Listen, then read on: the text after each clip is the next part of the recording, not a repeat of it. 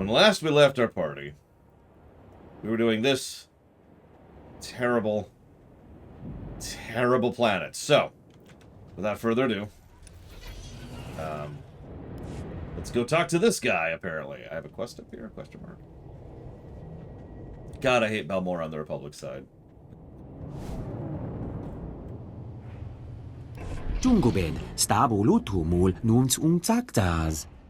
I'm glad the Republic's finally taking an interest in the Gornth brig. Too many Balmoran civilians have died in there. I was unaware of this. Locals are tight-lipped, probably because they're afraid of ending up in there themselves. I don't blame them. You'll need 2 access keys to get inside the Gornth brig. I got one of them. I'll have to pry the other out of an Imperial officer's cold, dead hands. Takes a lot to impress me, but you just did it. Mine was dead when I got to him. You'll have to get yours the hard way. Word is there's a spare set at each officer's comm station, but sneaking around seems more courtesy than the Imperials are worth. What is Vigilant doing back there? I'll make arrangements to shuttle your scientists out of here. Get that second access key and get back, quick. Oh my god. There's an ATPT. How do you even fit in that thing? Like, actually, I don't think I physically could fit in there. Look at that. Unless you're just kind of crammed in there. Anyways. Where we going? But good morning, Tyron, Loner, Dr. Winter, Act, Macromano, Mikes, Blade Terval, Hazardous, Robostall, Vigilant, Emperor Valerian, J. Palmer, Geludo, and Justin, and Evo. I think that's everyone. Whoop, whoop, whoop. Who am I killing? What am I killing? What am I killing? I'll kill them all. I'll kill all their dogs. Or, sorry. What I meant to say was, I am not evil. Thank you, Nexus of Concordia. I will jot that down for Axiom Bird, if you give me a second.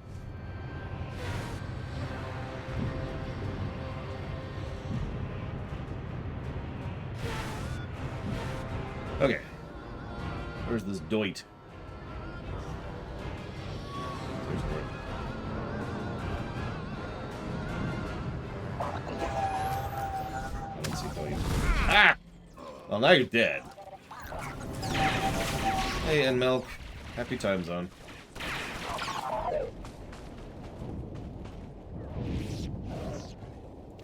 There we go.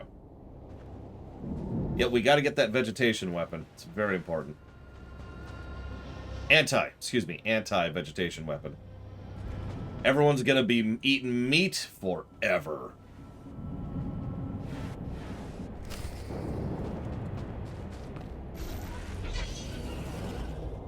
Honestly, I don't remember Balmorra being as bad on the imp side. But Balmorra really sucks on the pub side. Chunky Faguta. Someone like you must be heading for the field. Got a casualty out there. Ari Skyfe, captain of the Corvani. Or I was, until the Imperials got her in our sights. 3 hits and we were down. Beautiful NX-1200. Pilot's chair was all worn in, had the thrusters calibrated just how I liked them. Can you explain what happened? We were hauling supplies for the Resistance. When the Corvani went down, she took the cargo with her. Weapons, med packs, energy shields, every crate into Imperial territory. And they picked it up.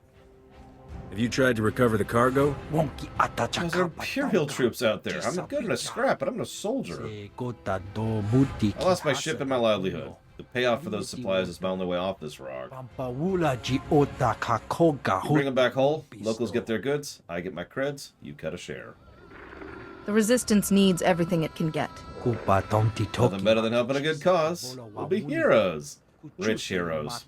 The old girl went down a few clicks out. Imps were still nearby last I checked. Parasites. When you find the Corvani, bring back a piece of her. Something I can hold on to. Yeah, sure. I think 3% X will be more of a difference later when we're doing just the class stuff. Why do you ask?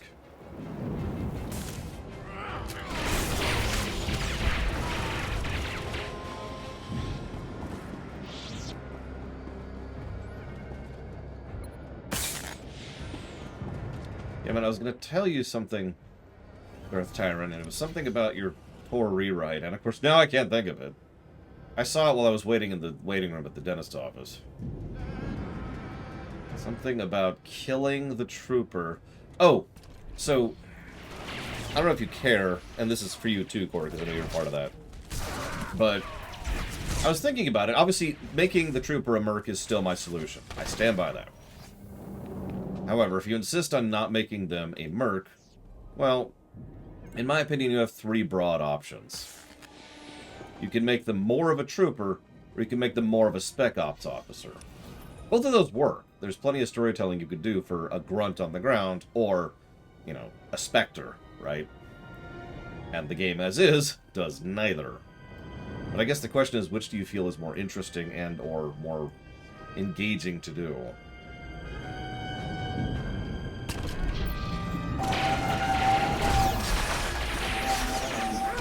Well, if it's gonna last 28 days, go for it. Just nuke it right now.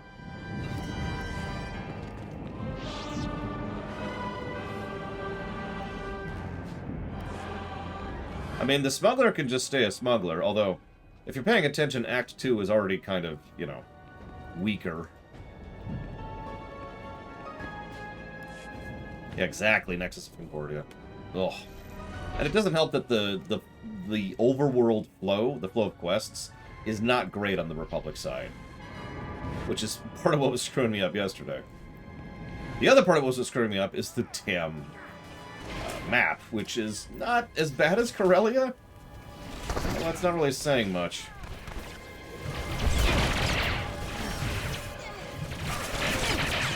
Now, well, I don't know, Evo, but Cord and Darth Tyrant have been doing their own Tor rewrite for some time now.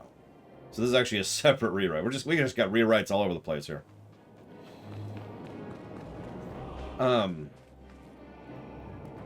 Channel Shepherd. Sorry, hang on. Let me play more at your level here, Valvedrix. Now we're playing a BRPG.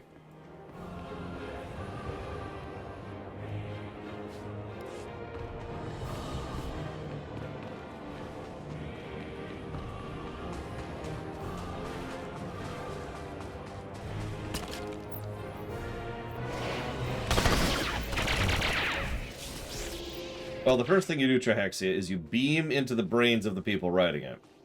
And then you did it! You're done. Congrats. Also, how did you do that? And also... Ah! What, like STO does, Valvetrix? I was back out here where the camera belongs. Thank you, thy end of line. Always appreciate. I'll put that towards dealer's choice. It's actually already a negative, J. Palmer. Like, we've already given that negative. I like this. Luke, I am your dealer's choice.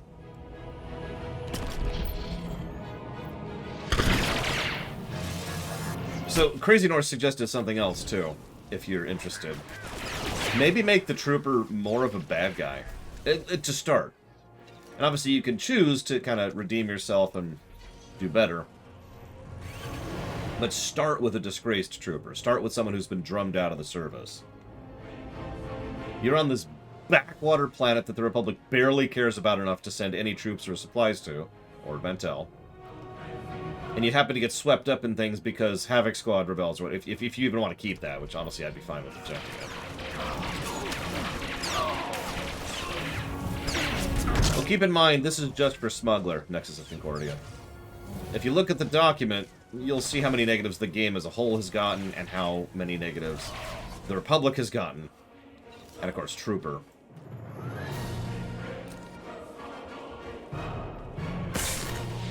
Well, now, there's an interesting point, isn't it, Blade Taval? Because one of the things you could do is you could make the dark side path, in general, be focused on being a Justice Lord, effectively, right? Completely in favor of Garza's approach to things. This is war. Whatever we do is necessary to win. There are no rules in warfare. Blah, blah, blah, blah, blah. You've heard it all before. You get the idea.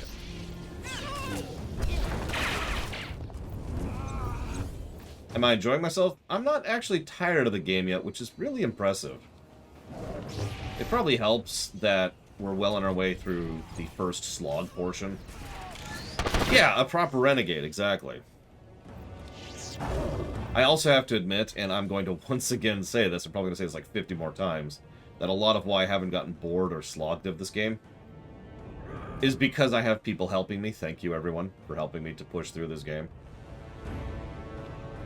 Because this would suck without y'all.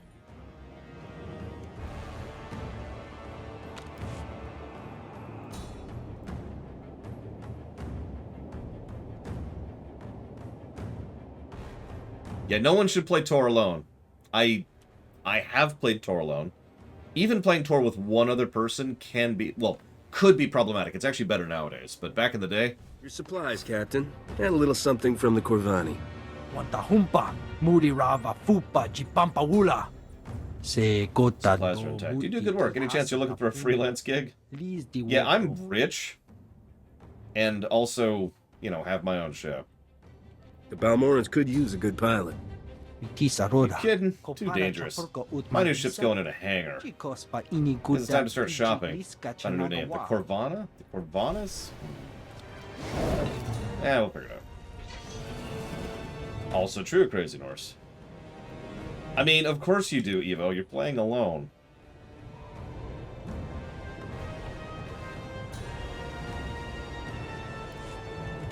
What's funny is I'll probably hit the imp side before you get too far into it.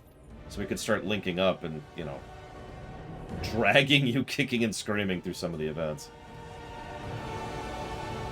Some of them, not all of them. But yeah, so Trooper starts, you know, ruthless colonists, full renegade. Why is this song playing? Thank you so much, Caspian.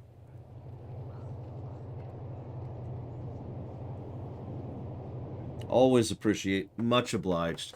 Welcome to the 5-year club. Thank you. I will put that 5-year anniversary sub towards the Dragon Age block. If you give me one moment, please.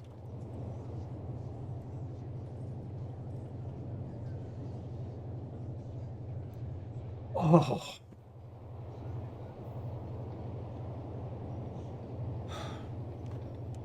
I think I might actually take Zequel tonight. I've been resisting doing it. I haven't had any Zequel in months.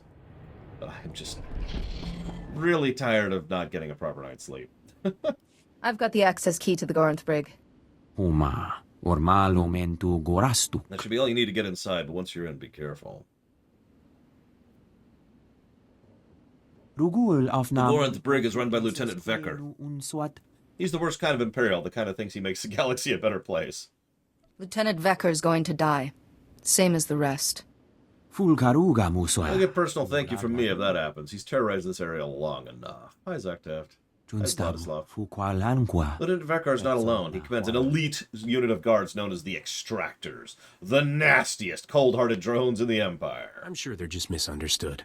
Ask the prisoner if you don't believe me. Better yet, free the prisoners.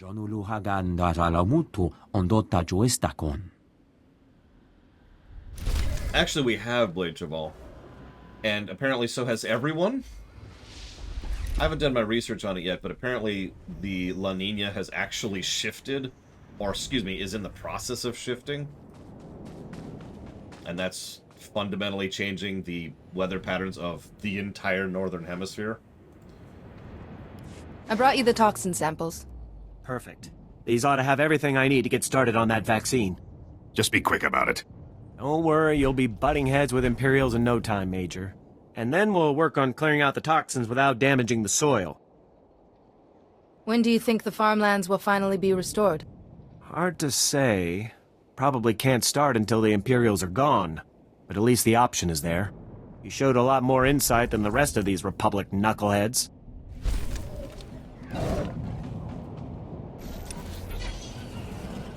Okay. I don't feel guilty. At least someone's getting good weather is how I think of that. And honestly. Come on. There we go. I mean, if we want to keep Havoc going AWOL, we can keep Havoc going AWOL. I just think we need to come up with a reason for Havoc going AWOL other than warriors! No. Well,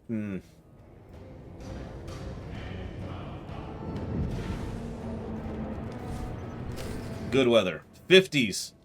And windy.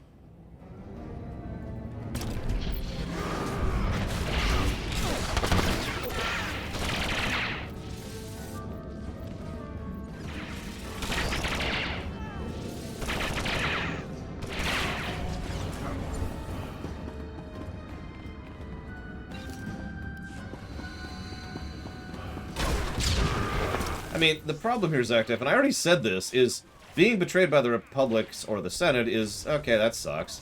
So why are you joining the Sith Empire? And the answer is, warriors! In other words, stupid answer. I said it before and I'll say it again. Havoc Squad going rogue and becoming a mercenary group. Yeah, no, I buy that. Havoc Squad going mercenary and joining the Sith Empire was extremely stupid.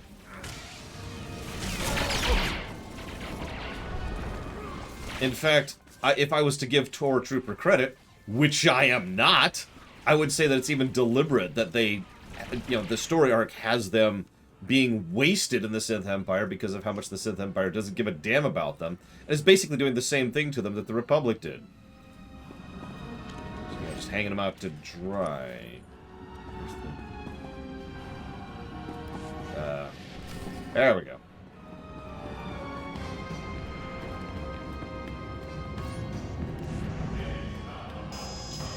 It's no use. You need an extractor's ID card to operate that elevator.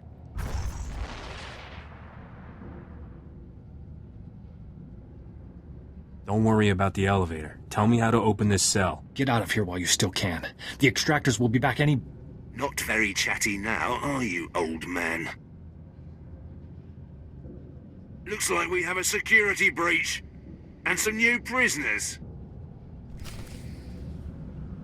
That sounds terrible, Luthor. Why would you ever do that? God. We all know the better approach there is to do it with Britain. No, see, they're called the Extractors because all the good names were taken, so... It's like being picked last for softball, you know?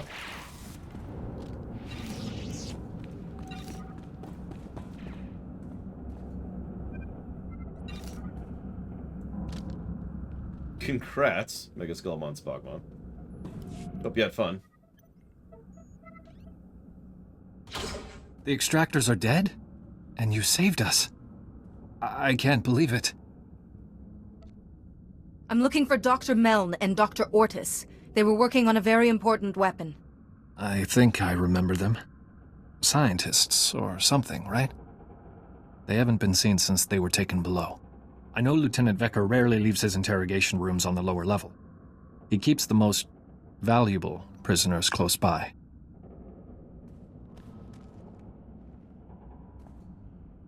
Here, take the extractor's ID card. If you're looking to free someone else, you'll have to get onto the lower level to do it. Get to the Republic outpost and find West Durga. He'll help you. I'm getting out of here before more extractors show up. Good luck to you. I'm sad I can't flirt with the guy.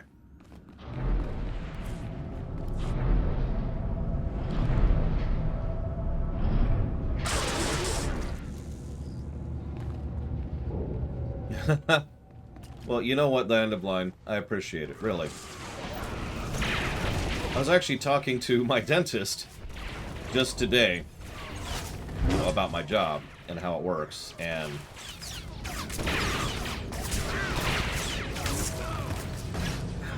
I love my job. I would be in a much worse state if I was still working in IT. I'm good at IT. I am. I hate it. I hate doing IT work. It is just...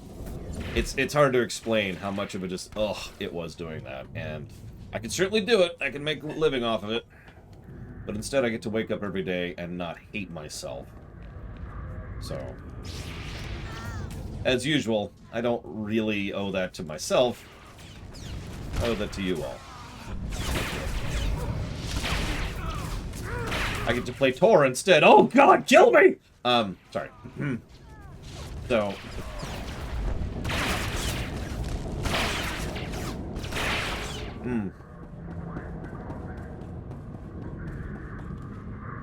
Well, you see, Narset. I got the... Jackass. Not you, yeah. Just, let me get into cover, and he just yanks me. Oh, Jesus Christ. There were so many types. Like, I met some good folk in IT, both on the customer side and on the coworker side. And I even had the best boss I have ever had at that network job that I used to work. But... God... So, I got to the Technodrome, Mega Skullmon Spockmon, back in the NES. Never beat it. That's as far as I've ever gotten on that one.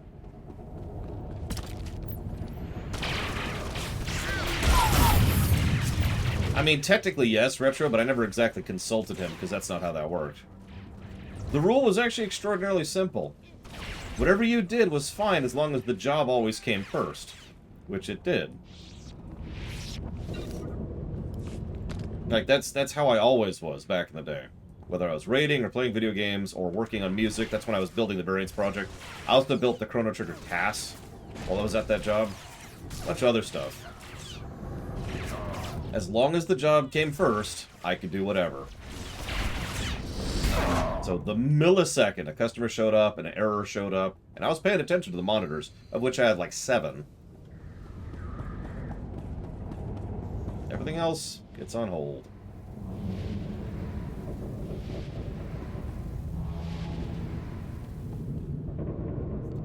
Idiots! Did none of you think to stop an intruder? Or are we issuing invitations? Hi. No matter. You won't disrupt the work I'm doing to stabilize Balmorra. Really? People say I'm overconfident. Whether you're here out of some misguided attempt to save these criminals, or you're after Republic interests, you won't succeed. The Gorinth brig and everyone in it serves the Empire. They live for it, they die for it. You can't possibly fathom how much I will enjoy destroying you. Disarm the intruder. Alive if possible. Dead as an example. Okay, disarming the intruder.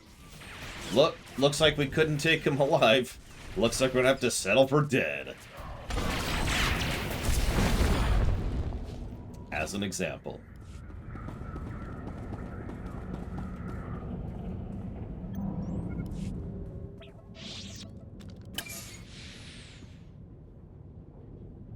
Dr. Meln. Dr. Ortis? Dr. Ortis, just give me a minute to catch my breath. I thought that fight would never end. We spent like 3 seconds. Forgive him. This whole experience has been traumatic. Dr. Meln at your service. I can't believe you went to these lengths to rescue us. Thank you.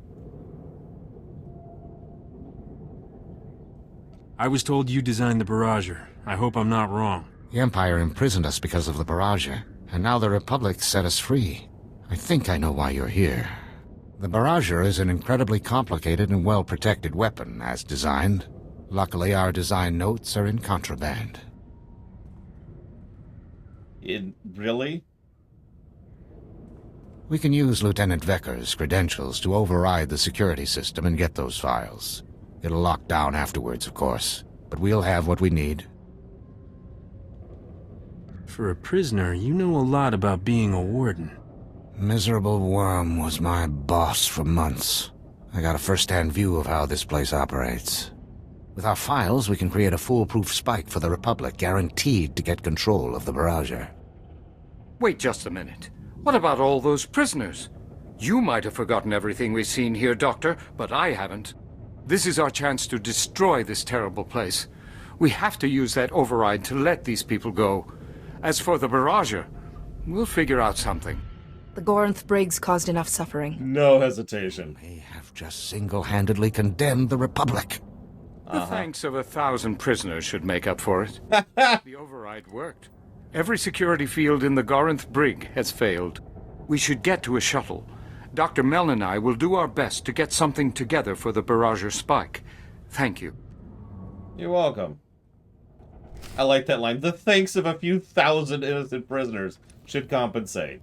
So I've been thinking about it, Tyron. We've got Havoc Squad, right? And they're there. What if we remove some of the focus on Havoc Squad? So they turnkey, right? Or not turnkey, sorry. They turncoat. And that's cool. But what if the problem isn't that Havoc Squad rebels? It's that many squads rebel. And so as you're going through probably Act 1, I would say, you're not going after Havoc Squad, you're going after everyone. Putting out the brush fires of all the various Spec Ops groups who have gone rogue because of senatorial oversight and decisions. Now you're probably thinking, well, that sounds stupid, and you're right. But hear me out. What if we can build up to either in Act 2 or in Act 3 of Trooper, focusing on going after the real problem? So Act 1 is triage. We're putting out Band-Aids. Act 2 or 3, and I'm not sure which works better structurally, is going after the actual, the cut that hit the artery. Whoever it is in the Senate who is causing these problems, who is saying, we need to just abandon our troops, and we need to de-emphasize and deprioritize the military, and we need to leave our Spec Ops out to dry. Now, we don't even need to make them Imperial traitors. We could just make them assholes, right? Or political idiots. But either way, removing them from the board could be a portion of the next major story arc. Hi, Giga. I should probably hit holocall. We're never leaving Balmorra, Cashel. Anyway, so word on all channels is a Republic army invaded the brig. Looks like you embarrassed them enough to lie. I've yet to face anything I can't overcome. Whatever stims you're taking, keep it up. I put Dr. Mel and Ordis on a shuttle to Bugtown. They were chattering about the barrager all the way up the gangplank. Commander Maydean's waiting on the comm. I'll patch him through. We've got no time to waste. Dr. Mel and Dr. Ordis have created the barrager spike. It's hacked together from memory, so they can't guarantee anything. We really could have used their research. Uh-huh. So saving people's lives isn't really a priority for you?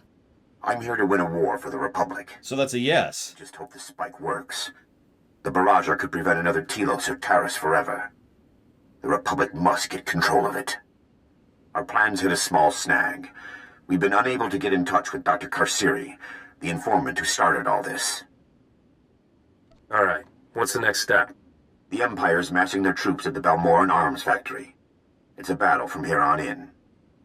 We've got to move forward, with or without Dr. Karsiri.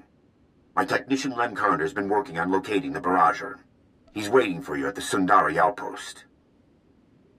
Can Lem find the barrager without Dr. Karsiri? Lem once detected an Imperial destroyer after it made the jump to hyperspace. If he can't find it, it doesn't exist.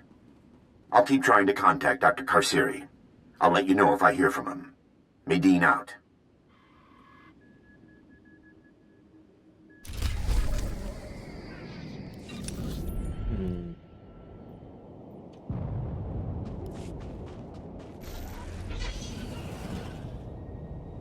I think someone like Tavis, so Tavis is Havoc Squad, and Havoc Squad is top tier, right? I got to turn the music back on, sorry. So maybe what's going on there is Tavis is the first one to defect, but he's the first stone in the dam, right? Like, he's the first part of the flood. And plenty of Republic troopers and Spec Op forces have been sick of how they've been dealt with, but they've just kind of put up with it. But seeing Tavis do it, they're like, you know what? If he's jumping ship, I'm jumping ship too. And it just kind of spreads, right? Yeah, exactly. If he's going, why should we stay? Now, so what I'm trying to say is I don't think Tavis should deliberately try to recruit Spec Ops out. I think they should just kind of naturally follow him. Not literally. Not literally. Just naturally jump ship. Either going completely AWOL, or founding their own merc group, or joining the Sith Empire, or joining him. I think there should be a mix there. To be continued. And yeah, that would be why his defection was being kept secret early, because the Republic, especially Garza, knew that was going to happen. The Republic's got credits to recruit whole merc squads, but none left for Balmorra. Oh, with the Republic chasing our best weapons, we're out here fighting to free Balmorra. You got a name? I am in charge of the local resistance here. We're gonna take back the Balmoran arms factory. We're gonna die trying. The arms factory is the most advanced facility on the planet. Whoever wins here wins it all. Okay, yep, That's a big target for civilians to hit. Patogawata kiko uba kiliwata buki donko. Ni at ambumpa poshuda mokili moklanki. Okay. So I've got a sensor array. Tell me what I can do. Kupa tonti toki maki chisa chubolo wawuni. Kuchusa yomata chitoya asubi. I'm not sure that would work for an MMO format, Caspian. Now for a management sim. I would be honored to assist you. Poya toka changa goptula dobata wana wanki. I wouldn't make it Kilran. Kilran's too much of an idiot to lean in that direction. McClunky. Agreed. All in favor of McClunky? This is like right here. This is right here. Holy crap. Ah! Well, now I have to murder you. Now I really have to murder you. Oh, Jesus. Oh my god, I am dead. I am actually gonna die here. I can't do my heroic moment because my person isn't with me.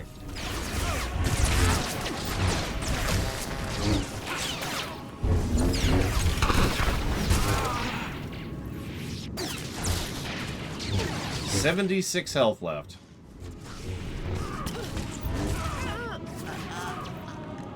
Yeah, I was just turning around to get a Mercado.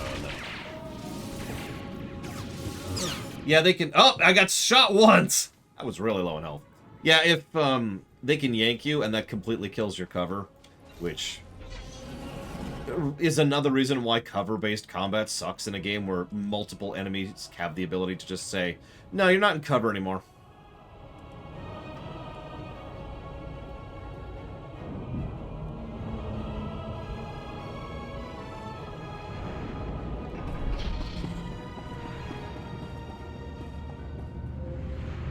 This is not my smuggler quest. I don't know what this is.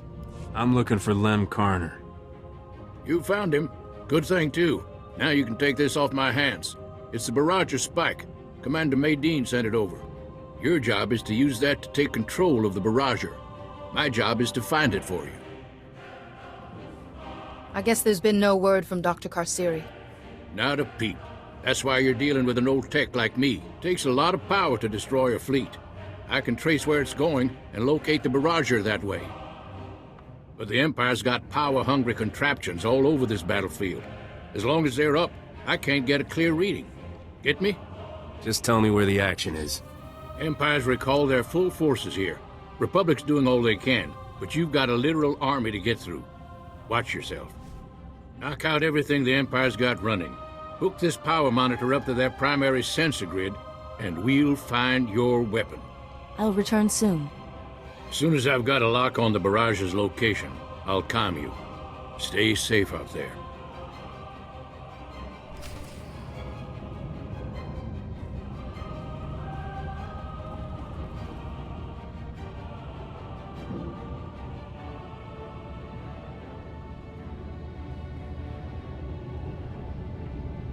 Nah, I'd be fine, Zactef. I'd just immediately commit suicide.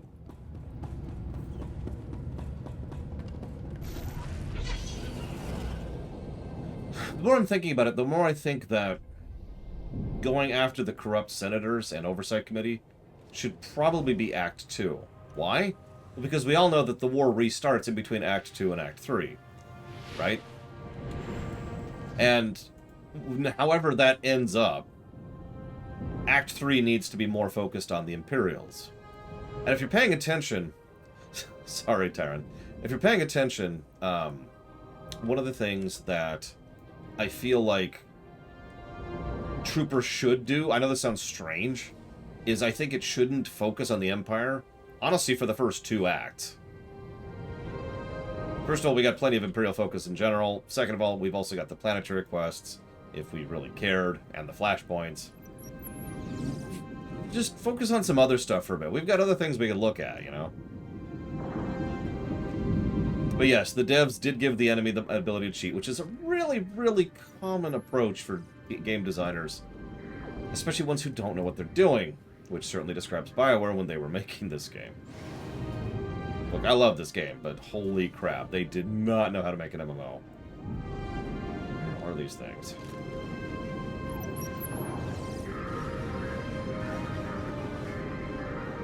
Ah, there's one, I think. Yeah.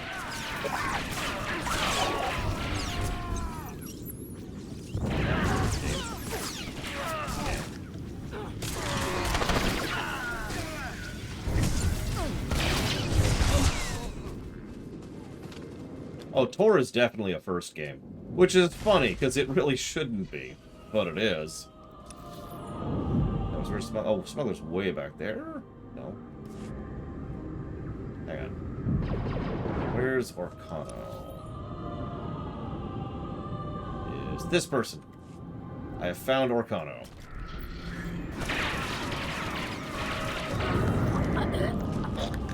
Don't mind me, I'm just going to be choked in cover. Like you do. Cover shooting can work in an RPG, after all, XCOM. But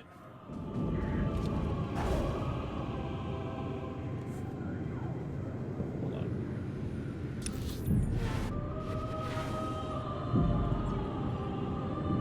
That is way back there, isn't it? God damn it.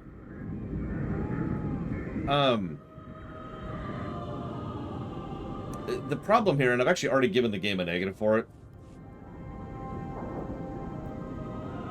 You've built a class around, well, okay, you've built half of a class around the idea of being in cover. Okay, that's cool.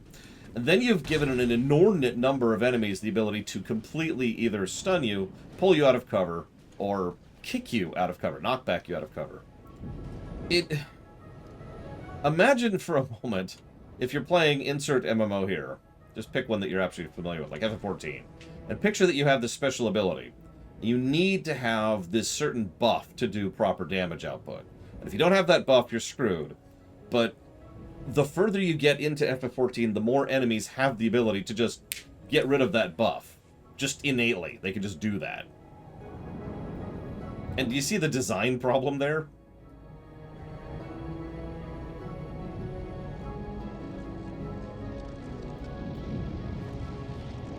Oh, nice, Malkor. Congrats. This is going to be fun. Let me just do this. Over here. I'm going to get knocked out of cover. Thank you for the demonstration there. Appreciate you. The problem is, I'm trying to think of what would be an engaging enough Act 3 other than just go after the Empire. I mean, you could go with that, obviously. We could also go after General, I'm the biggest threat to the Republic. Although I think I've... okay. There we go. I think I've made my opinion of that idiot quite clear.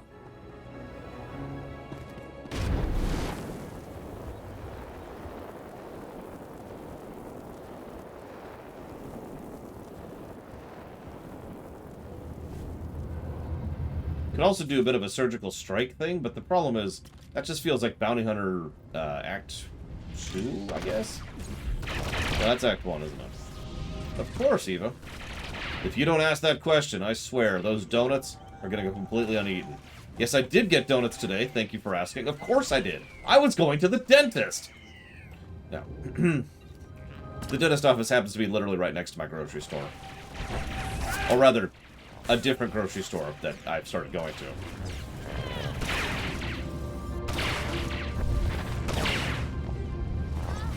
And those donuts will go uneaten, unless you ask your question, Eva.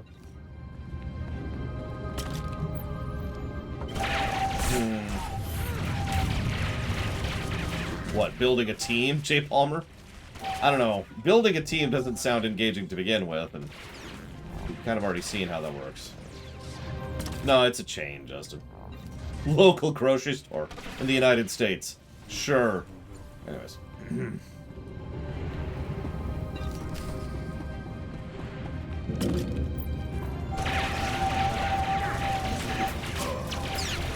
Yeah, I feel like my first thought is to make you a scalpel, right? Alright, you've dealt with all the rogues. You've dealt with some of the problems back in the Senate.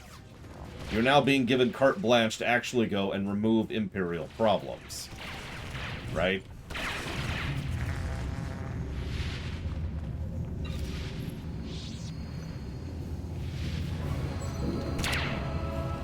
I don't know. Of course.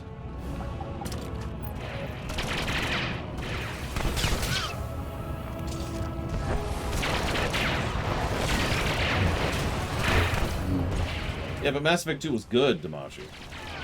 We're talking about Tor now.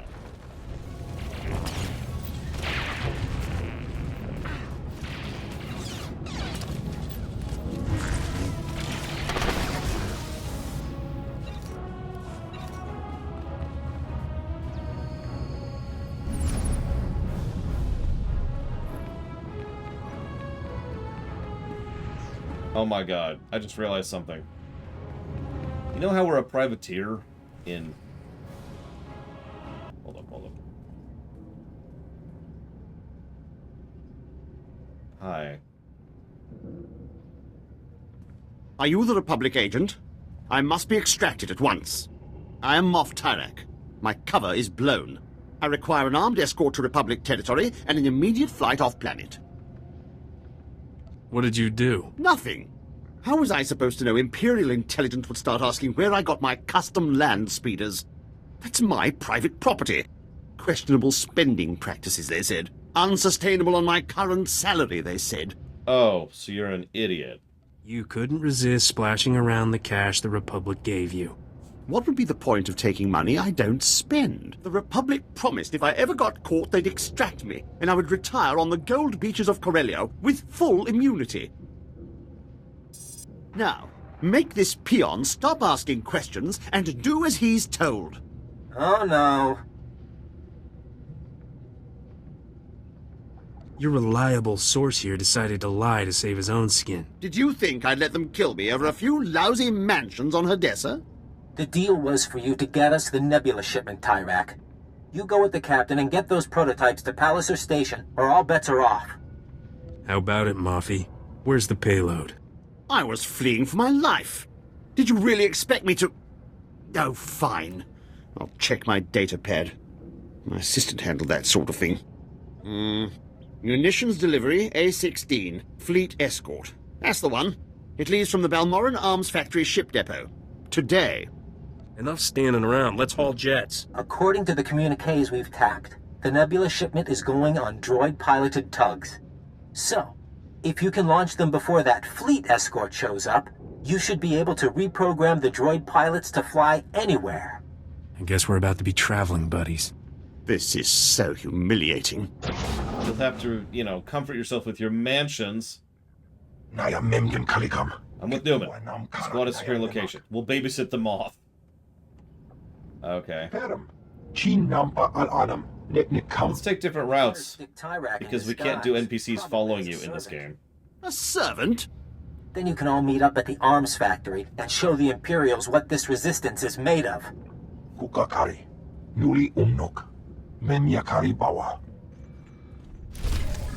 Wow. Anyways, yes, Evo, absolutely. In an emergency situation, especially a seconds matter situation, they would probably already be on the comm with the ship in orbit, assuming it's in range, obviously. If it's not in range, it would probably take a couple minutes to get in range, at which point it's probably too late. So. Anyways. Where was I? Something about killing people and their stupid, dumb faces. Let's see here.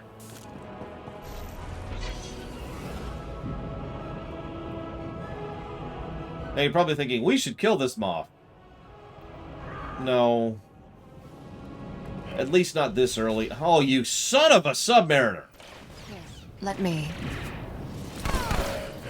At least not this early into the war.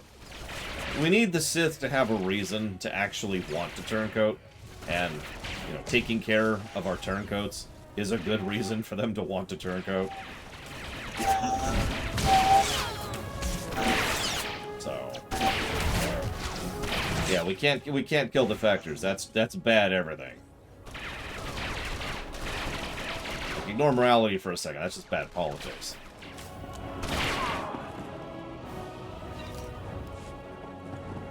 Yeah, but if we kill him, then the actually smart people who would defect, who have been carefully watching news for other defectors, will see that we killed one of the defectors and think, oh, well, I can't join the Republic then.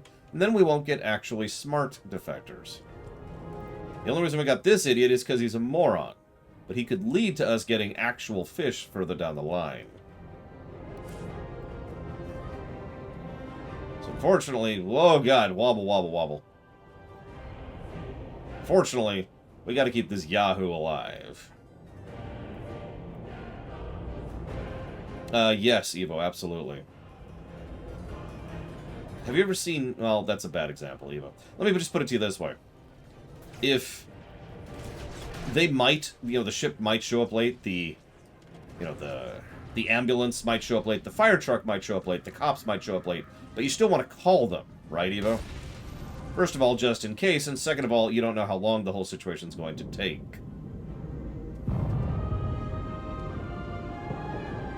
So yes, they 100% absolutely would call the ship.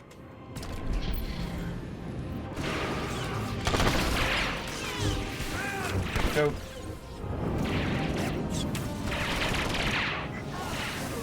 And we lost Orkana. He was so upset at the idea of leaving this Moff alone, or alive, he bailed on us. I don't blame you. I don't blame you.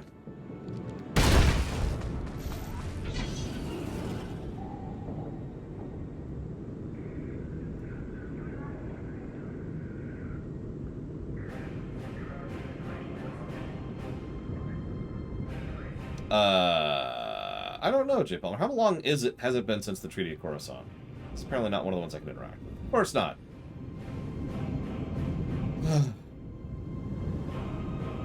Yeah, we could cut out the gauntlet. Who ended up with guild or party lead? Looks like Cord, I think? I'm reading that right.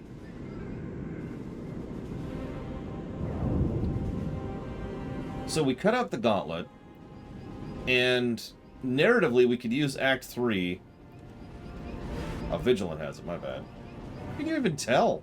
I almost don't want to go the cliche route, because I never want to go the cliche route. But then I realized, no, bad lore. Bad. Stop thinking like that. So, here's my thought. Go the cliche route. Make Act 3 about, you know, being a freaking Spec Ops officer. You're not here to save people. You're not here to, you know, improve the situation. You're going after very high priority targets that need to be removed that nobody else can remove, right? You're going after things like Sith Lords who are in charge of battalions, or Moff, or Admirals, or whatever, right?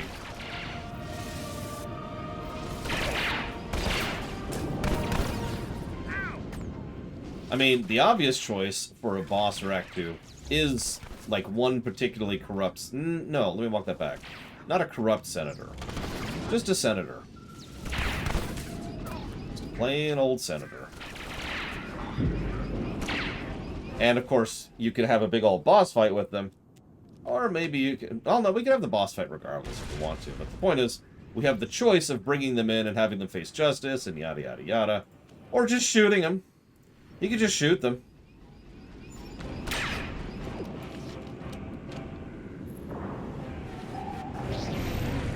Oh, Blade Cheval's got a point. How about as we're going off to the Senator, there's this giant super weapon!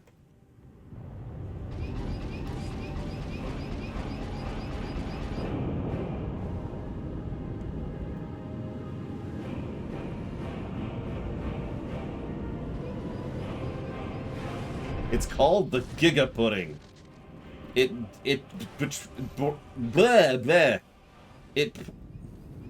deploys like millions and millions of tons of pudding on a planet and just buries them in it.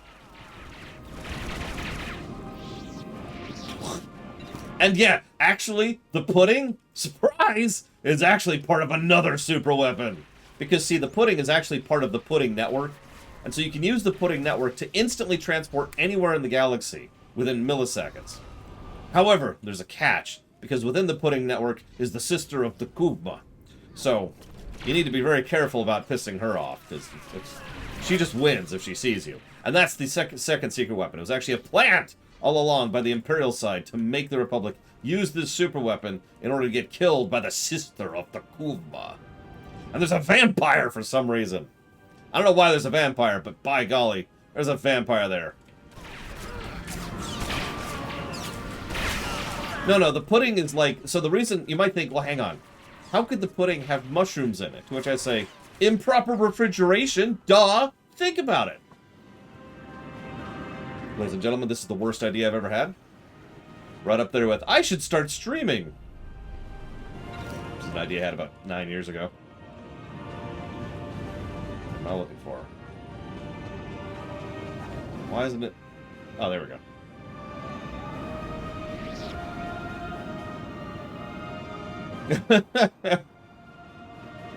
Yeah, have Palpatine be searching the records of the Old Republic, and he's like, wow, they really liked their super weapons back then, didn't they? Even better, DJT, because the people who don't like pudding, well, first of all, they'll be summarily executed for treason. But second of all, the pudding will be poisonous to people who don't like pudding. Yeah, I should do some videos about Star Trek Voyager. That sounds like a fun show to discuss.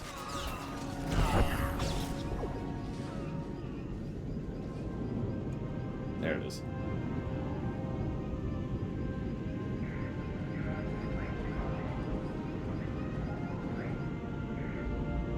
I mean, honestly, Palpatine would have probably loved to have half of these stupid super weapons.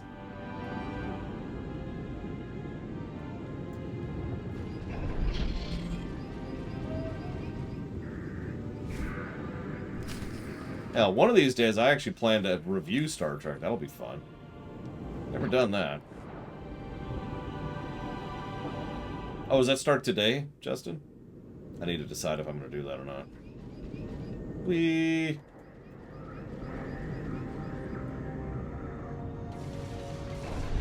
I think he died of some kind of kidney failure, Cashel.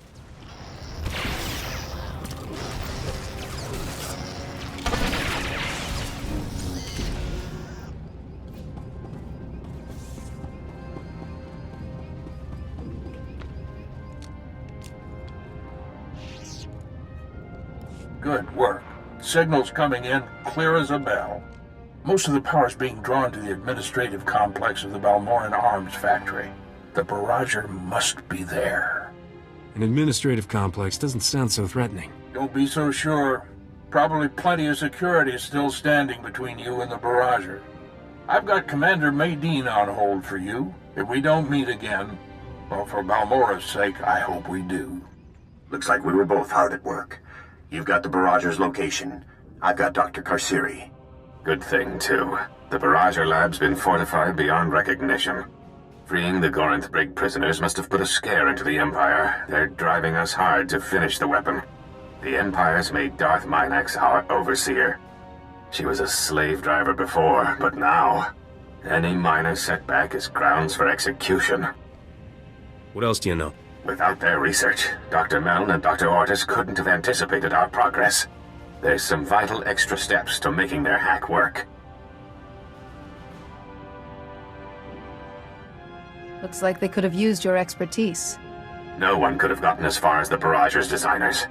I can just get you a little further. Use the barrager spike on the subsystem controllers, then on the main power core. It'll allow full control when you arrive. Couldn't have done this without you, Doc. I only did what any Balmoran would have done. I'd better get back before Darth Minax comes looking. I hope to meet you in person soon. This is it. Follow Dr. Karsiri's instructions and get to the barrager. Medine out. I mean, honestly, the Sith Empire kind of encourages people to be insane within it. Sane, capable, culpable, you know, managers is not what the Sith value.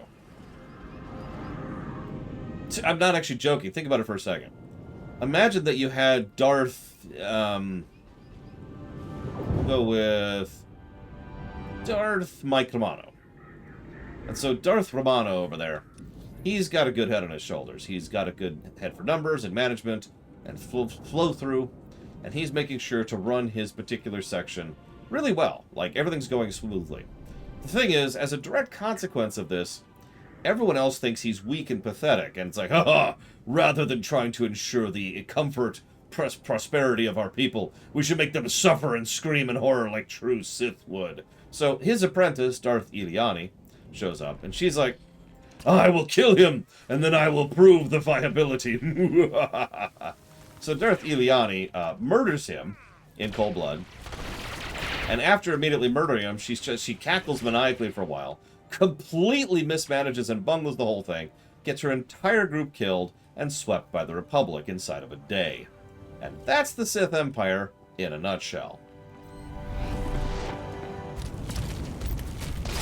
I'm not really joking or making that up, by the way. That's kind of where it's at.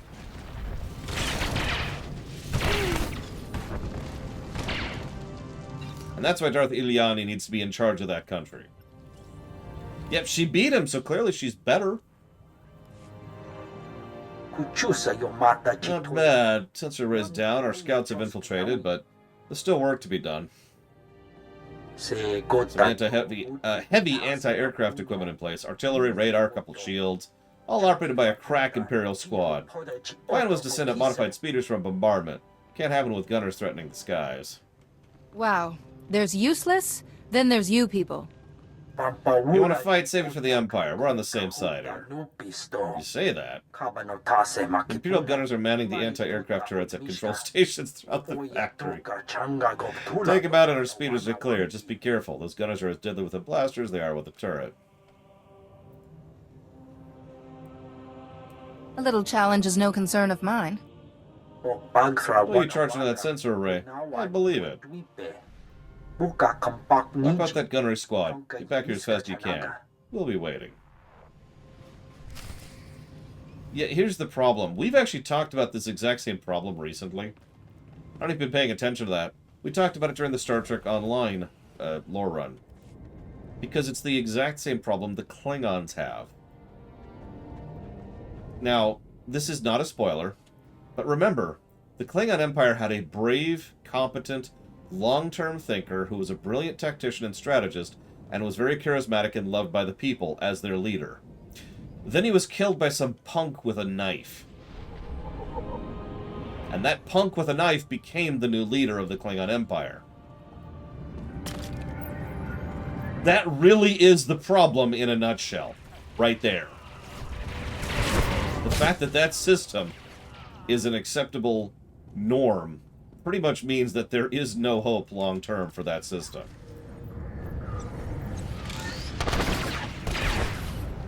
And yeah, I've said for years that the only reason the Sith Empire has been able to get as far as it has is because there's enough people with a brain trying to make things operable underneath everyone else, and they've been, and I'm going to say this as bluntly as I can, allowed to operate by the Republic.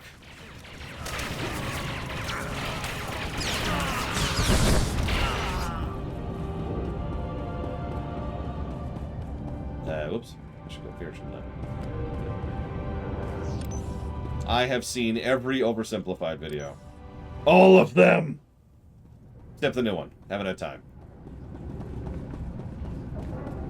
Yeah, no, it is. It is the Klingons, if you think about it. The Klingons are a bit better fleshed out, but, I mean, you know, they have a little more development time than the Sith Empire from Tor does, right? But it's the same concept. The only reason the Klingon Empire exists is because of the Federation. And their refusal to wipe them out.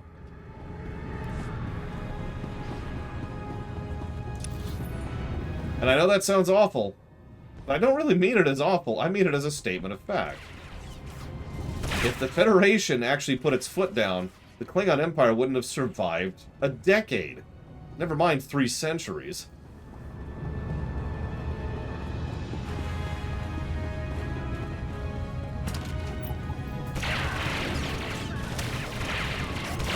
Correct. The Herc changed that, and then the Founders, respectively. That was quick. Wait, is it up? No, it's not up. I'm wrong. It's over. My bad.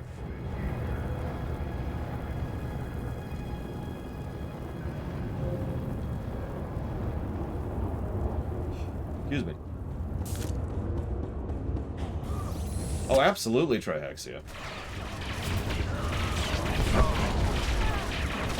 I mean, I want you to pay attention to the Klingon Empire for just a second. We talked about this during the STO run. The Klingon Empire, every leader of the Klingon Empire that happens to be in charge during wartime does well for themselves. Everyone that doesn't. And I don't think that's a coincidence.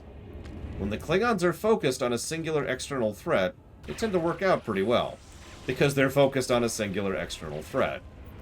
When they're not, they tend to fight amongst themselves consistently and persistently.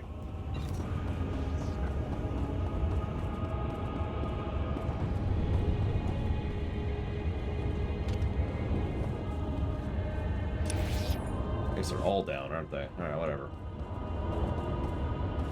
Good morning, Ross. No, the problem is Takuba was wrong. What the Klingons need is to stop being Klingons. I know that sounds horrible, but I said it during the STO run, but I stand by it. The Klingon culture needs to be fixed. And yeah, I'm going to say it that way. I know that's harsh, but it's true. The Klingon culture is wrong. It is self-destructive to such a massive extent, and it causes a huge amount of issues on a galactic, well, interstellar scale. That needs to be fixed. The Klingon Empire itself needs to be removed entirely. I'm actually curious which one you're watching, Ross, because I used to speedrun FF6 pretty regularly. I'm cool with Klingons. There's several cool Klingons. That's not the issue. Also true, J. Palmer. But I'm not just saying this to talk about Star Trek for the umpteen hyperbolillionth time. This is all relevant to Star Wars and the Sith Empire in particular.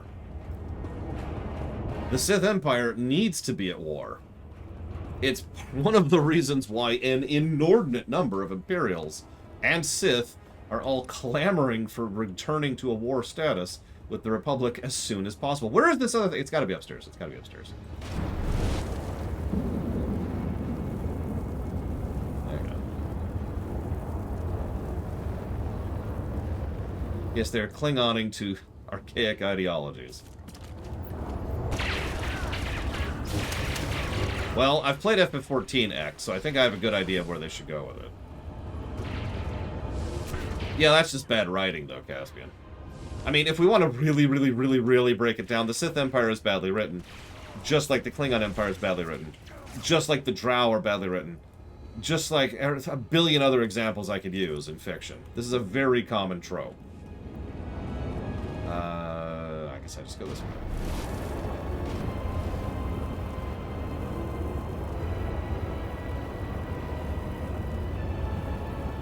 Hi, Savacon. I didn't get coffee this morning. The Orlesians? Actually, the Orlesians make perfect sense, as weird as that may sound, to me. It's really simple. There's 2 layers to Orlesian society. There's the nobility, which do nothing but waste time and resources on the game, and then there's everyone else.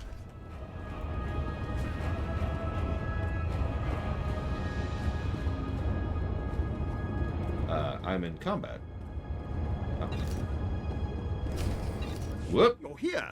I thought you'd abandoned me. Those incompetent soldiers you left me with are all dead. I suggested a shortcut past Imperial barracks, and they had the gall to blame me. Me, when they went and got themselves killed, leaving me undefended. Not gonna kill him. I can't kill him. I already talked about this. It would be so satisfying to kill this twat, but we can't kill stupid defectors. We need smart defectors. Put it in your report. Right now, just tell me where the shipment is. It should be down that way. That's what my assistant's notes say. And while you go to it, I feel I best serve our mutual purpose if I just, keep hiding. This has been harrowing enough already. I mean, I've ordered plenty of deaths, but I've never had to watch.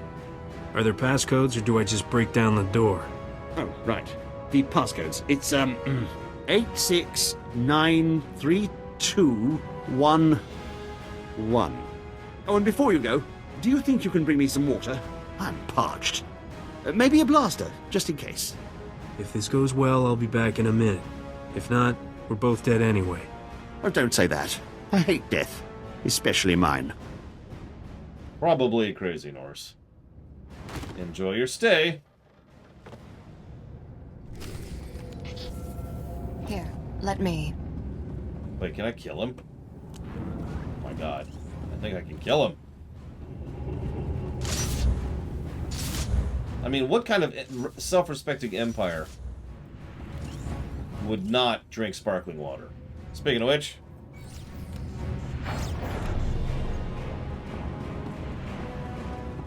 There we go. That's the stuff.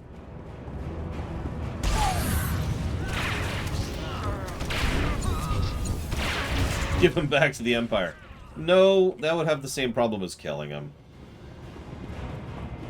People aren't going to try and rebel when, you know, they know that we'll just give them right back to the people they're rebelling against.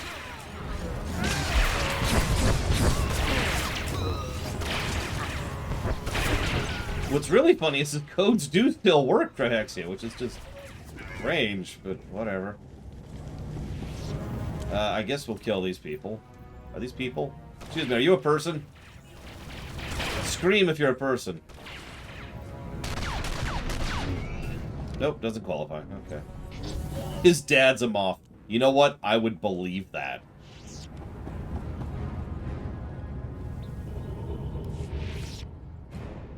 I drink sparkling water because I love it, and it's pretty much the only thing I have other than tea.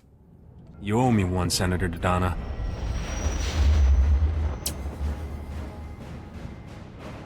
Oh, a man of honor after all. Is this the one? Yes. No. He's a captain in Unit A16. He'll be part of the fleet escort. Surrender. You are in violation of the laws of the Sith Empire. Usually I stick to breaking the laws of the planet I'm on. Balmorra is a protectorate of the Sith Empire. The word of the Emperor is law. This isn't my fault. I was being helpful. I was scouting for guards. Well, it seems you found them. Silence! Men, kill them! You got it! Thank me later. Thank you. Oh, you mean like much later. Sorry. Gotta clarify these things. Interestingly enough, I don't think the Empire is that corrupt by our typical definition of the word. It's just evil.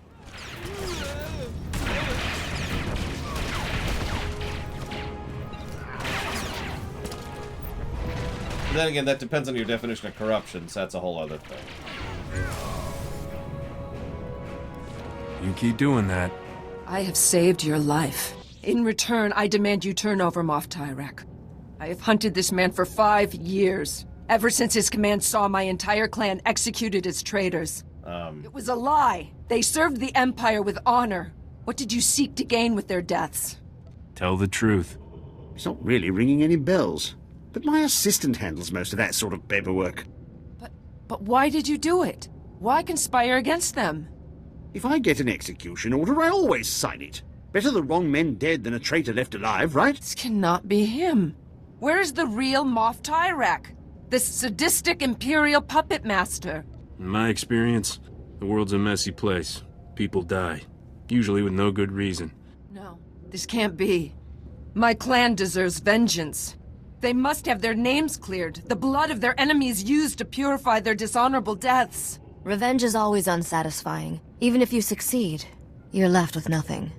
Can we leave now? I have tickets to the Palowick Opera on Nar Shaddaa tonight. No! I demand my blood rights. Spar, no. Tyrak is a pawn. He brings the Republic what he knows, you'll have revenge against the entire Empire. If there was another responsible for the deaths of my clan, then it's him I should be hunting. But perhaps it is a start, perhaps. He knows something that will let me track the true architect of my clan's betrayal. I am not often at a loss for words, but I had not thought where to go once my search ended. Are you looking for an extra gun? I can't offer you a clan, but you have a place with me as long as you want it. And I cannot give you my loyalty. But while I am with you, I will serve you well. I will prove myself by returning this wretch to the Republic. If I refrain from killing him, you know you can trust me. I did not forget my promise of a payment for bringing me them off. What would you have of me? I'm sure you'll have plenty of chances to repay me if we're traveling together. Your generosity is unexpected. I will wait for you at your ship. You'll live. Sorry, I'm looking up this actress. I feel like I know her from something, but all I'm seeing is television shows. She's a big TV actress. Like a really big TV actress. I don't recognize any of these, so I think she just sounds familiar. She's been on CSI, Heroes. Lots of CSIs, actually. Twisted, Chosen, True Blood, Young and the Restless.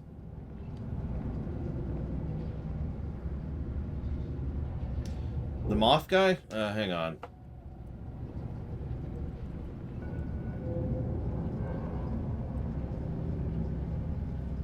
It was the only one I saw, Psychotic, so yeah, doesn't surprise me. That doesn't say. If anybody else can find out who voices Moff Tyrek, go for it, but MMOs are notoriously bad about listing their actual voice actors, which irritates the snot out of me, by the way.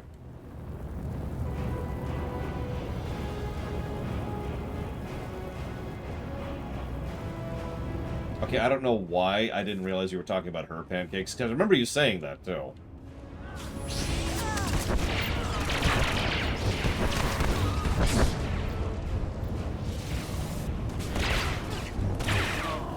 It's doubly irritating to me because I keep extremely careful records on the credits of who voices what for the theater. And if I can frickin' do it by myself, what are you yahoos doing? Oh, sorry. Just... Ah!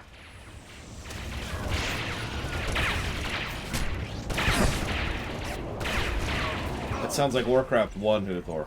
Which, if I'm not mistaken, had exactly one voice actor. Literally, not metaphorically. Not, you know, jokingly or exaggeratively. Warcraft 1 had one voice actor. Damn it, Pancake! I was able to keep track of my actress in a cave! With a box of scraps! Warcraft 2 had several more.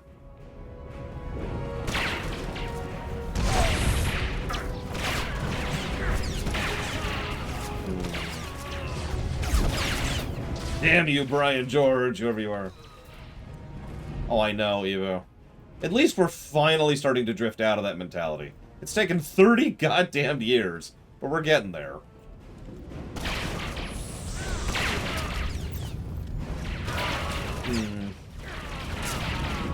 So I like the idea that the gauntlet not only existed, or let me walk this back, that you keep the gauntlet, but it was always infeasible, right?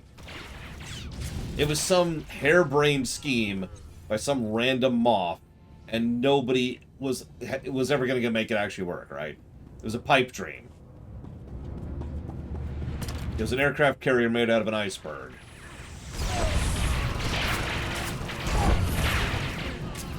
Or the Maz tank, yeah.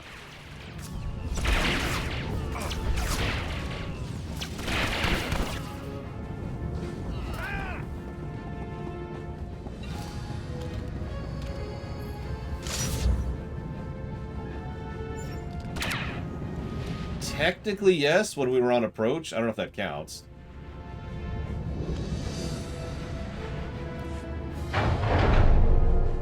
I'm sorry, Darth Minax. I had the codes put in place, but the locks seem to have failed. Half the Imperial army, and still the Republic gets inside. Secure the weapon. Hi. You found the barrager designers among the rest of the rabble you freed, didn't you? Pathetic, idiotic Republic luck. Don't be such a crybaby. You mistake anger for weakness. A dangerous miscalculation. Balmorra belongs to the Empire. The barrager will only remove all doubt. You were very foolish to come here. Perhaps now you'll understand why.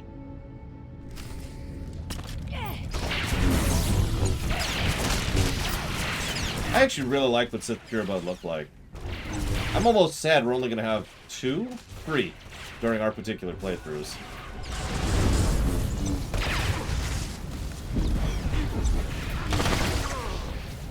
So anyway, she's dead. Come in, Dr. Karsiri. Is anyone there? We're here, Commander. Darth Minax and the other Imperials are dead. The barrager's ready to accept your spike. Excellent. Use the barrager spike to get control.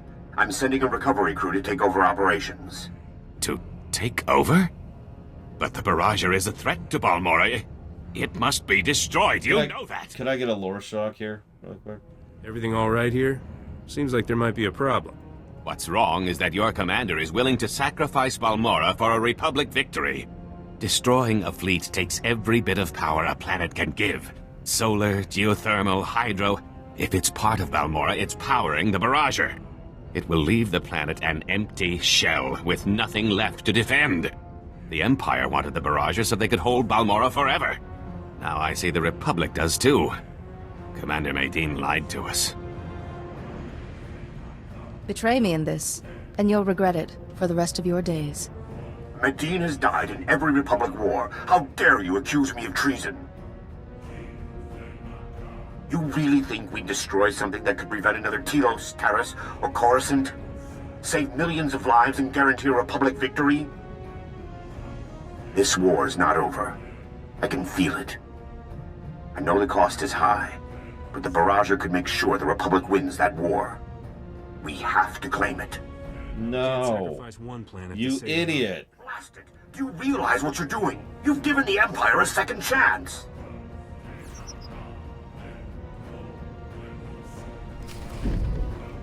Idiot.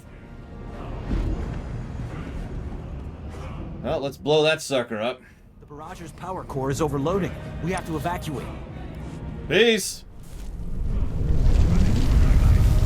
Next time, I'll leave the adventures to a professional. If we don't meet again, thank you. Yeah, you're welcome.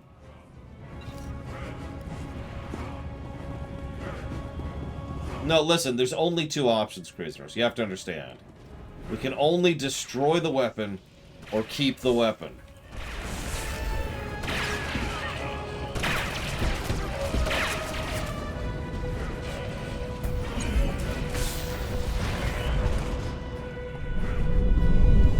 Or, Blade Torval, what if we weren't a trooper, but a mercenary?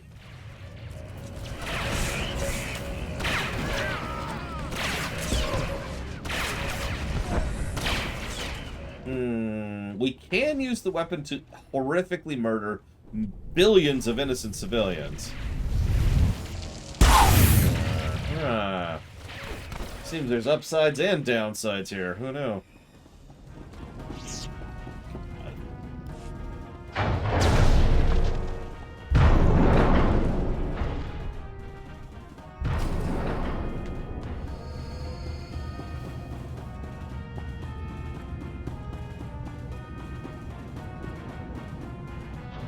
That reminds me of an oversimplified joke.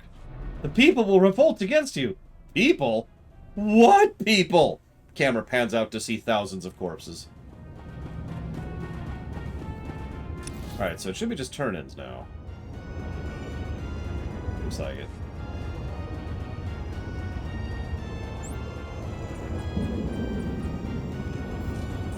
Well, because there's no power on the moon, J. Palmer, obviously.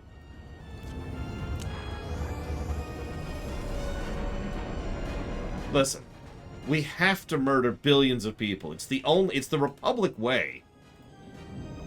I've taken care of things.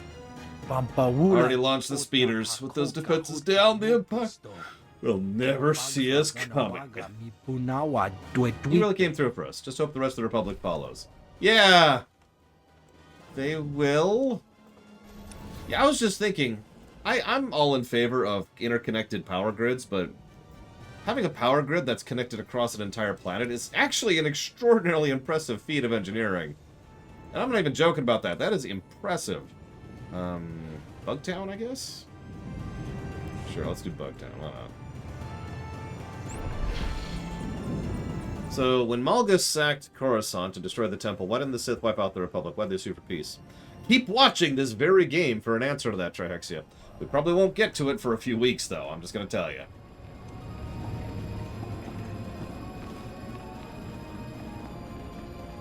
There's just this really big straw, and they're like, oh, that's the power. Oh, yeah. No, listen, it takes all the coal in the crust of the planet, all of it, and all the oil and all the natural gases and all the radioactive materials, and just drains it into the weapon. All the solar, it's gone, it just drains the sun. I mean, we saw that Starkiller Base could do that.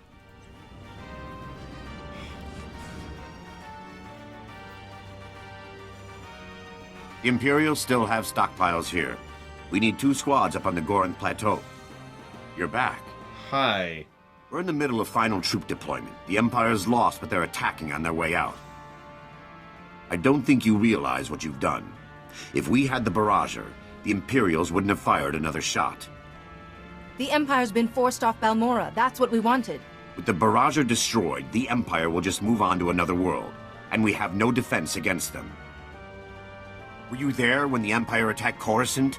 They came out of nowhere, and we couldn't do anything about it. When the Empire invaded Balmorra, I promised myself that it would end here. Can you blame me? Yes! If you do that, you'll become as bad as those you fight. I know. Fast and easy never won a war. I fooled myself into thinking this could be different. I'm glad it was you making the call and not me. When you spend your life fighting, it's easy to forget why.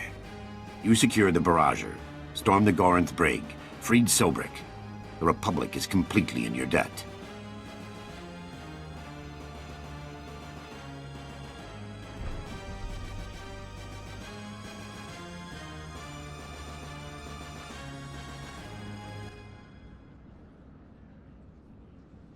I always try to look out for the little guy. Balmorra's been an effective lesson. If war breaks out, the Republic will be ready. There's a lot of work ahead. But Balmorra's free. That's what's important. Good luck to you. Don't worry. There definitely won't be a war breaking out. Wink! Yeah, at least he's not a complete moron. That is something, and I'll take it.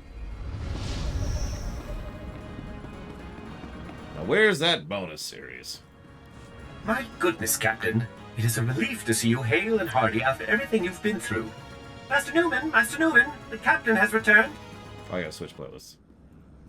Are you sure you're not Balmoran, Captain? I can't name one person who's done more for the Resistance. The Imperials are going nuts about losing the Nebula shipment. I didn't know the Emperor let them use that kind of language. It's so hard to be humble, knowing how great I am. And it's a good thing you're not wasting time trying. I just hope the Republic is willing to sell us some of it back. We need those Nebula prototypes. I'll tell the Senator how important your need is. Thank you, Captain. She's more likely to listen if you're the one talking. At least things here should be a bit easier. The Void Wolf had half a dozen top officials on Balmorra executed. Thanks again, Captain. I look forward to doing business once Balmorra's ours again. Where can I find an Azothian milk bath? It's absolutely the only treatment my skin will tolerate. Hello? Goodbye, Captain. It is the same line. There's a lot of repeated lines in this game to save on voice acting budget. The one I always remember is "Time for a bloodbath," which is Sith Inquisitor. I say that a lot. Yep, gotta have a milk bath. Très importante. So, wait, I've been told I should go talk to the trainer. Yeah, I'm getting him. You murder and mayhem. Oh, wait, you play this game, especially back-to-back like we're doing, you really get used to hearing the same lines over and over again.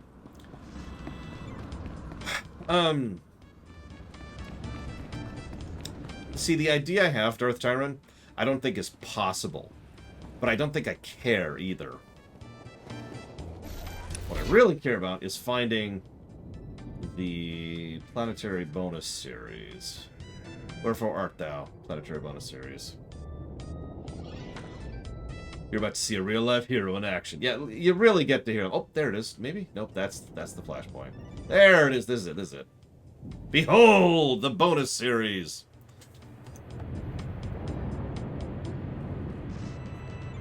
Wait. You're the ones everyone's talking about. Get ready for negatives. The Imperials. I'm Resistance. Came for help. Funny that I run into you. You have no idea what you've stirred up. The Empire's not taking defeat lying down, and we're the ones in the firing line. I busted Camp Vigil wide open and tossed the Empire's weapons off-world. What's it gonna take? The Empire didn't get where it is by rolling over easy, especially when a spacer makes it look bad. The Empire's attacking Moraine territory. That's where the Resistance started. Mostly Moraine territory's also where we hid our families. But now the Imps have found them. Hundreds. Hundreds are already dead.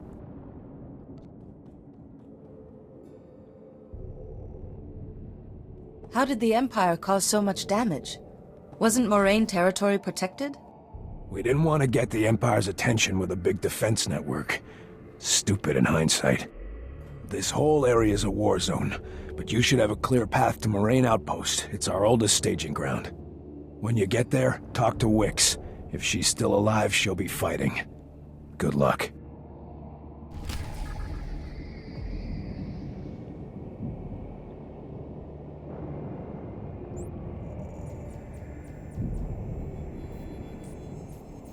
Welcome to hell, Mike Romano. Population bonus series. Oh my god, the frickin' bonus series. So we can do the Revan, spoilers, flashpoints kind of whenever.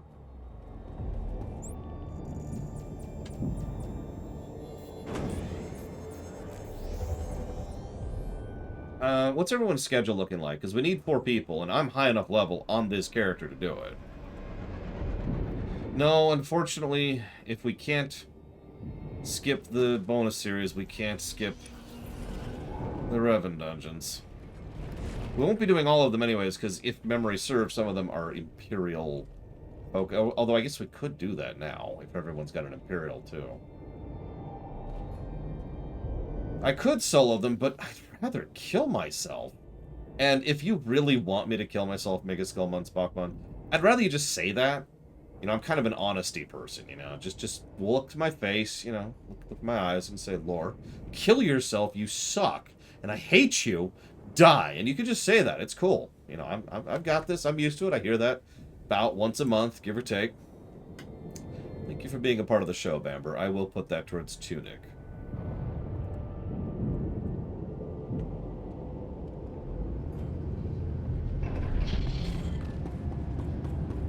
As I say, I'm pretty sure they're mutually exclusive, but I'm not actually sure 100%. Like, I'm really not 100% on that.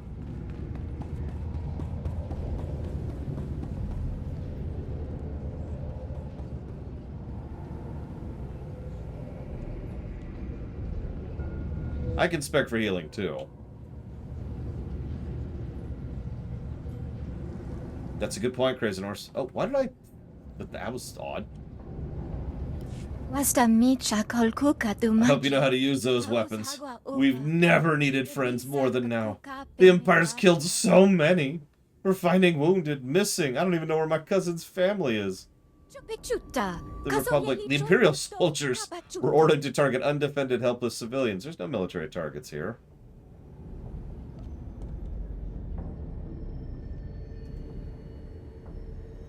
What else would you expect from the Imperials? The Imperial soldiers are being led by a Sith Lord, Lord Tharsis they call him. He ordered the attack on Moraine territory to punish us for rebelling, and for everything the Empire suffered. If he can't break us, he'll kill everything we care about. Sounds like the Imperial forces would scatter without him. He should be our target. We gathered intel on his troop movements and such, but the teams who went to fight him never came back. Honestly, you do more good by helping people here. Too many could die while we're focused on one man.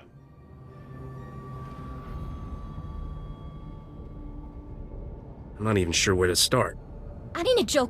Several civilians say the Empire's brought in the Mandalorian mercenaries. They're ruthless, worse than the Imperials. Yeah, Mandalorians are evil.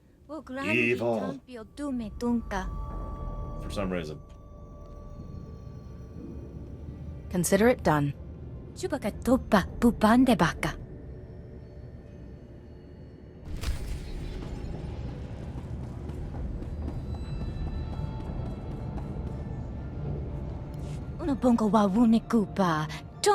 look like you're part of the Resistance. You must be with the Republic, right? I've been fighting the Imperials since I learned to walk. So you in this for the long haul, or is the Republic gonna cut and run as soon as things get tough? Again. You people have it pretty rough. We don't want sympathy, we want help. And if you're serious, now's your chance to prove it. I was at a nearby encampment when the Imperials hit us. Barely got out alive. Had to leave our intel behind. If we don't get those data files back before the Imperials decode them, the Resistance is in real trouble. What's on those files exactly? Locations of outposts, names of spies, sympathizers. Stuff we don't want to fall into the wrong hands. The old encampment isn't too far off. They go in, kill them, do stuff. Yep, Yep, okay, cool. Alright, so.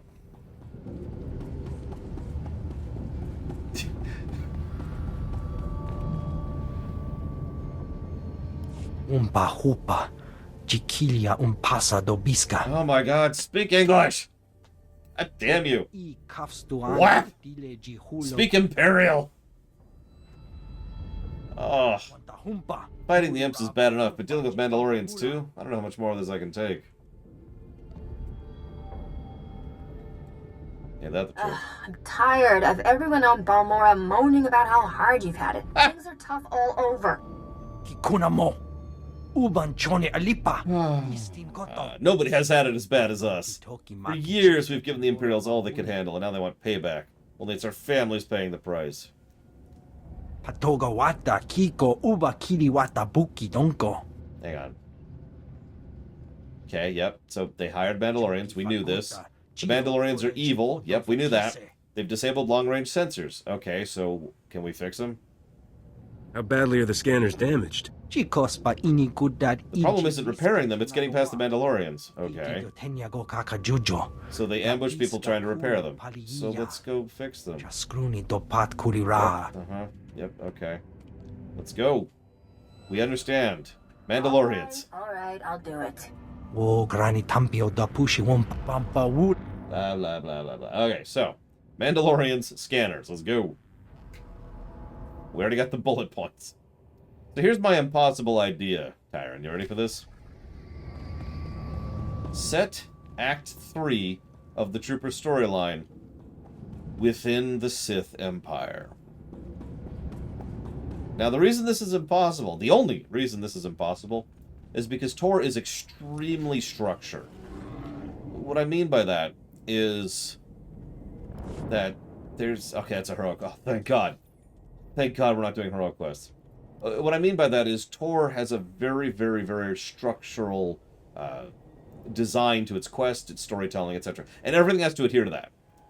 The first class has to start on their tutorial planet. Then they get a class quest in the first planet, which is Coruscant or Drobin Kaas.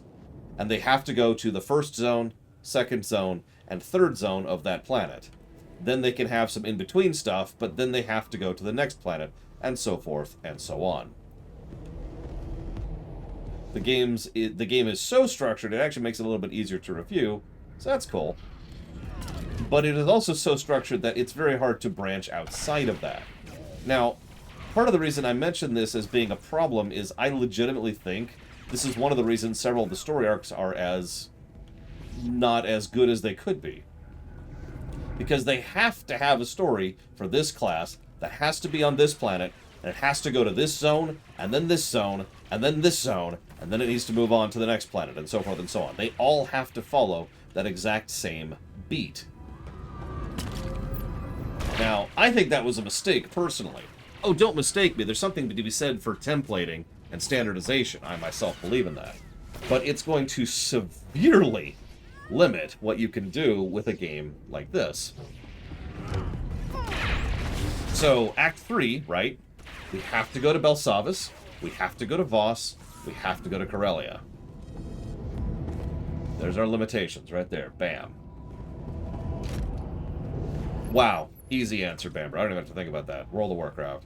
It's the only MMO I enjoy leveling in. Hostiles on approach! Where did you come from? Okay.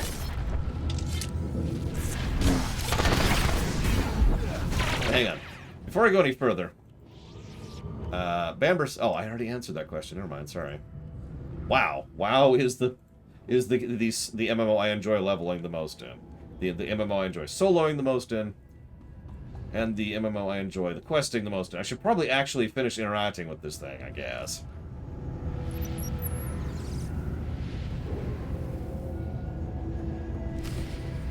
There we go. What's really funny is some of the planets are actually multi-faction, but they're designed in a way that you wouldn't know that unless you're effectively bugging your way past the terrain limiters. Hoth is the example I've actually tested myself. So, the way Hoth works is, I forget which side's which, but on the one side you've got the Republic base, and on the other hand there's the Imperial base, and both of them have this, effectively this horizontal stretch of terrain, you know, going across one zone to another zone to another zone, and in the middle you've got the Star of Coruscant. But if you're somehow able to actually get on the other side of the Star of Coruscant, which you were not supposed to be able to do, you can actually keep going and see the other side of the faction. Or, that's actually there. The Imperial version or the Republic version of Hoth is there. You just can't do anything there because it's not designed for you. Jesus Christ, Actaf, you literally asked 40 seconds ago while I was in the middle of talking. Oh my god. It's okay, Zactaft. Wait, hang on. Are you living in hypertime? Is that what's going on? Ladies and gentlemen, I think we've lost Zactaft. He's living in accelerated time. Every second that passes for us is 3 hours for him.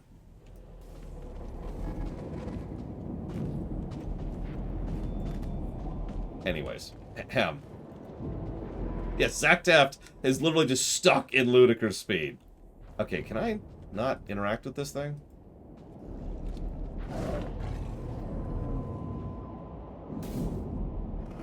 Nah, whatever. I'm just gonna... I mean, this is one of the... I guess we're just waiting on a respawn. Alright, so anyways.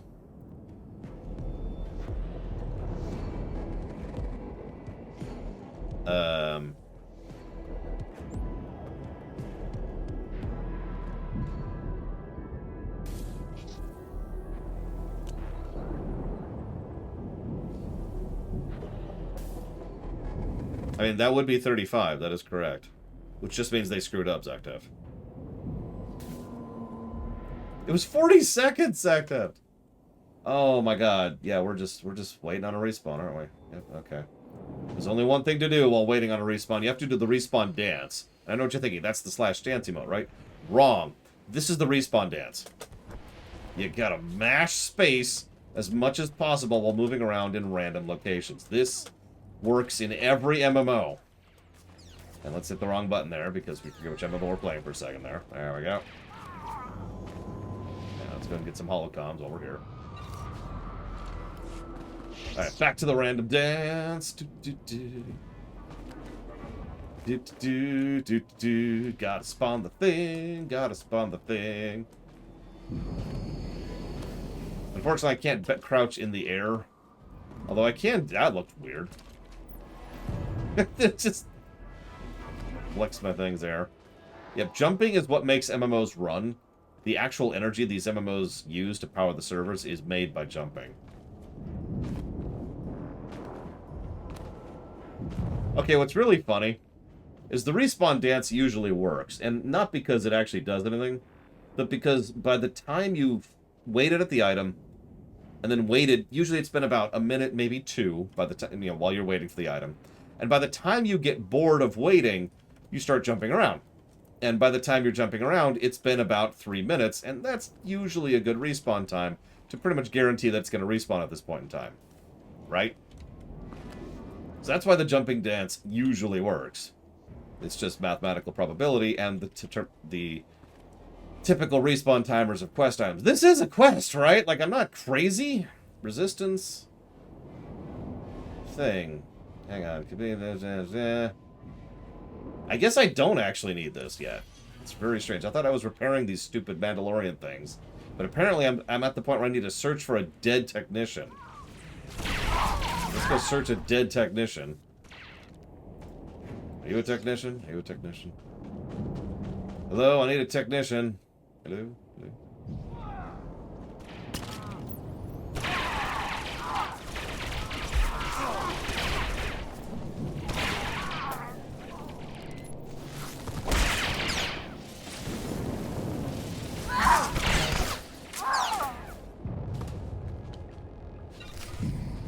Okay. Still need a dead technician.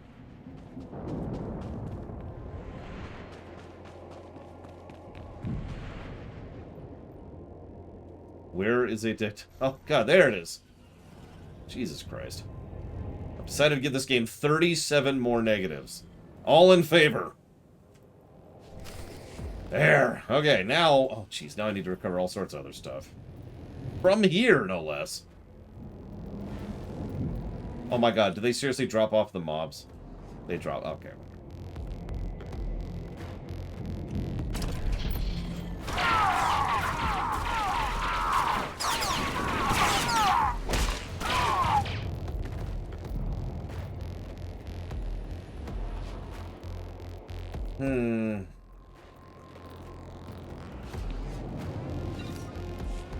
Unique item limit reached. Yeah.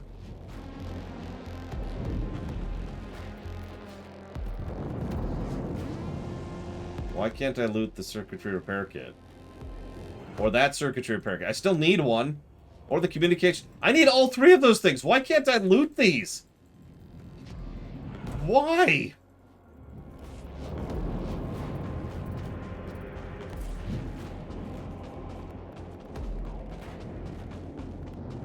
If I have a software repair kit, why does it say I need a software repair kit?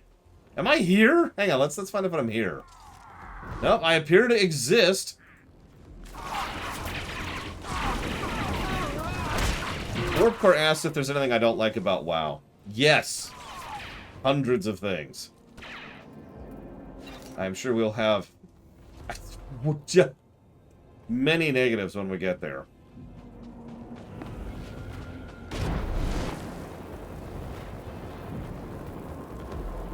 All the negatives. It's going to be negative city. First of all, there's all of BC.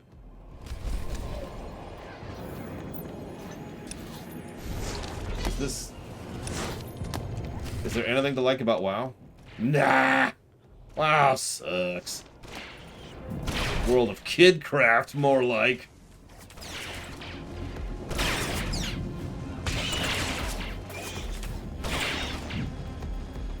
Yeah, I was gonna say, it's not letting me loot them, except I have them.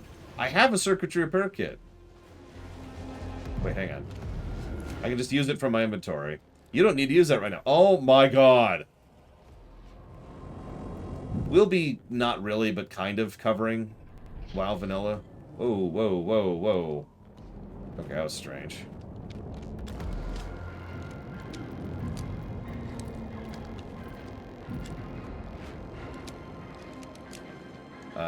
Yeah, so I've tried manually using the items. Nothing works. Probably because I'm not on the step to use the items. I'm on the step to loot the items, which I have in my inventory. So here's what we're going to do. We're going to delete... I can't delete the items from my inventory. And I can't loot them in order to get to the step I need to be on, because I already have them.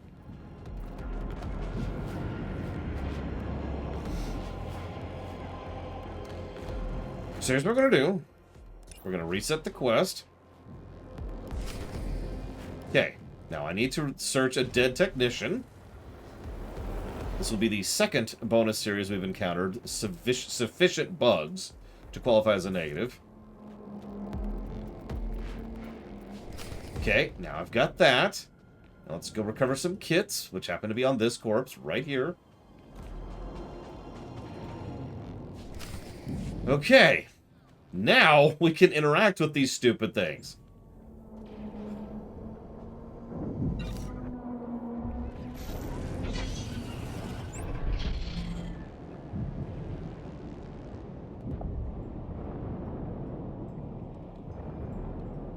Why is that surprising, Melkor Blade?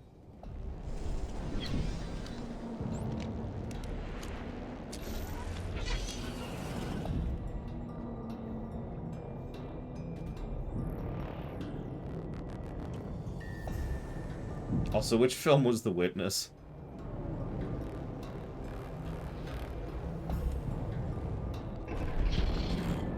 Also, who's Jonathan Blow? I don't remember anything. Oh god. Names.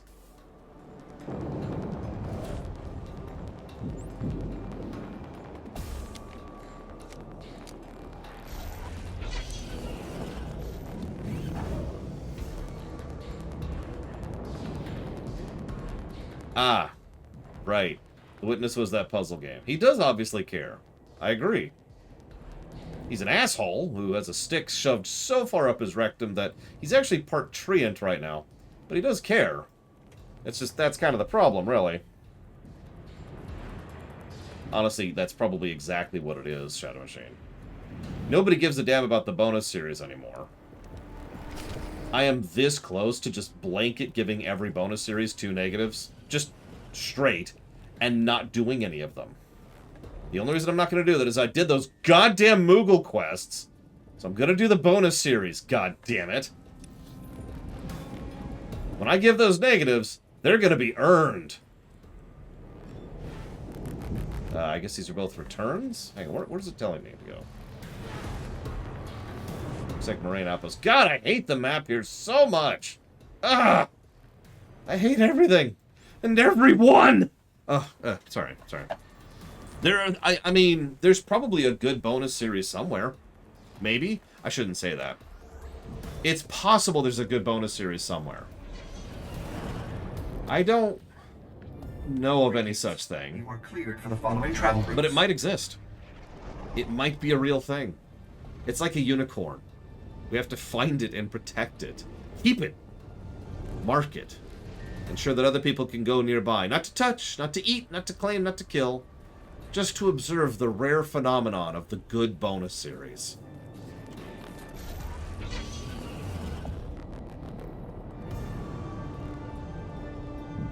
I will be impressed, Triax, yeah. Because I don't think we're going to have to do that anytime soon.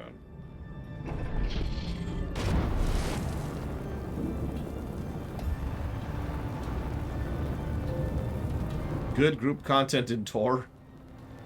Anyways. So, hey, the scanners are useful. We're super awesome. Everything's cool. Thank you for joining us. You need the Republic, and they need you. Keep clinging to the past, and it'll only drag you down. Good advice. I can't promise things will change overnight, but I'll be sure to tell everyone how the Republic stepped on it and counted. Good luck out there. I mean, honestly, Right Now Retribution legitimately might not surpass Mega Man X7. That really isn't a joke. Mega Man X7 is pure, absolute, unfiltered dribble. I have the data files. The encampment is without a commander as well. Cool. You saved lives. Thank you. You're welcome. Go away. Now then. Now I need to complete Endangered Passengers. For David Tan.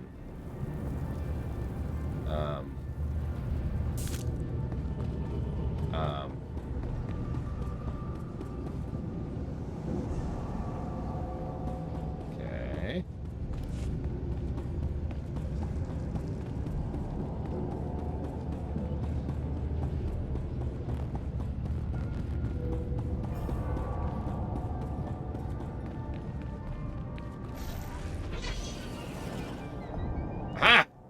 Damn it. Okay. Real talk.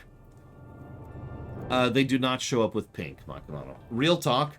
For just a second, I was excited. Because I thought it bugged out on me again, and I couldn't finish the bonus series and we could move on.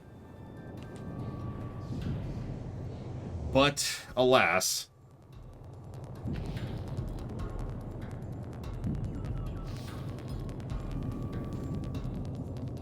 Get back aboard the Wanderlust and keep the engines warm. I'll think of something. If you say so, Captain, but I think it's foolish to wait. I ain't interested in your thoughts, Rustoni. I said be ready to go. Oh, sorry. Didn't hear you sneak up on me. Name's Daventan. I'm running a charter for the Republic to get some, special passengers off-world. Speaking of, I could surely use some help. You're smuggling more than refugees and diplomats, aren't you? The Empire's rounding up all the Force sensitives they can find. Anybody too weak to be Sith, they kill. So we're trying to grab them first. Kids, old men. Not exactly Jedi Master material. Now, the Empire sent a hunting party after them. Rustoni says he even saw Sith.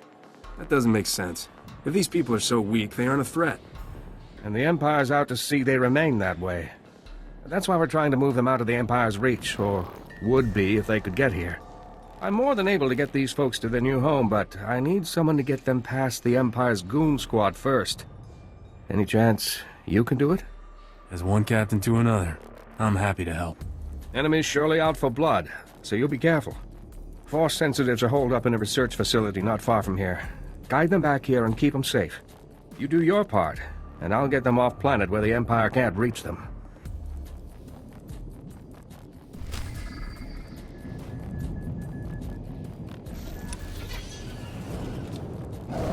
Well, let's go help rescue Jedi, I guess. Oh my god, there's just so much crap on my map. Ah! Okay. Yes, there. Okay.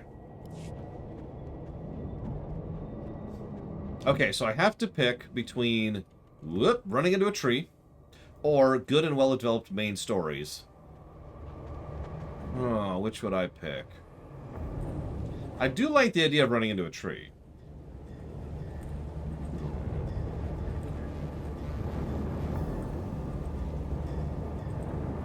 And yeah, I don't blame you, Cord. These really are terrible. I apologize for my mood a little bit, but at the same time, I really don't. The bonus series is crap. I've already explained. It even makes sense why it's crap. Every bonus series we have covered has been not only negatives, but universal negatives. I don't think I've given a single positive to bonus series so far. The quest design is worse. The enemy encounter design is worse. The layout is worse. The flow is worse. The story is worse. They're just there. Whoops. And I'm overshooting my mark here.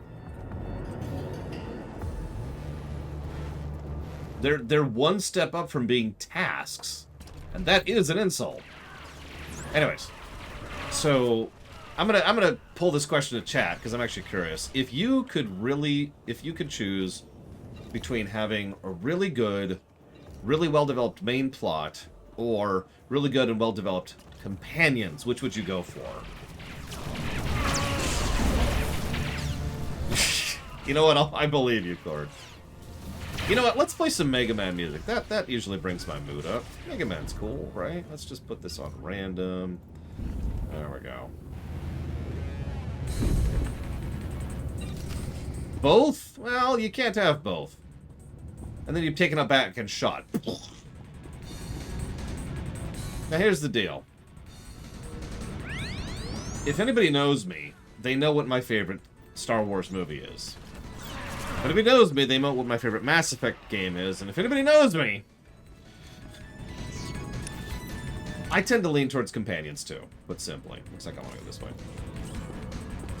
Because main plot is nice, but like in literal real-life history, really good companions just tend to trump it. I mean, Empire Strikes Back, right? Just to go to the obvious example, given that we're currently streaming a Star Wars game, right?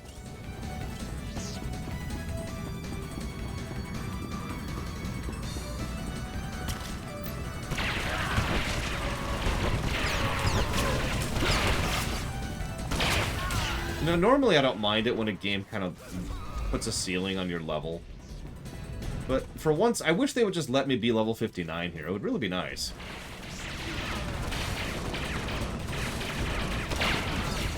Don't mistake me, I enjoy a really good plot.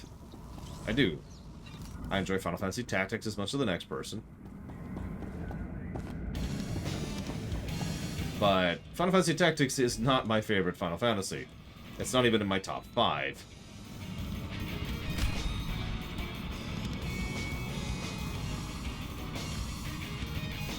Let's pause that.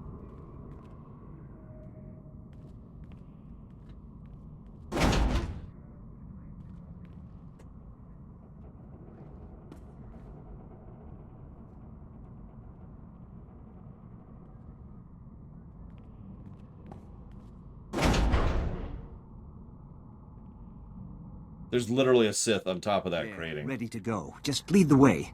Everyone, you're moving out. Look, there's a Sith Overseer right there. Just right there.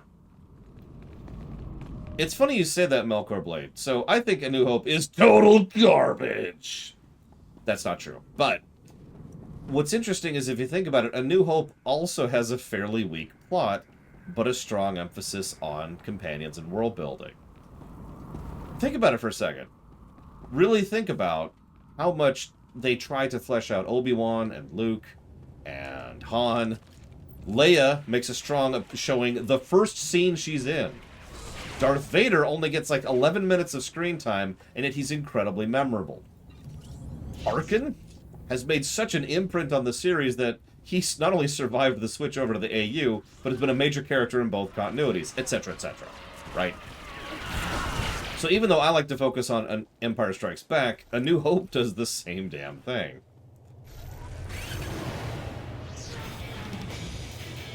Okay, what am I doing? Where am I escorting these people to? There we go. I guess up the river. Alright, let's go.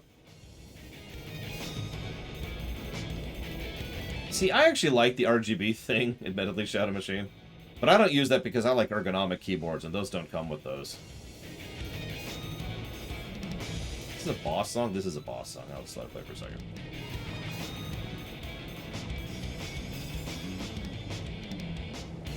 I mean, it helps that Peter Cushing is amazing, and Alec Guinness is amazing. And both of them really helped the newer actors kind of find their vibe and get their feel for it. And I'm going to go turn in this bonus, because why not?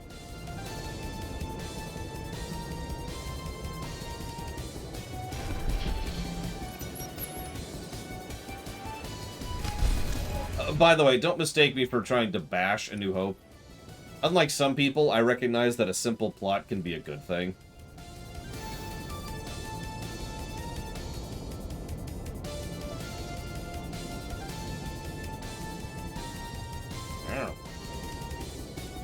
So it sounds like we were burned, is what you're telling me, Tyrant.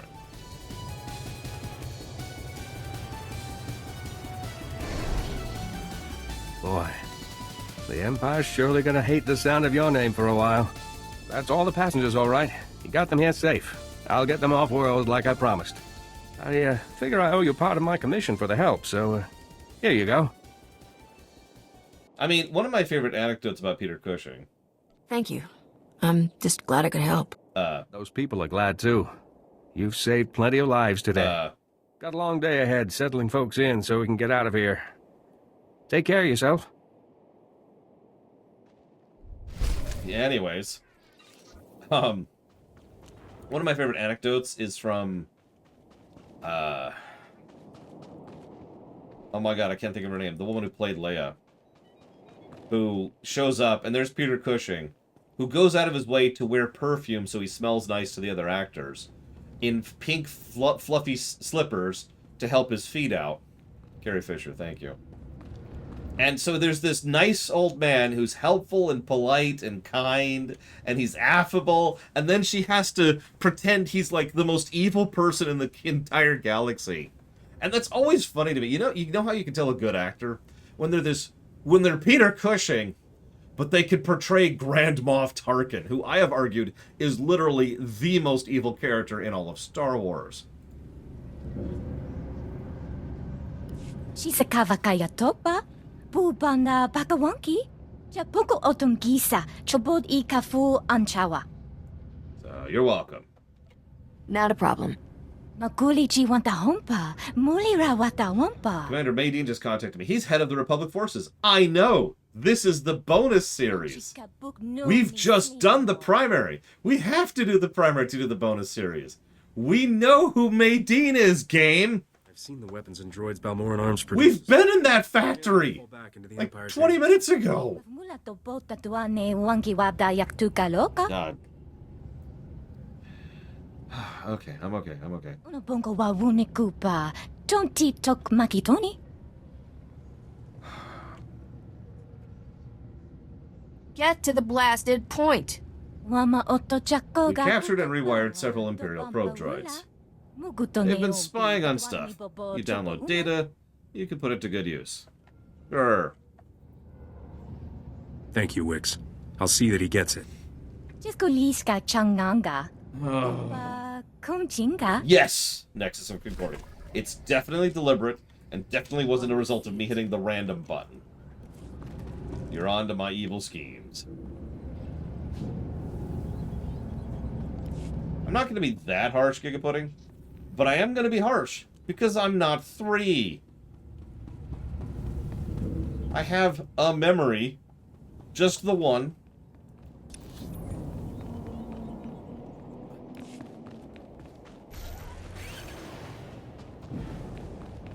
So I like it. And what's funny is, as soon as you mentioned the idea of us being stuck on the other side, my first thought was, well, that's how we get to Belsavas. Reminder. Mechanized travel is for official business only. How would I fix the bonus quest line? Rip it completely out of the game, crumple it up, and throw it in the trash. No, I'm serious. So, one of the... Speaking as a manager... We switch hats here. There we go. Speaking as a manager, every now and again, you need to look at a project and say, this is officially not worth the time being invested into it. So, it needs to go. That's it. It's that simple. It is that simple. Remember that project management is a zero-sum game. There is a finite amount of time that you can put into a project. Period. That's ignoring the fact that there's a finite amount of creativity and effort and all the other things that go into that, all the resources and time and brain power. But no. So you need to look at this bonus series and say, is this worth the investment to fix? And the answer is no. Remember that the bonus series was just clamped on towards the end of the game's existence in order to try and make it so that you can level a bit smoother because they didn't design the leveling curve properly because they were stupid. Okay. I guess I'll kill these people. Die, monsters. So again, nuke it. Get rid of it completely. I think that could work, Tyrant, and it's a good option. The only reason I regret it is I kind of wish you could stay on the Imperial side for longer than effectively a gap in between the two acts, you know?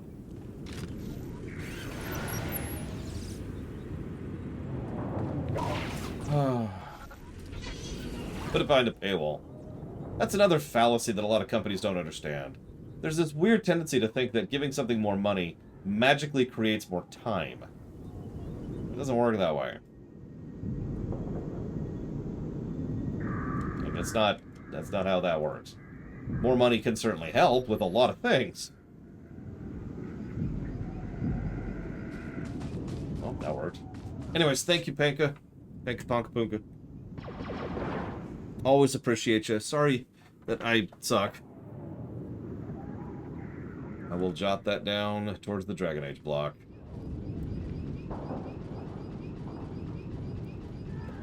More manpower can help, but it's tricky. And ultimately, more manpower also involves more management. Let me put this way. Let's say for a moment that I introduce a completely separate development team whose only job... I'm gonna have to kill this, aren't I? Whose only job is to develop and design the PvP side of things, something I have spoken out in favor of several times. If I do that, every build that they create has to be built on top of the pre-existing build, the one that the PvE is being designed around and for. That means I need to increase not only the amount of testers I have, making sure everything is going to cohese between what is effectively two completely separate builds, but I also need to make sure that they are coordinating and communicating with each other better. So I probably need to have a literal coordinator, manager, in between the two teams. God damn it.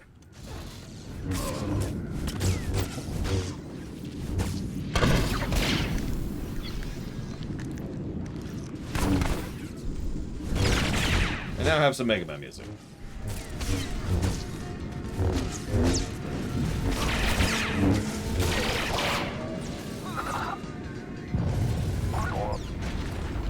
I mean, that literally is the Tor experience. Doing everything in your power to not have to fight the random trash. Does anyone remember when the flashpoints were relatively new? And people were doing them at level? And people would just sit there and rather than fight the upcoming trash bundle, we would spend several minutes trying to find out a way to avoid it. In several cases, completely, like, jumping on the geometry and bypassing entire sections of the level just to try and avoid a couple of trash packs. And it was worth it!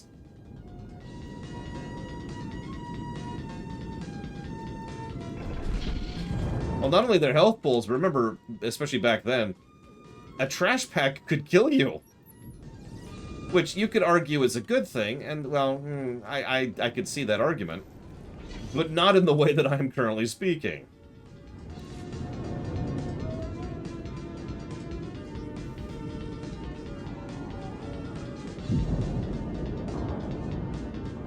They're still trash, Warp Core. They're just badly designed trash. So here's the thing. If you have an interesting, engaging, fun trash encounter, then that's awesome. At that point, they're arguably not trash. They're an encounter. That's great. And at that point, you're playing WoW. If, on the other hand, you have a couple of mobs who have some basic attacks, the ability to prevent you from doing the things that require your class to even function, and way too much health and way too much damage, congratulations, you're playing Tor.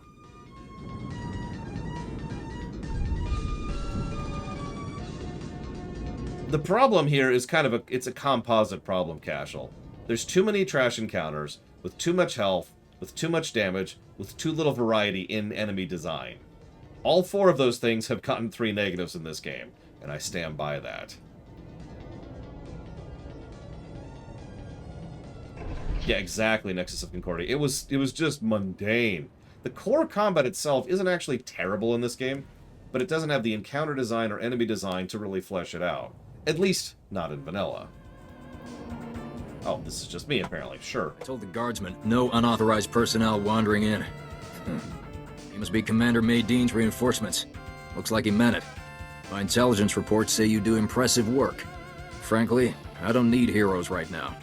To retake the Balmoran arms factory, we need a blasted miracle. The galaxy can throw whatever it wants at me. I can take it. The Imperials have consolidated their remaining forces in a last stand. They're throwing everything they have at Balmoran arms. We're looking at veteran soldiers, droids, and Imperial tech we've never seen before. Sound like something you could handle? Sit tight, boss. Those Imperials will be running scared. I've got 2 men handling the factory defense. Sergeant Jojems is trying to cut off the Imperials' approach. He could use some assistance. And Major Garrick reported heavy losses after his squad ran into some Imperial device. Whatever it is, I need it gone. The Empire's got nowhere to go. This time, Balmorra will be free. For the 3rd time. Arguably in a row. Alright, so. Okay, right into another one. Sitting ducks out there. Quarter of my men were killed, and all because of defective weapons. It wasn't defective weapons. It was an attack by the Empire. Command is sending new equipment to take care of the problem. By the time new weapons get here, the Empire will own this planet. Maybe it won't. Again. Again. You're just in time. I hope what they say about you is true, because I need your help to save Balmorra. I never take a job blind. Give me the details. Of course. Although our intel's still a bit sketchy at this point. The Empire has a prototype weapon called the Neutralizer, which puts out an energy field that disables all standard-issue Republic weaponry. Disables? Half of our guns exploded. I know that, Captain. I'm hoping you can sneak behind enemy lines and destroy the Neutralizer's generators. I don't have anyone else. Doesn't sound like we have much time. I'll do whatever I can. The Empire knows the value of that thing, so you'll be up against automated defenses, Imperial troops, and assault droids. But on the plus side, your weaponry is far too advanced to be affected by the Neutralizer. Oh, goody. If you manage to pull this off, leave the cleanup to me. My men are hungry for revenge. So, does this count as another super weapon? Because it feels like it does.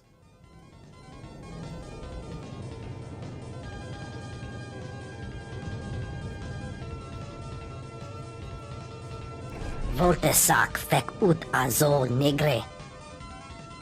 It's about time the Republic's had some real talent. The Empire sees it all in one place. They're going to hightail it right off of Balmorra. You got any time to spare? We're about to run the Empire off Balmorra for good. Let's strike some real fear into the hearts if you lead the charge. Again! Leading the charge is hardly my specialty, but if we can frighten the Empire off, perhaps fewer lives will be lost.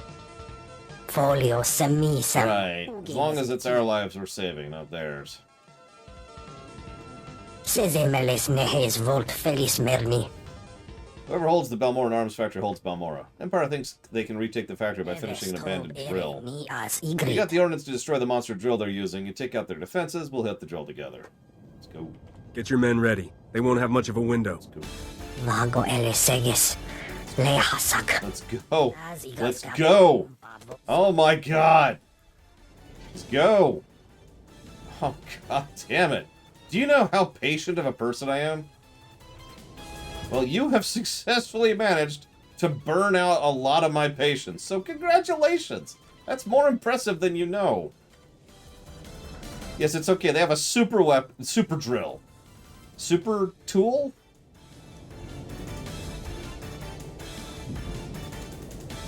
So someone asked, what is trash? So the absolute technical definition is anything that isn't a boss is trash. The thing is, over decades of game design, that's gotten some nuance and some gradients to it, right? So...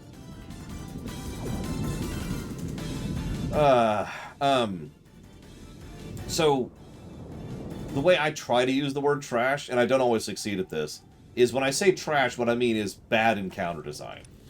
Now, let me walk that back a second, actually. Hang on. So, I don't mean bad encounter design.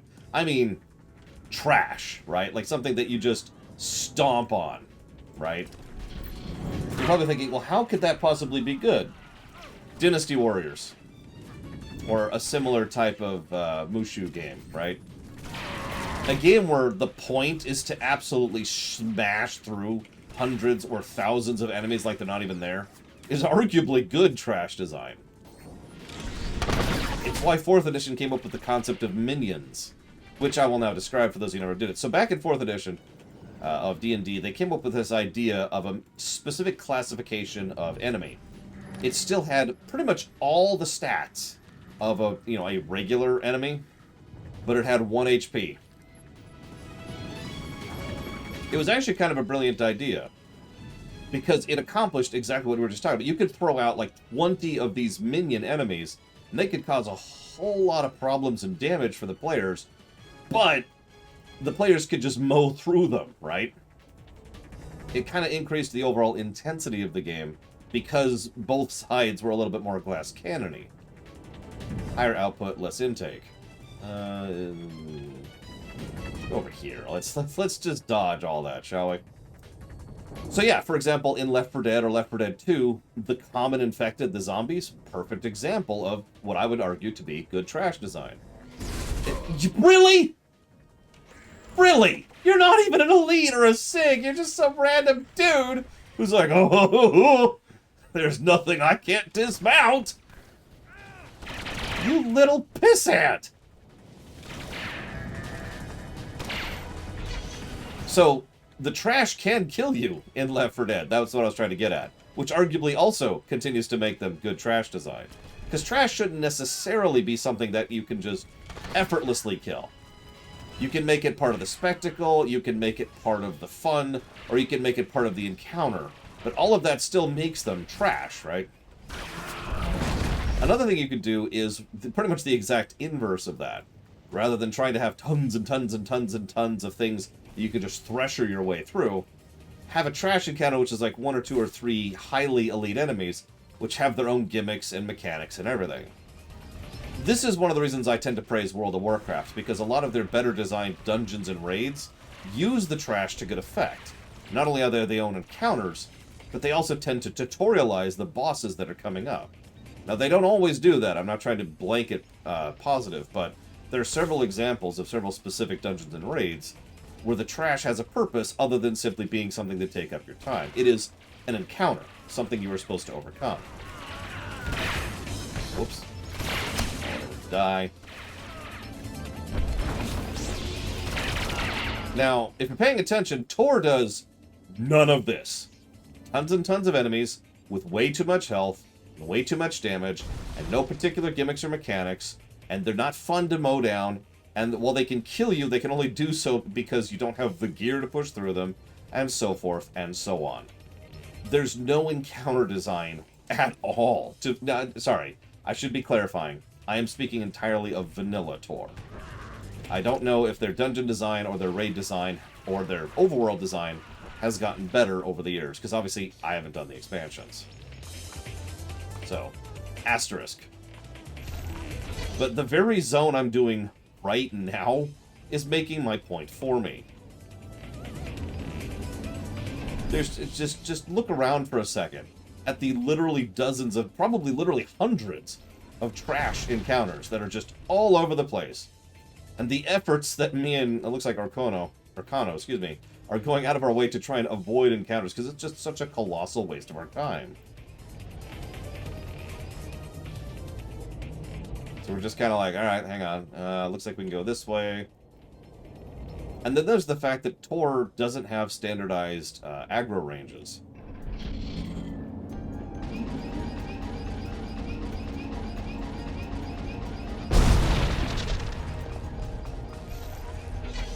Well, no, I'm comparing dungeons in Tor to dungeons in WoW. But I'm not in a dungeon, so I have to use this. But this right here is very close to what a dungeon in Tor would look like. There's only one difference. It would take about 5 minutes to kill instead of 1.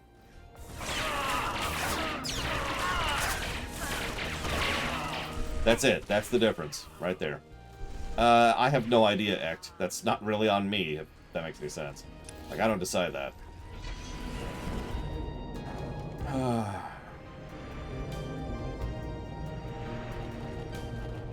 Sorry to be in rant mode here, but the biggest problem, and I've already talked about this because we've already run into this, the biggest problem is that while Tor has this problem everywhere,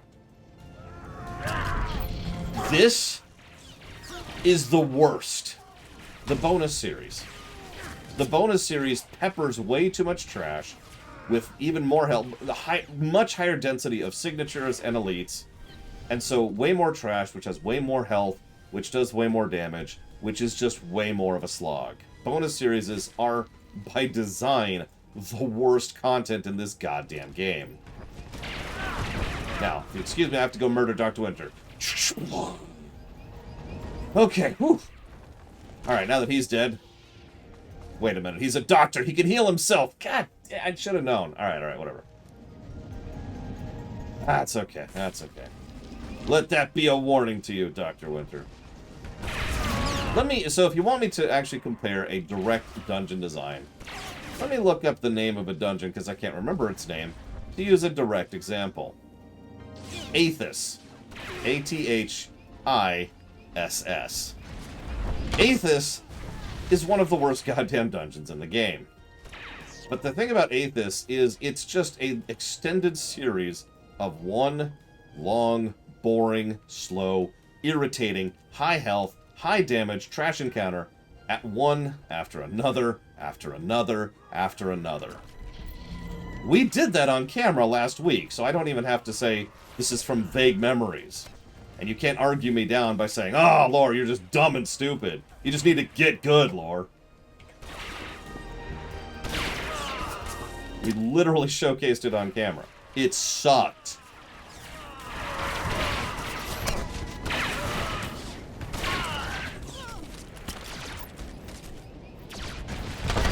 Anyways, I was kind of waiting for you to finish making your point, Dr. Winter, if you don't mind doing so. I thought you'd get there by now.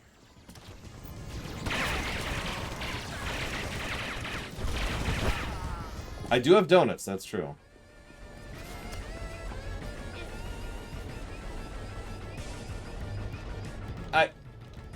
Okay, Dr. Winter. That's fair, that's fair. I disagree with you completely. If I suddenly lose the ability to say that an aspect of a game is badly designed because I am not, as of this very second, playing it, then we need to just stop streaming right now and I need to go out back and shoot myself. Because, obviously, I don't even know where to start with that. Second of all, I could probably I can definitely point to exactly 0 dungeons in this game that I would consider to actually be well designed. And I have done all the vanilla ones, and they all suck. Top to bottom. Hang on. One more proviso. So you also mentioned that I can't... You mentioned that you remember ones being more interesting than this. And that's awesome, because they probably get better. This is just proof that you're not listening to me and pissing me off even more, because I just said that the thing that pisses me off most is the vanilla dungeons. The ones that suck. I haven't done any of the dungeons past vanilla, or the raids, for obvious reasons. And therefore, by obvious definition, I cannot speak to the content I have never done.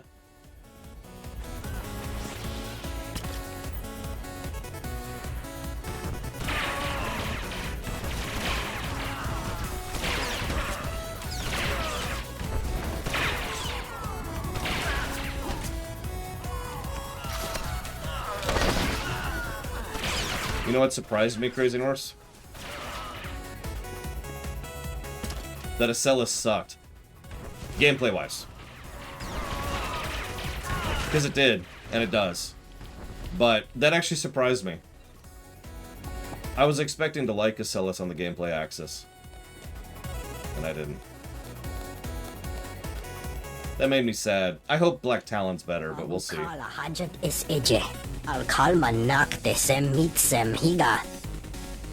Did you see the fat one run away? Raise eyebrow. You guys really put the fight on our boys. Won't be holding anything back now. I've yet to face anything I can't overcome. Ah! None of my friends are gonna believe I know you. Come back anytime you want to share a keg with the J Company. Now, before you think I'm being too positive about WoW, let me go ahead and elucidate that most of the WoW dungeons that are good because they were either revamped or are new. I have done WoW vanilla dungeons. They sucked. I don't want this song, go away. They sucked. Do you remember WoW vanilla dungeons? Because I do. I remember WoW vanilla dungeons when they came out. I remember the sunken goddamned temple. I remember the fricking stockades, whose only positive feature was the fact that it was small. I remember Moradon, the only surviving WoW vanilla dungeon, which will gain a fairly substantial amount of negatives when we get there.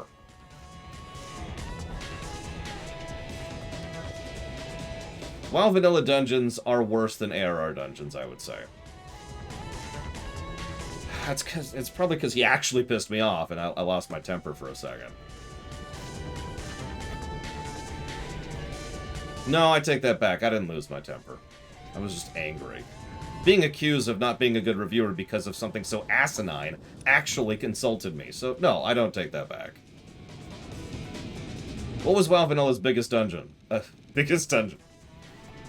What was WoW Vanilla's dungeon's biggest flaws? There we go. That sentence feels a little bit weird. Easy answer. They were suck. Just top to bottom. Okay, I'm being facetious. So, I could also say they were EverQuest dungeons, which they were. but you're talking about specifics. So let's say you have a dungeon. It has a big room filled with lots of trash mobs who like to aggro you and chain aggro other trash mobs, and they're designed so that if you fight more than one trash mob at a time, one trash pack at a time, you're supposed to die. Sound familiar, by the way? And while you're slogging through that mess, you also either don't have a map at all, because that wasn't invented back in WoW Vanilla, but you might not have an idea of where you're going, especially if it's the first time you're going through that. And the general layout and presentation of the place isn't very informative to begin with. Then we added to the fact that they're either too long or have too many mobs, or those mobs have too much health. And again, sound familiar?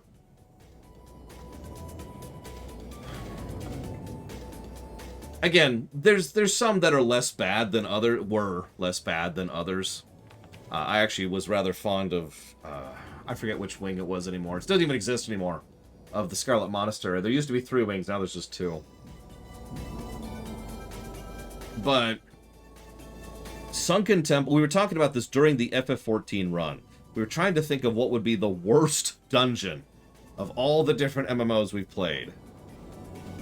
And Sunken Temple is just awful. Oh my god. Vanilla Sunken Temple. So J. Palmer asks, how many times do I get lost in Old Sunken Temple? Enough to know that place by heart.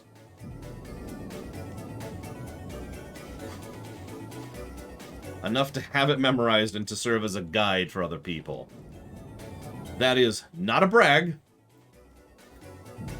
That is a mark of shame.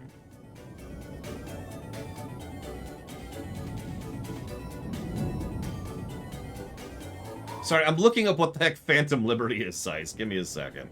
Apparently, it's something that just got announced about an hour ago, if I'm reading my timeline here correctly.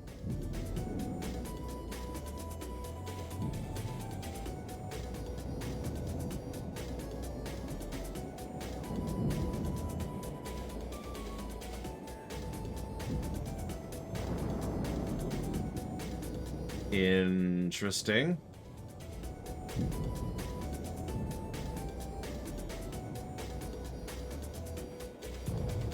Well, sure. I mean, sure.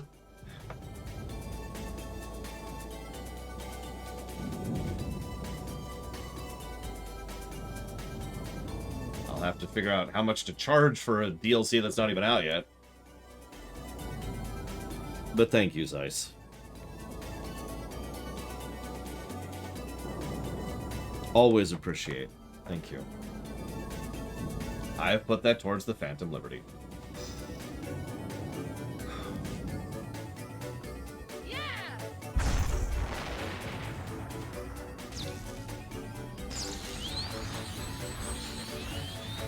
You know, the funny part is not all of them Giga Pudding.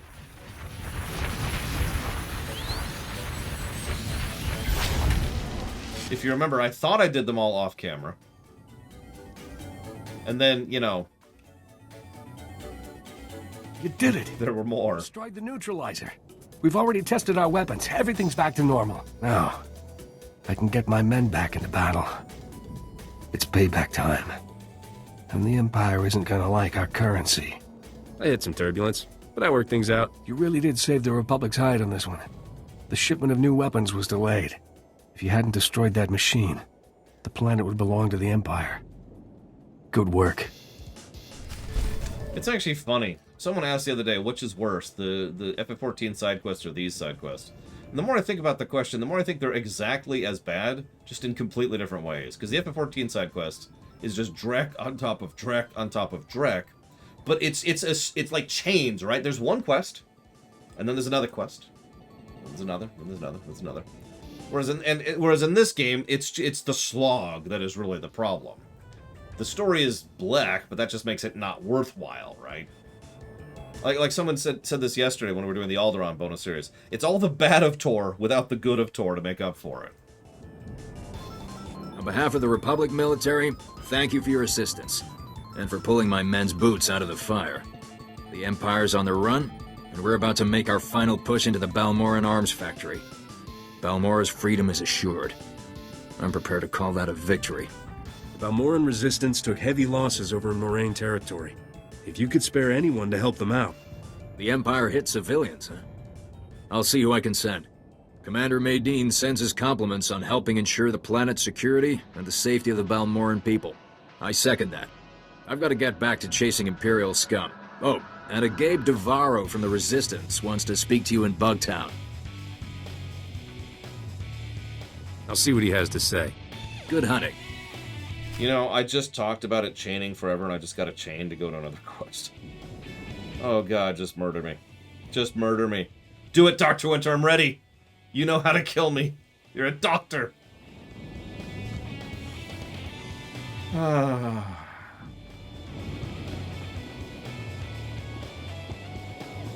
not with donuts, please. Just kill me. Just kill me. Well, I hope your house gets plenty clean then, period. I just had a checkup dentist appointment this morning, comma. No issues, period. So it looks like everything worked out alright on that front, period. Are you kidding? He's a winter doctor! He doesn't have a Hippocratic oath! Ah, that's true, Arcana. That's true. Okay, I'm okay. Favorite Stormwind King? That's actually a really good question. Because, ironically, even though the humans in general aren't great, there's been a lot of really good human characters, probably because the Alliance were supposed to be the good guys back in the day. And they've done some really cool stuff with several of the kings of Stormwind. Yes, Warp Core. So, we've got King Lane, who was pretty legit, had his head put on straight, knew what he was dealing with, was arguably probably the best king of the group. Then we have Varian Rin, who started off as a warmongering idiot and grew into an actual really competent general. Then we have Anduin, who started off as a great diplomat and, developed from there into the Anduin we know nowadays. I'm kind of torn between all three of those. They're all pretty good. I almost feel sorry for the imps. When I asked you to help, I didn't know what I was throwing at them. Thank you.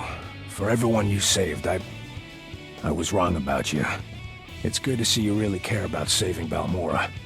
If you start handing out the praise that fast, Gabe, it'll go to my head.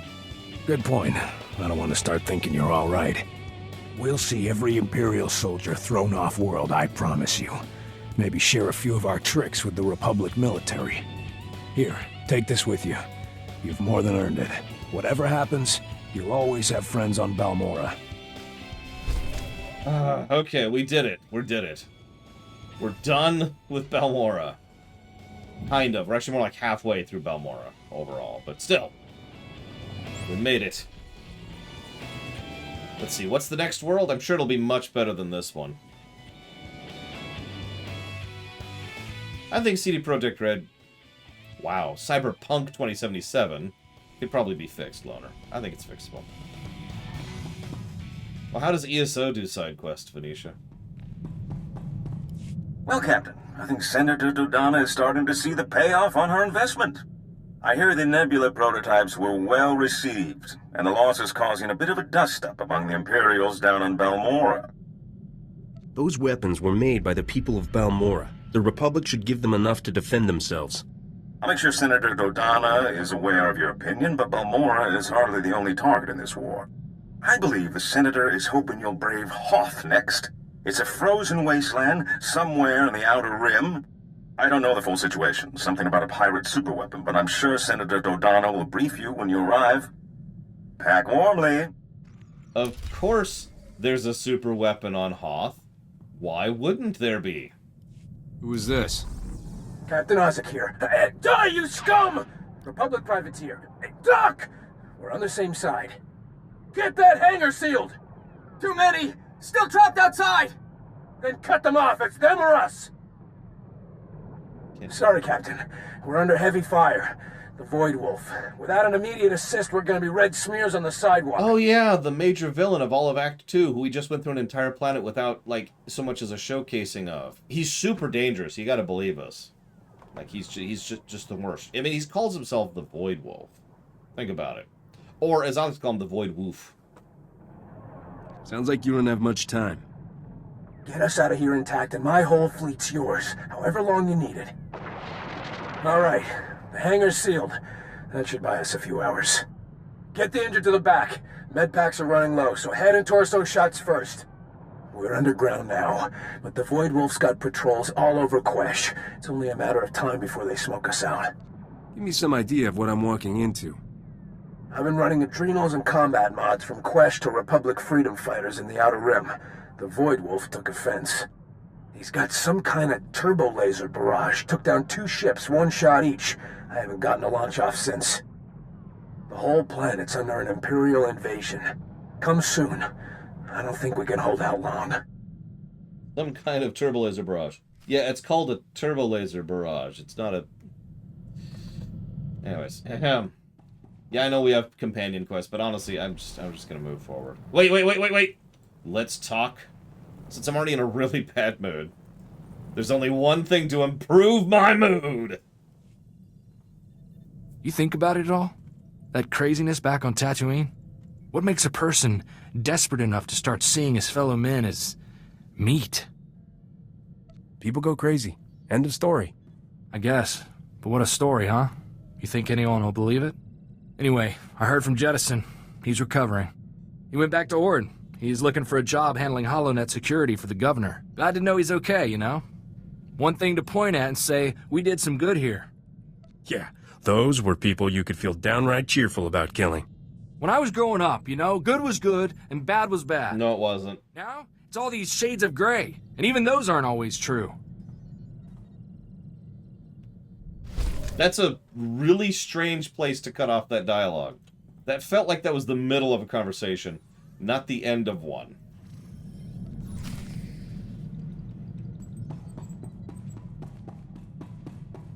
Whatever.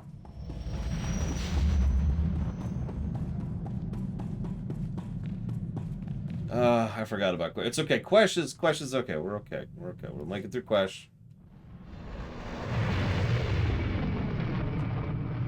I knew it, Nerozaz. It's time to kill Nerozaz. For good. Wait. What am I killing you over? I've killed so many people today. I can't even at this point.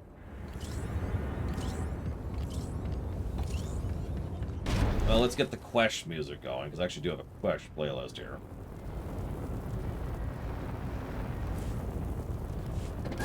I don't think Quesh has a bonus. I could double check. Hang on, I've got a thing here. This is definitely Quesh music. Behold the glory. Where's Quesh? Where's Quesh? There's Balmorra. Quesh. Boss, Hoth, Belsavis. Yep, we're good. No Quesh bonus. Whew, thank goodness. Hang on. So we could do the flashpoint if we want to break from Quesh. Does anybody want to do a flashpoint? And by which I mean 2 flashpoints. Or 4. Probably just 2 though. I don't know if we have time for more right now. This is technically where it happens, which is really weird timing, but whatever. While I wait, let's get the planetary primary for Quesh. Why are you in my party, Spar? Get out of my party. Another time.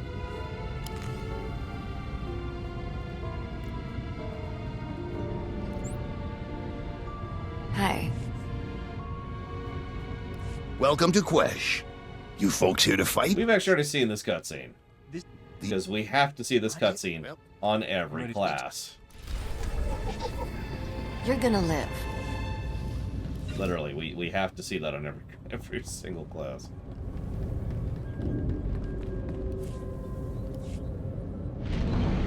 There's actually 2 cutscenes that I really like on Quesh. Coincidentally, one of them is for Agent and one of them is for Sith Warrior. And I'm not sure how much of a coincidence that really is.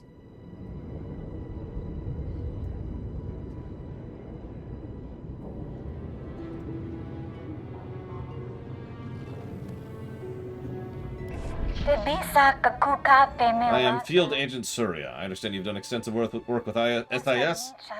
An operation I'm overseeing is run into complications. Fortunately, requesting assistance from you falls within mission protocols. What's my role in all this? My current assignment is focused on Dr. Orlean, a key Imperial scientist from the Quesh Venom Processing Lab. He wants to defect. Without him, their adrenal production will be crippled. Getting him to come over to the Republic will be a huge win. What precisely are you offering? The usual. Asylum, credits, chance to head a Republic research team. We have an undercover agent inside the Imperial facility. He's handling all the details, but he missed his last 2 check-ins. It's a delicate operation. I need to make contact to find out what's happening. I'll see what he has to say. Wait, you'll blow his cover. We need to be discreet. Knock out the security stations, then go to the rendezvous point. If he hasn't been compromised, he'll follow mission protocols and meet you there. Give me his report and then get back to me. Well, I thought about taking a hammer to them, It's not as bad as it looks. but then I realized that would probably hurt, period.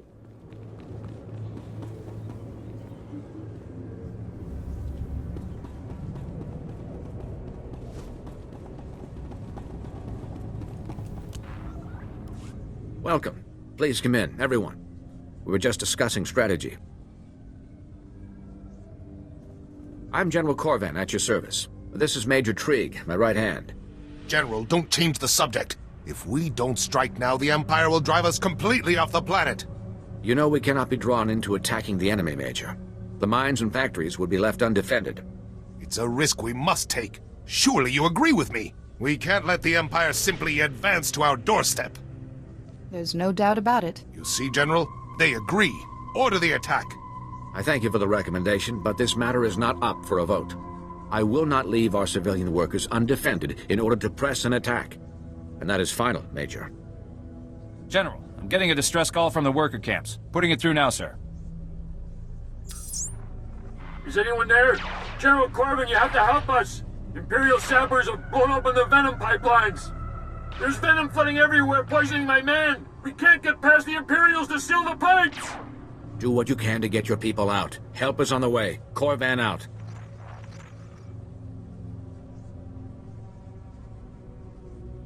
How far away is that camp? Are there troops stationed in the area?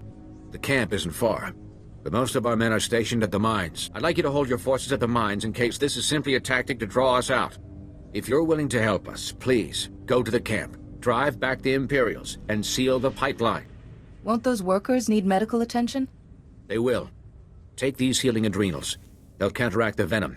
Speak to the foreman once the site is secure. And good luck.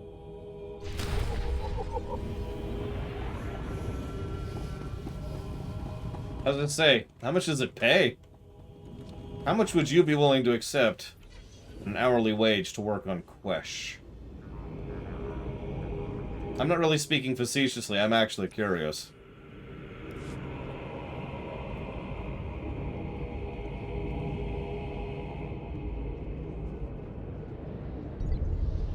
Yeah, good dental. If you have any of your teeth left, we'll take them out for you. Free of charge. Let me.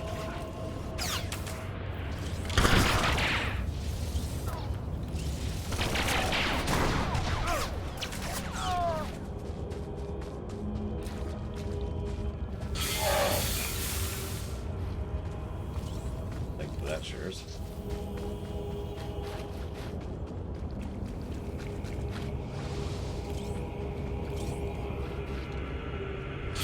You know, honestly, I'd rather work on Quesh than Taurus, too, which probably just says something about me, but whatever.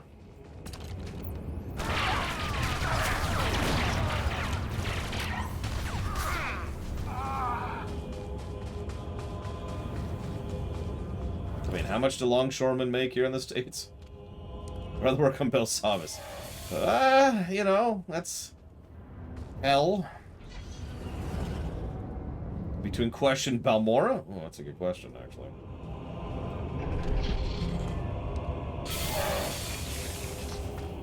It's not as...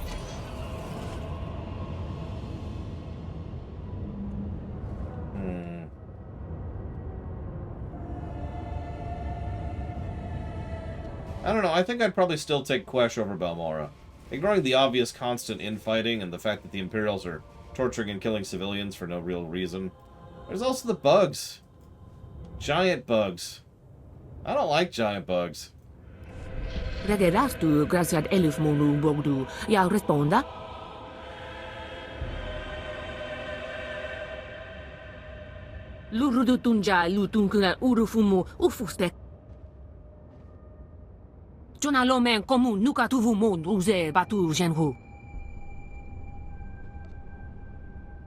wouldn't be asking for my help if there wasn't a problem. Ugetes fulpunchen taljaed, ultajeb ulmoda. Provata galgurs sugaratu taz telsaveg muzu maruf.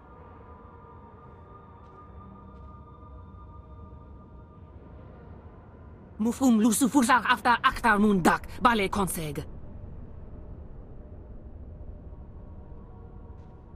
I got a bad feeling about this. Uwata male subuzu vuzu jemur dul lunu. Lufeta naturu kuruzundu after lulu uwok gamlu mendu. Okay. What's the upside for me? Uja den zududu tam lisem ta teletipamon kurgugu Pay for play. That's an interesting turn of phrase.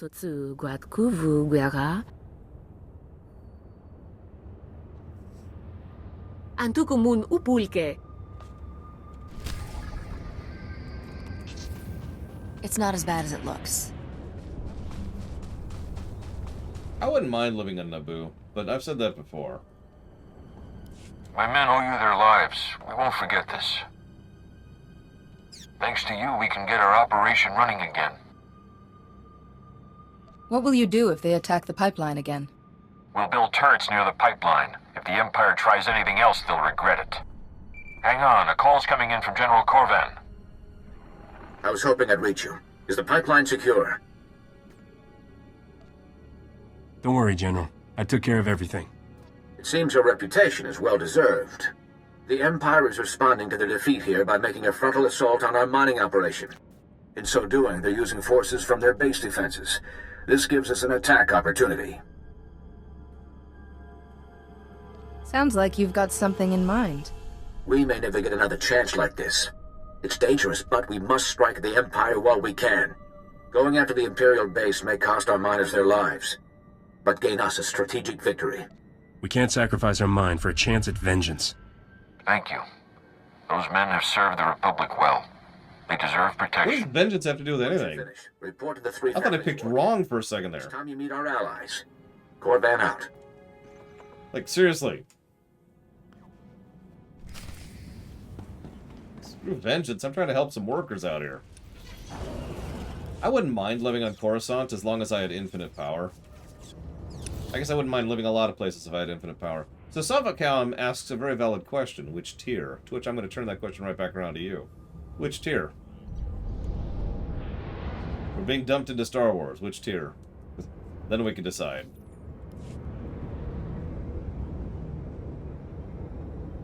I suppose by default it's at least tier 2, because we're deciding where we can go. Tier 1? Oh, well, never mind then. In which tier 1 just means you're in Star Wars. Somewhere and somewhen. Have fun. You also don't speak Basic and or Huttese, and you can't read Arabesh. The Xbox, Ryman. I am not making that up. I don't know if it was actually BioWare or the Microsoft team, but that's where the dialogue wheel came from.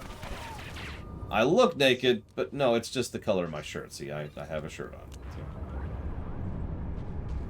Now, if you're picturing me naked, well, that's okay. Nothing to be ashamed of there. I got quite a physique going on.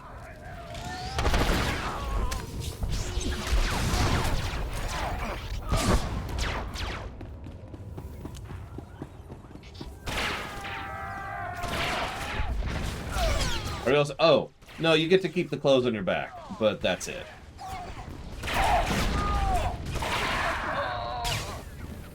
Well, he does have better hair than me.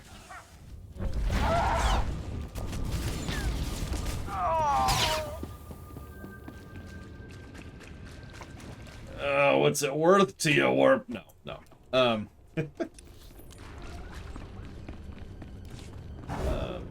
Wait. Apparently I need to do stuff? I do need to do stuff. I should go do stuff.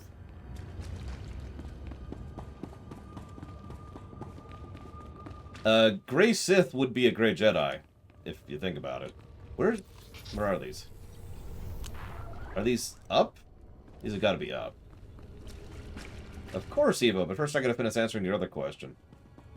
Well, you see, Latario, it depends on the writer. Something we will have to decide, something we've literally talked about recently for the Star Wars rewrite, is we have to decide the ceiling for how strong the Force can be. Because the actual powers and how strong the Force can be varies so wildly amongst the EU and the AU that it might as well just be whatever. Just go this way.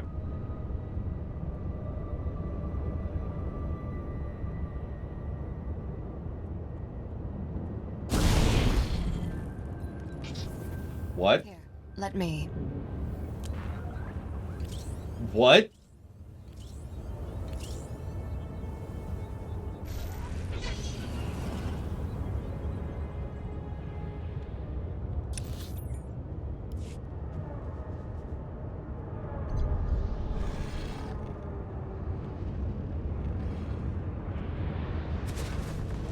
Okay. Anyways, so now that I've answered your other question, Evo, how do the tiers of insertion work? Did you know I have an entire section of the website dedicated towards answering this? But I'll go ahead and answer you out loud. Why not? I need to ask Latario something, too. This does not look like the right way. This is not the right way. Where the crap hell? Alright, you know what? I'm going to give up on that quest. Forever. Forever and ever and ever. Just going to ignore it. Just going to move on. Let me mount.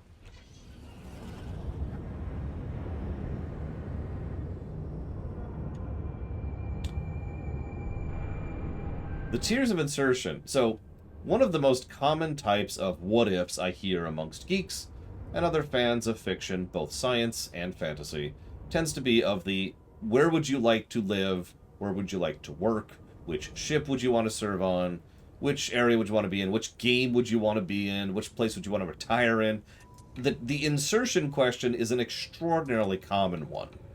It's so common that me, being me, I decided to be organized about it and actually come up with some rules and some guidelines to help make the discussion flow a little bit better. Because the catch is that that guy is going to die. He's going to die so much, he's going to wake up tomorrow and not yet realize that he's dead. And he'll just be walking down, sit down, you know, get a cereal bowl, start munching, put this milk in after because he's a monster. And then, after he's done with all that, he's just going to be like, oh, and just die on the spot. And that's going to be his life. What's left of it.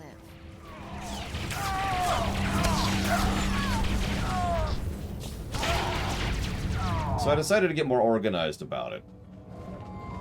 So, I came up with a tier list. Tier 0 through 5. Tier 0 is, honestly, kind of what it sounds like. You get nothing. Let me. It's just you, and you're dumped in. You don't get to decide where you are. You don't get to decide when you are. You don't get to decide how you are. It's just the real-life you smacked into a fictional setting. Now, the reason that's called Tier 0 is because originally it was Tier 1, and then I realized that we could add another gradients to that. Because Tier 0 involves me being attacked by Imperials, apparently. For some reason. How is Tier 0 different from Tier 1? Well, that's what I was just about to talk about.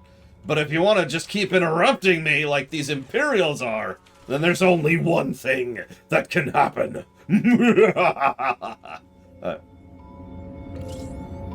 Tier 0 is a true no-really style. You are just grabbed and dumped.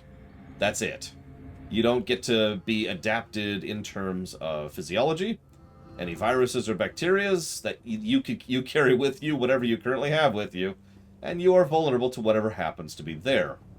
You don't have any ability to understand the languages they speak or read, and that's kind of the big ones. So no convenience features is what Tier 0 is. Tier 1 involves a couple of convenience features, like everything I just said. You still take your knowledge of the setting, yes. So if you're dumped into Lord of the Rings and you happen to really speak Elvish, well, congratulations, you're good to go on that front.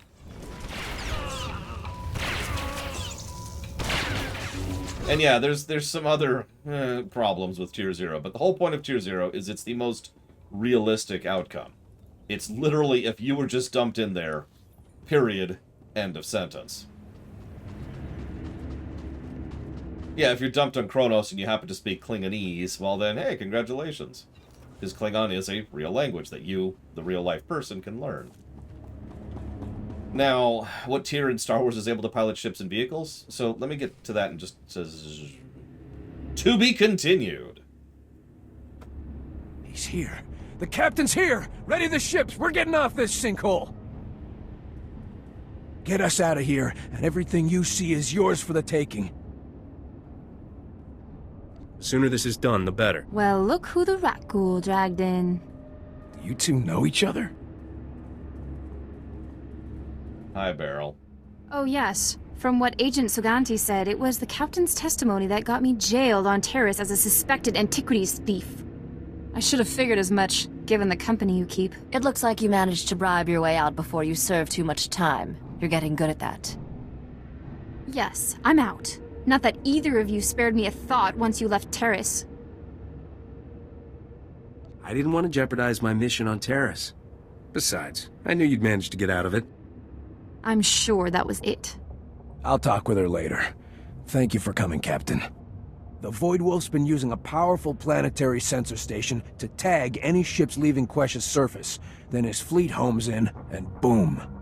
The only way off is to destroy the station's sensor processors. That's another accuracy superweapon. Huh. I find I'm much better at destroying things than preserving them. It's so rare to find a man who admits that. I'll give you the details, but this is definitely the place for shoot first, ask questions later. Just come back quickly when it's done. I don't want to be here when the Void Wolf retaliates. The Void Wolf is super amazing. Oh, sorry. Can I get some Chuck Norris jokes for the Void Wolf really quick, please?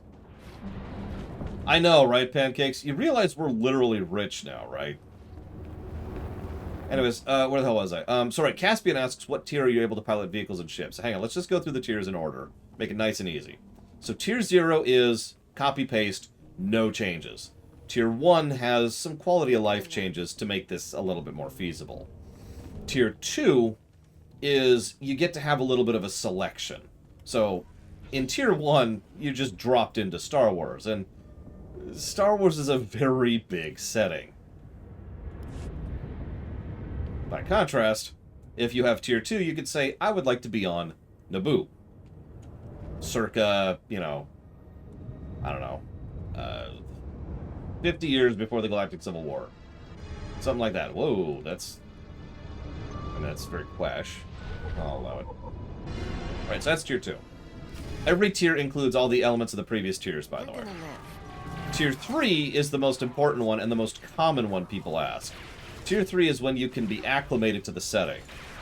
So what I mean by that is in Tier 0, 1, and 2, you're just you. Real life, normal human. You know. If you're dropped into Warcraft, you can't cast magic. If you're dropped into Star Wars, you can't use the Force. Make sense? Because you're not actually... Yes, I did Zack that, but I'm in the middle of answering like 3 other questions. Like, damn it! You're still stuck in hyperdrive, man! So you can't actually... So Tier 3 adjusts you so that you can actually be acclimated to the setting. Now, that doesn't just mean with regards to fantastical things. It can also mean species. In Tier 3, you can also decide what species you are. So, for example, let's go back to Warcraft, you can decide you want to be a Tauren, or a Draenei. To go with Star Wars, you can decide to be a pureblood or a Twi'lek, and so forth and so on. You get the idea. And yeah, in FF14, that's another perfect example. You can actually choose to be made of ether, and have the ability to use some of the abilities of the setting, and so forth and so on. Then we move on to Tier 4. Tier 4 is basically total choice. Total choice about the insertion. I want to be a level 50 arcane mage who is a Draenei, who has this backstory and is dropped into Warcraft at this exact point in time, and has this appearance and this everything. It's your character customizer, effectively. You get to decide exactly where, when, how, and what. Tier 5 is what a lot of people refer to as the holodeck tier. That's when you retain control of the setting even after you're dropped into it. Tier 5 questions tend to be boring because you have total control over the setting and can rewrite it at will. Let me. The main reason it tends to be discussed is because every now and again there's a setting that, I wouldn't want to live in unless it was at Tier 5, because screw that setting. Cough, cough, Fallout. Sounds right. So that's the tiers. Now let's look at Zactaf's question really quick here. What would I prefer to work for, Wayne Tech or Stark Industry? So let's assume we're talking about the MCU's Stark Industry. I'd go with Stark Tech. No question. If we're talking about from the comics, I'd probably drift over towards Wayne. Which tier is the one where you get to be a specific character? 4 and 5 would both qualify for that. Because 3, you could decide to be, for example, a Sith, but 4, you could decide to be Vader. To simplify it. Wayne Tech does offer free college funding, which is actually pretty cool of them. Now, someone also asked a related question earlier, and that was... That's a return, so it's south, yep. And that was, what were my acceptable Tier 0 settings, of which there are only 2. Star Trek and Pokemon. Now, Star Trek is obvious. I mean, do I need to explain that one? But Pokemon is also kind of unique, because even as a no magic using, no alien, no extended life, no whatever, plain old, ordinary, boring, stupid, dumb, ugly, worthless human being, I still have all the capacity to be able to function and be a good Pokemon trainer, because all of that relies on knowledge. And I know Pokemon quite well. It also happens to be, a idyllic land of amazing awesome, so that's kind of relevant too, but you get my point. And yeah, Equestria wouldn't work for Tier 0, because I'm still a boring, dumb, stupid, ugly, worthless, terrible human. There are no humans in Equestria. I'm not even sure what would happen in that circumstance, to be completely blunt. Some settings would pretty much be minimum Tier 3, because of that. I don't know who Megan is, but I stand by my statement firmly. That's true, you don't die, you just black out in town. There's good health care. Things are relatively safe. Tier 0 insertion into France? No, because I don't speak French. And of course, I would carry nothing with me, so I would be a poor homeless person in France. A fate I don't particularly wish on people, never mind desire for myself. That's a new ability. What is that? Which one is penetrating rounds? Which of my abilities is penetrating? Do I have an ability called penetrating rounds? What the hell is penetrating rounds? There it is. What is this ability and why isn't it on my bar? Seriously? Why isn't that on my bar?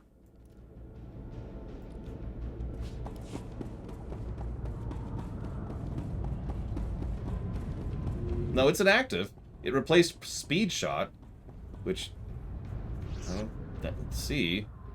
And I'm just confused now. Whatever. Anyways, I don't know if I actually don't know if Mass Effect has a universal translator. If the Federation wasn't an option in Star Trek,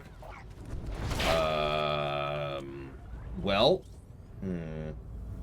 So the first thing I'd do is I get a hold of a phaser, then I'd point it at myself, then I'd pause, then crank it to the max, and then I'd point it at myself, and then I'd shoot myself and disintegrate myself. Instantly. Just... And then I'd get mail. Look, it's paradise or bust, okay? If I wanted to live on a war-torn planet that can barely manage its own environment, I'd live on Earth.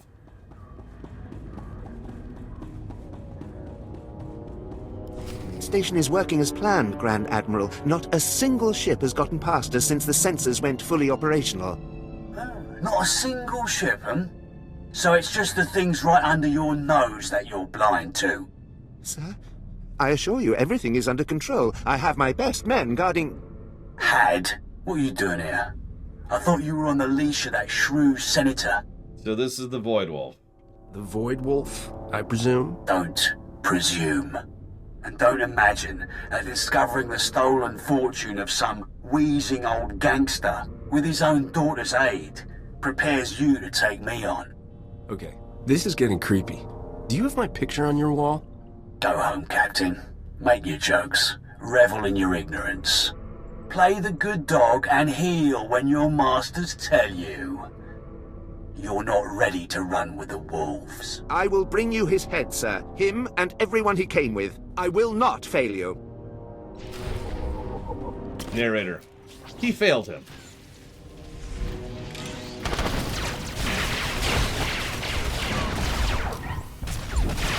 Come here, ugly. See? See you around, prisoners.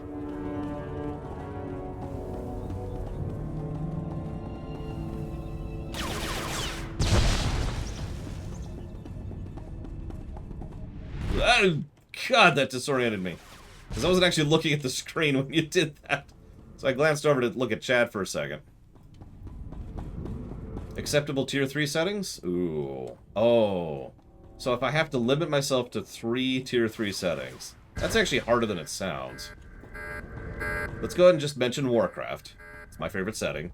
You know, and at tier 3, you know, I could become extraordinarily powerful. So we'll go with Warcraft as one of the options. I was wondering when these turrets would attack us.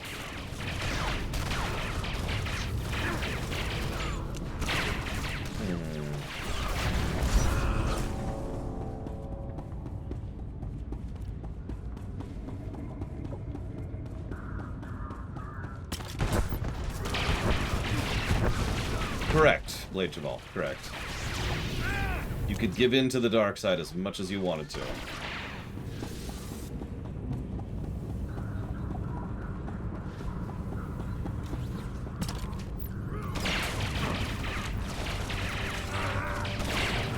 I would probably require tier 4 for Dragon Age.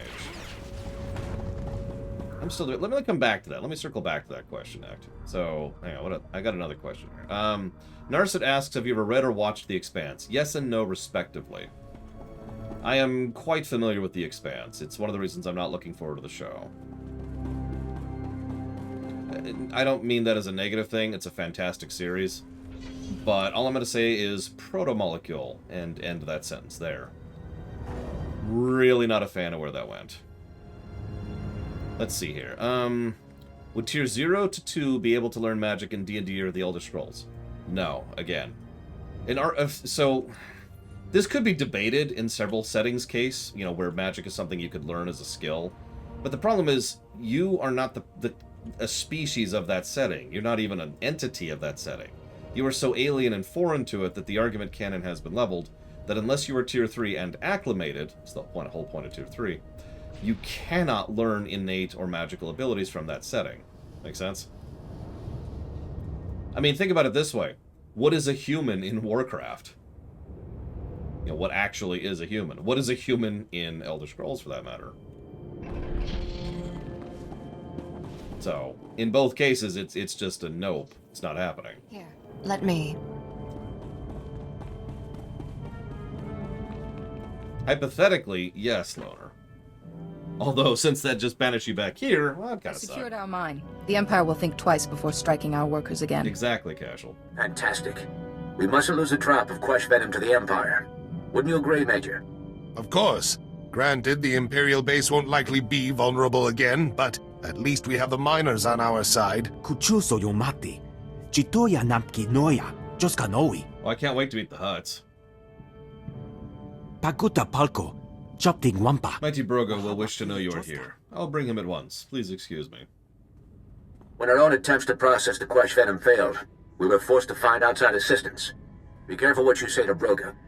He's a very dangerous hut.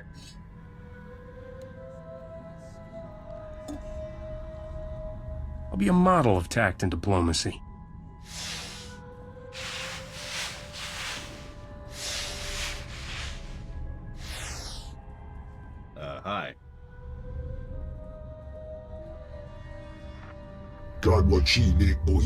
Major Teague. General Corvin, it's always so good to see your smiling faces. You must be the warriors I was told about. I hear you're better than a whole Imperial army. I am the one to see if you need results. We must talk more later. An army of Privately. hot cartel droids are advancing on our factories. The three families are technically working with us without the permission of the hot cartel. The Empire has forced the cartel to label them traitors. I may have a plan, General. If you can draw the attention of the droids at the factory, my men can flank their army. What will I be facing in the factory? Reports suggest the Hutt cartel is using every last battle droid they brought to Quesh. I'll leave this in your hands, then. Stop the droids. Protect any workers left inside the factory. Then report back here. Good luck. I'd better get the troops marching. By the way, there are a few special adrenal shipments in the factory. Bring them back here to me. I make it worth your while. And Teague and Corvin don't need to hear of this. Just something to think about. I don't think it was Broga, but I don't remember who it was. Why did you get dark side points for that? I kind of hope so, Ect, but yeah, honestly, at this point, I wouldn't hold my breath. Pokemon games have been languishing a little bit too much, a little bit too long. And I say that as someone who absolutely loved Pokemon Sword and Shield. Alright, hang on. So, questions.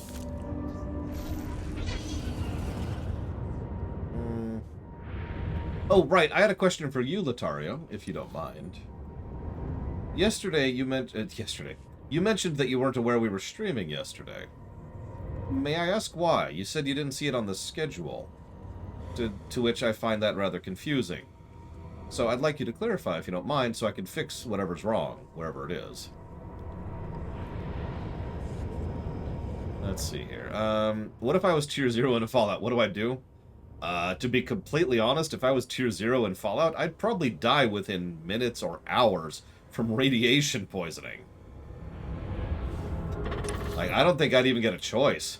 That's assuming I don't get attacked by whatever wildlife I am plopped right down next to. Yeah, I'll tell you exactly what I'd do in Fallout Tier 0. I would die. I wouldn't have to commit suicide. It would just happen.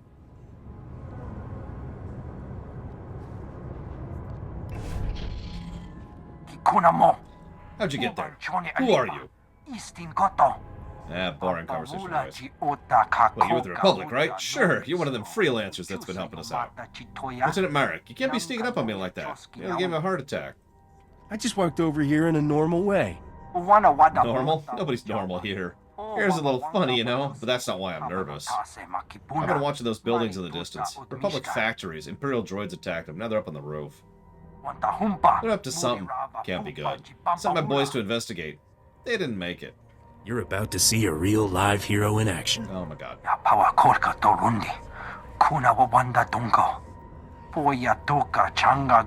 to the factory roof and figure out what those droids are up to.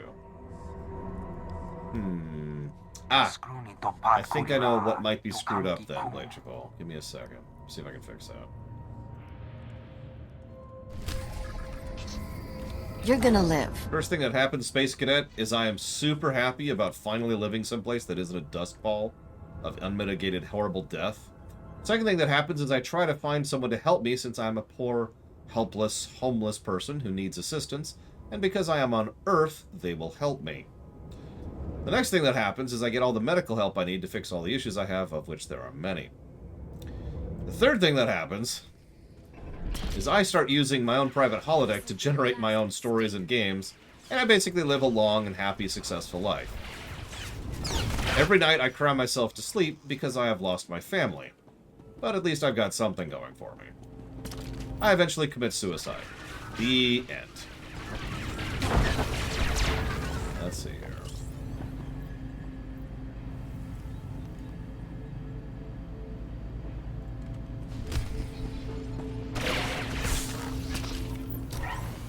What's wrong button? I need to do those, actually. Let's do this. That over there. I never use it anyways. Put that there. Hey, Morganite.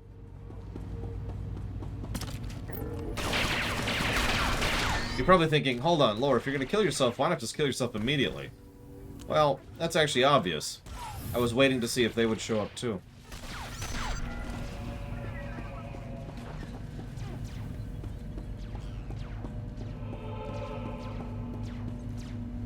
Nah. Temporal investigations is fine. I'd keep my mouth shut. Besides, I know better than to mess with time travel, even in Star Trek.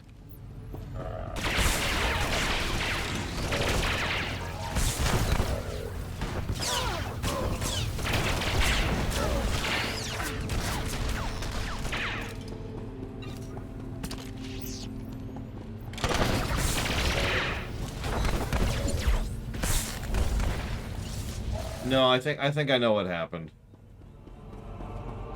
So, some of you may not be aware of this. My schedule is actually in 5 separate places. And every single one of those things has a completely separate setting, unique to that one of those 5 things. I thought I changed them all over, now that we're streaming Monday through Saturday. Obviously, I did not. You're gonna live. Oh, dude, we're taking over the world then, Cashel. We're gonna go straight up to the Federation Council and be like, alright, listen, y'all working for us now. They're like, what? Trust us. They're working for us. Now, first things first, we need to talk about the Borg. Huh? Second things second. And then Q shows up like, what the heck are you? And I'm like, shut up. Huh? Shut up! Go away, Q. We got stuff to do.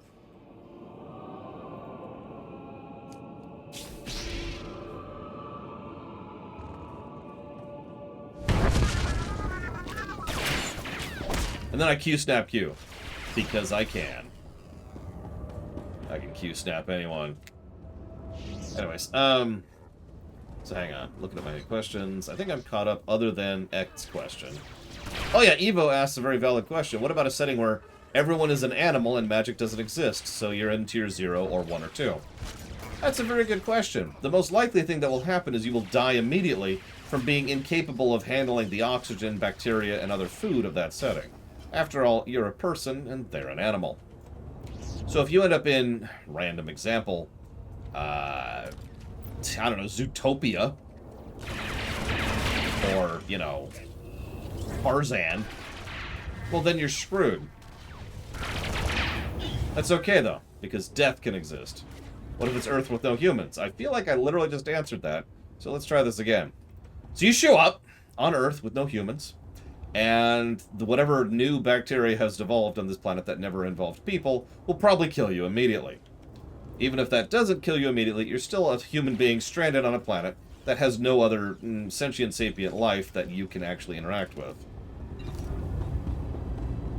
So, I mean, you could try to make a go of it, but eventually, at some point or another, you're going to die. And since it's just you alone, well, that's the end of you. Have fun.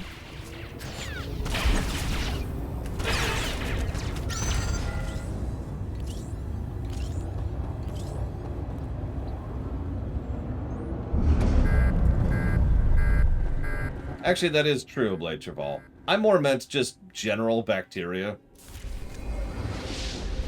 Not like actual diseases, just whatever is existing in that particular setting in which humans didn't exist in.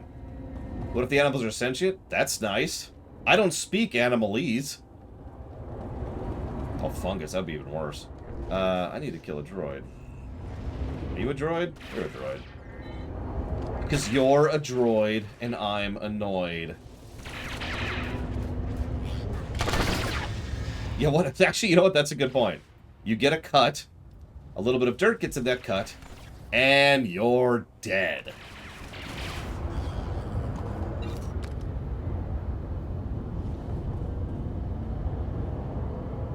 Is that it? We're done.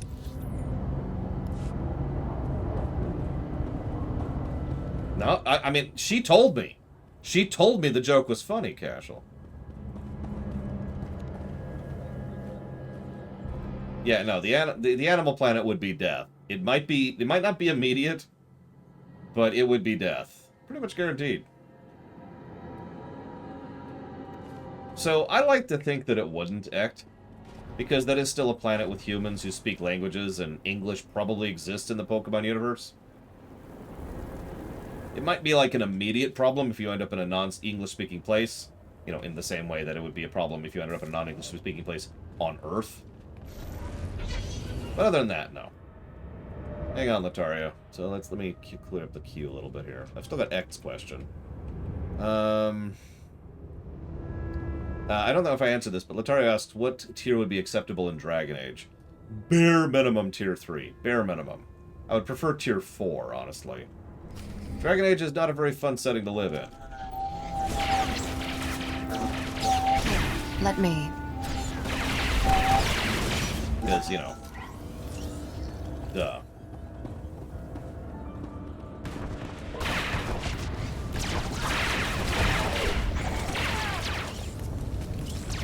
I mean, they might literally have translators, who knows? Pokemon has a lot of wonky and wild tech in it, so... Shrug? Oh, well, okay. Yeah, honestly, the more I'm thinking this, the more I think I'm going to change that around. Tier 4. I wouldn't accept up until Tier 4 for Dragon Age. Screw that nonsense. Remember, even if you're a mage, that still makes you constantly in threat of demon possession. Never mind constant bigotry and hatred from everybody else, or enslavement from some of the other people. Or worse. Just, ugh. So, what genres outside... Oh, hang on, let me save Cashel's question. That's a good question. Back to that. I already answered that one. Tier 0 in Assassin's Creed? No thank you. I mean, first of all, Assassin's Creed is just real-life Earth, but worse. But second of all, and more importantly, while having access to an Animus would be pretty legit, I'm not sure I would trust anyone or anything that exists within the Assassin's Creed setting with access to a device that beams information directly into my brain.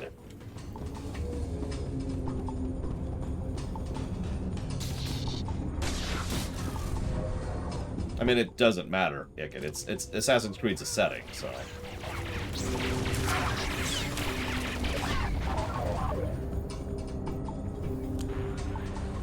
Here's Cash's question. There's Lotario's question. You're gonna live. Space Cadet says, would you say it's effectively impossible to stay Tier 0 for very long on Earth in Star Trek? I don't understand the statement. So, Tier 0 refers to the insertion. Once you're already in there, that's whatever. This is kill height, by the way. I mean, there's a lot of settings that I enjoy quite a bit. But actually living in settings, that's a much different question.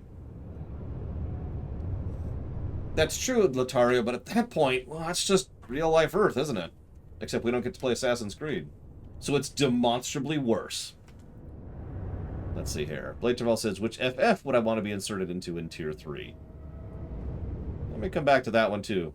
Although, speaking of which, someone asked earlier, which Final Fantasy game has my favorite companions in them?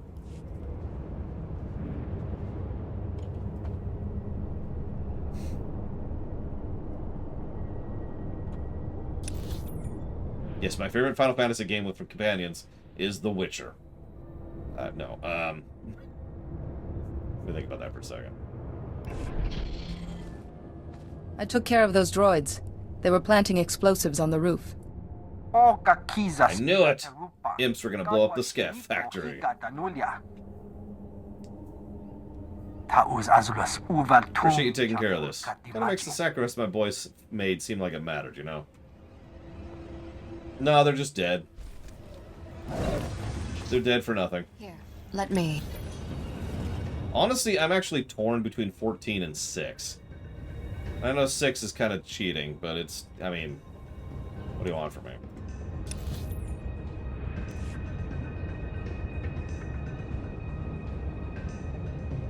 I suppose 6 is literally cheating, so I'm going to go ahead and say 14. Well, no, see, the difference... Because you asked about companions, not characters. So, what are the companions of 6 exactly? The non-main characters, right? Well, then we get into the what is the main character debate because FF6.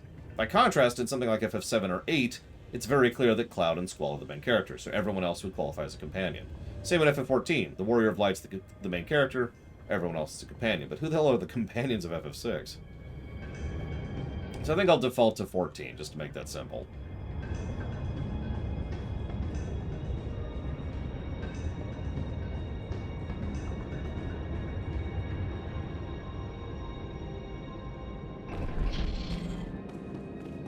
Yeah, Bannon and Leo. There you go. Good answer. It's not as bad as it looks. You know, Risha. Say that one more time.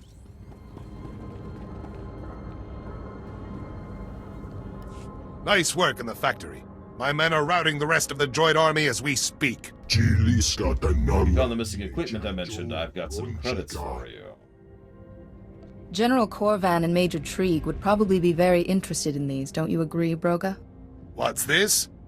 I had some special adrenals in the factory. Powerful stuff. I wanted to present them to their army personally. Of course you did.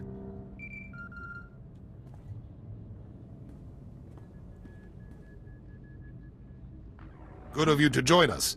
General? We are ready to strike at the heart of the Imperial Army and regain control of this war.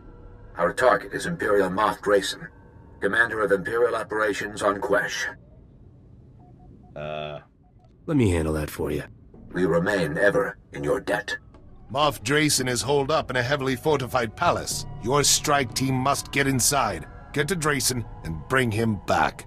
Preferably alive. I don't know, I do like killing people. Keeping this man around is just daring the Empire to free him. We'd prefer to question him. He's privy to nearly all the Empire's plans for the Outer Rim. It will not be easy. There's two ways out of the palace. You must cover both, or that wretch will escape. Our scouts only found one route in. It was my palace before he stole it. That stinking clod of Bontadung. I would never build a fortress I couldn't escape from. There's an entrance through the sewers, full of traps and poisonous gas, but probably unguarded.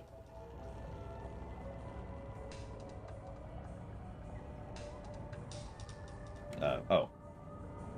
I can cover one entrance. Major, can your men handle the other? I doubt my commandos can make it through the front doors alive, but they will go down trying.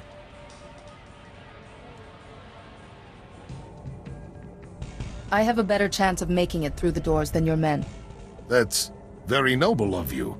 Thank you. If all goes well, rendezvous with the second strike team once you're in. I'll be here with enough men to defend Broga, in case the Empire decides to retaliate. I will meet you here when the mission is complete. Good luck. The entire Republic is hoping for your success.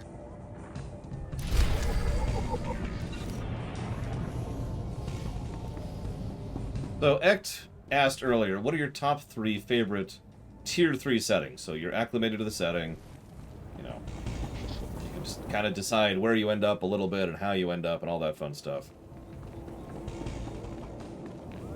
So obviously, Warcraft is one of them. I've already said that. That's a big, easy answer there. Past that, I really got to start thinking. And go talk to this guy. Is that... Huh. Well met. Always honored to meet those who have chosen to aid the Republic on this world. My name is Gunawaru. I wonder if you'd be bold as to speak of you a favor. I would never turn my back on another member of the Order. Your willingness is appreciated. No doubt you're aware the Republican empires are extracting Quesh venom from beneath the planet's surface. However, unlike the Republic, the Imperials are employing dangerous methods that are poisoning the world. This whole planet is one giant toxic swamp. How could it get any worse? Quesh sustains life. Plants and creatures have adapted to survive in this environment. The Imperials are disrupting the natural environment. We must maintain balance. Instead of slowly siphoning Quesh venom from the ground, the Empire carves deep wounds in the earth and processes the reserves in great tanks. The tanks release noxious clouds into the environment. Eventually, their operation will kill all natural life on Quesh. Win-win! What's the upside for me?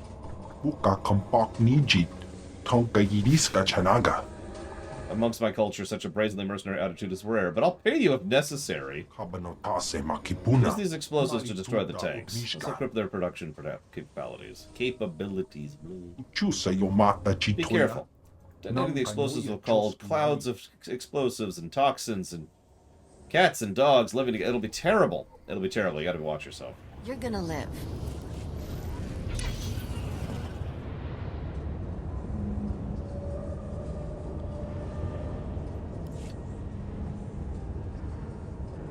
So, it's a very cliched answer, but I think my second answer, and honestly my third choice, is going to be Pokemon and Star Trek.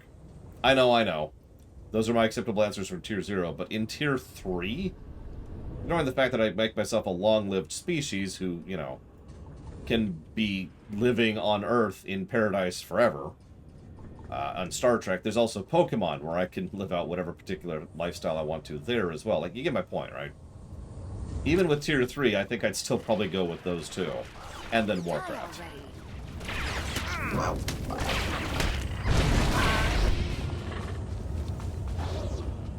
What if Pokemon and Star Trek crossovered? 1,000 geeks would cry out in joy and be suddenly silenced. There are only two, Warp Core. Pokemon and Star Trek. Mass Effect post-Reapers? That would be terrible. Especially since we don't even know the state of the galaxy, and whatever it is, it probably won't make sense. So, there is a 0% chance I will do a rumination on Stargate 1. However, SG-1. However, that's only because we've discontinued the show ruminations 100%.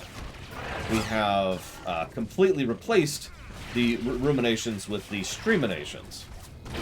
Now, streaminations need to be funded. Stargate SG-1 is a colossally huge show, so if you actually go to the website right now, you will see exactly how large that funding is for SG-1 and how much it's not likely to happen anytime soon because it's nowhere near funded. But it's on the list.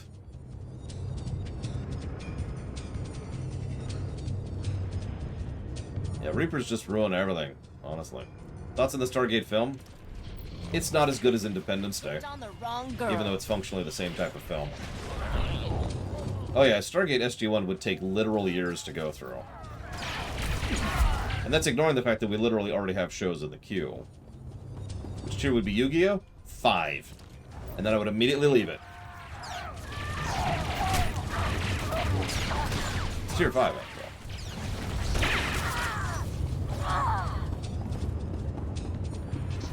Yeah, I don't know, Spartan. Don't look at me, I'm not the one who decides that kind of thing. And I haven't put any dealer's choice towards any show other than Justified and Tangled. And I don't plan to henceforth, like ever. Yeah, Tier 5 Mass Effect. Get rid of the Reapers.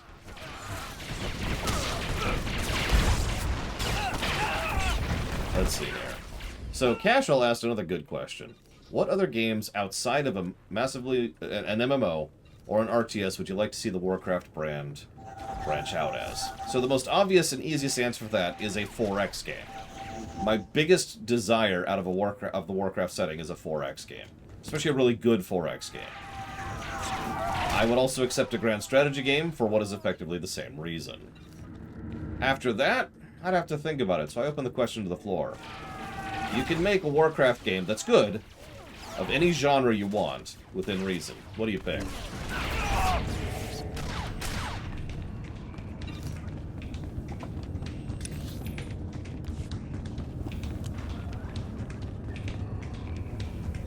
Total War. It's a 4X Lite. Also, that's an RTS, so I'm going to call that invalid, actually.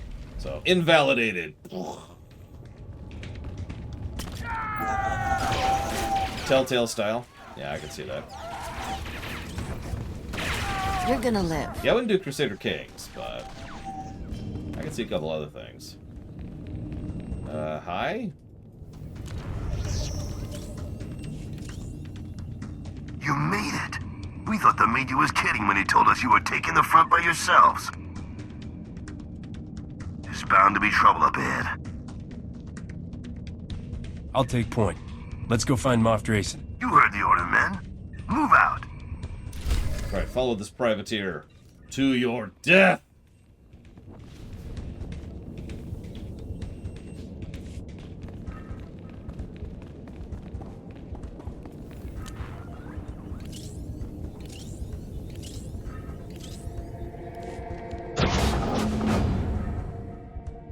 Welcome. I would offer you some of these excellent adrenals, but my warriors have used the last of them. There's no shortage of adrenals on this planet. I'm practically throwing them away now.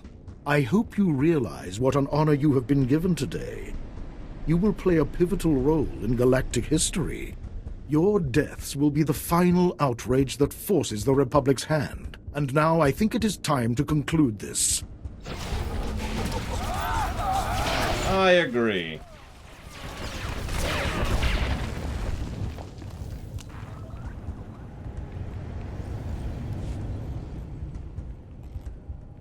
Do you think you've won? Yes. The Republic's hold on Quesh is at an end. All of this has been a trap, and you fools walked into it blindly. You never had the strength or the courage to strike the Empire down. And you never will. I'm going to start with you.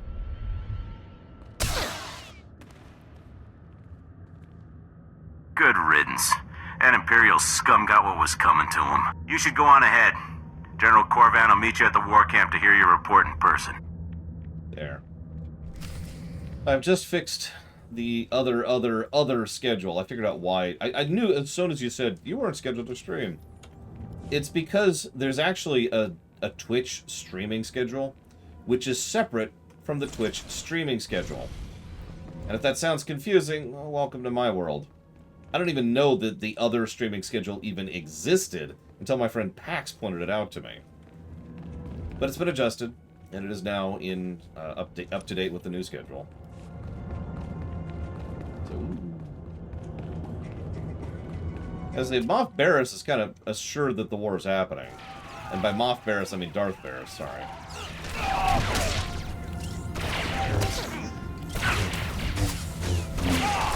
Anyways. Let's see. Animal Crossing style. Warcraft Battle Royale. And Shadow Machine just somehow magically just fell on his blaster like 15 times in a row. It's weird. I don't know what happened.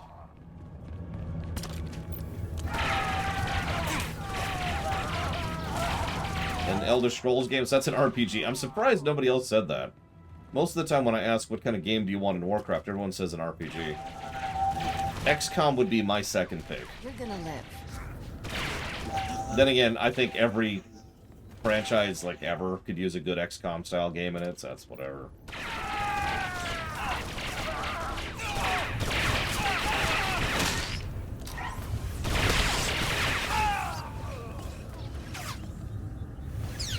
That was strange. But whatever.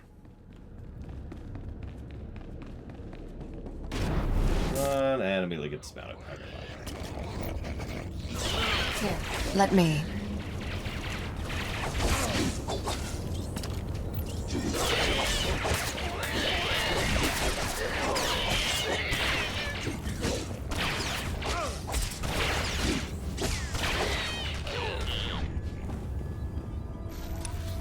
Okay. I think we can actually warp out of here. Yep. Let's see. You're gonna live. Do fairy tale settings or mythos count? Like being tier 0 in Egyptian mythology? I mean, they're a fictional setting, so yeah, I don't see why not. I'm not sure how that would work out, being tier 0'd into ancient myth.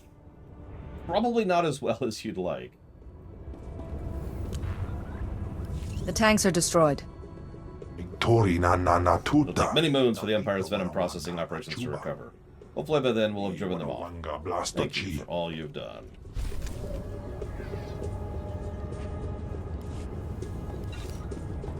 Like, just picture that for a second. Take a look at the stock. No, no, Evo. Veto. Veto. No. Ah.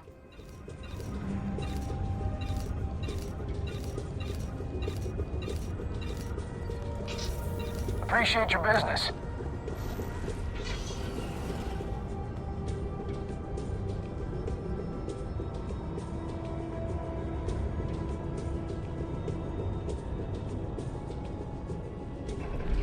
Humans in PMD? Oh, that wasn't to me, sorry. No, it's good, Evo. I can already guess it, and it's terrifying. Hey, it's a mysterious Sith Lord.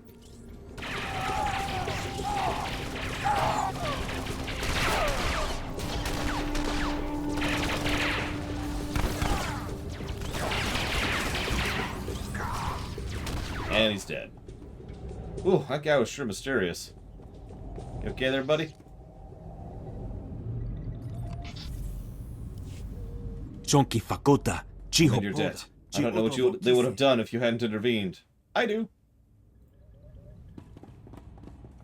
My word. I expected trouble when I lost contact with Broga and Major Trigg, but I never imagined this. The Sith gave me this to deliver to you, General Corvin. It's a bomb!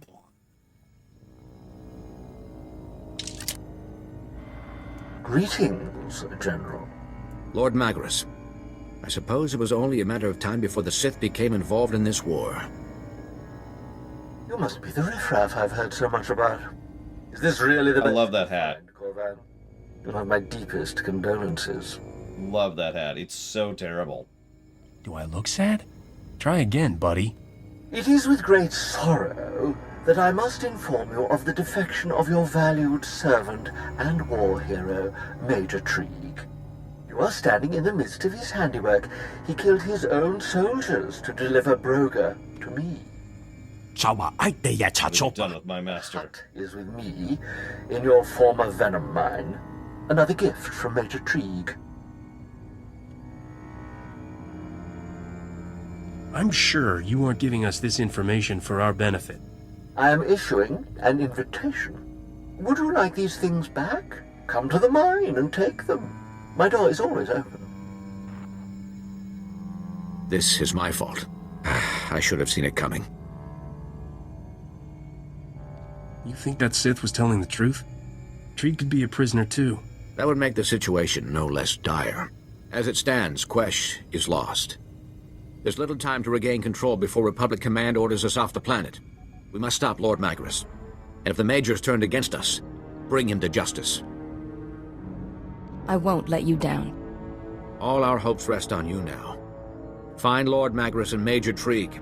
Put a stop to this. Save Broga if you can. I'll return to base to await your report. Good luck.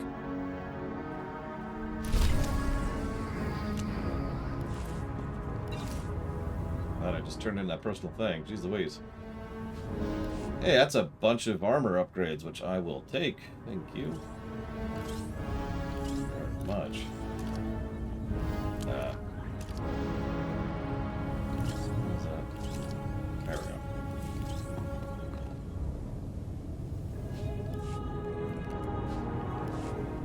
That's a lot of junk, actually. Wow, that's a weird this is a smuggler unique outfit, too. Oh, whatever. So J. Palmer asks, how much time occurs between the end of Reign of Chaos and the beginning of Frozen Throne? So I don't actually know. Let me start with saying that. But I will say this. Warcraft 3, that is to say, Reign of Chaos, occurs over roughly a year and a half-ish. We know it happens over a year, right? So Warcraft 3 happens across a year, and Frozen Throne starts 2 years after Warcraft 3 starts. So, sometime under a year. We don't know specifics past that.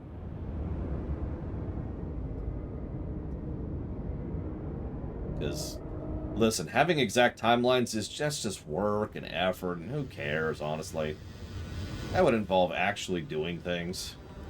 I didn't get into the business of making things to do things. I just want to, like, dump a bunch of money on someone and say, hey, go make me money, and then go retire to the golf course.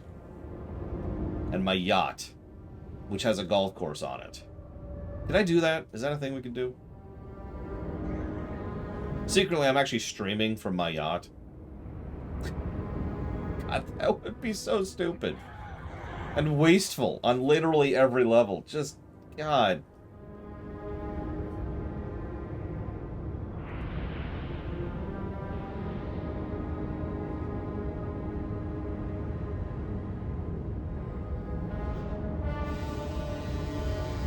I would literally rather be streaming from, I think, a space station than a yacht.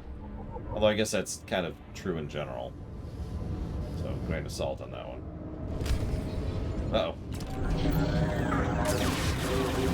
You're gonna live.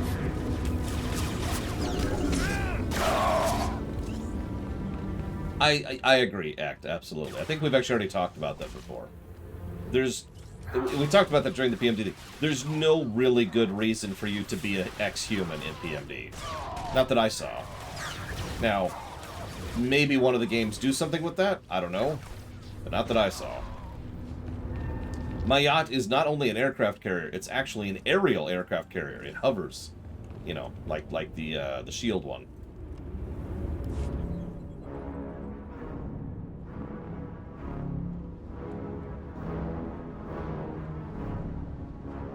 Okay.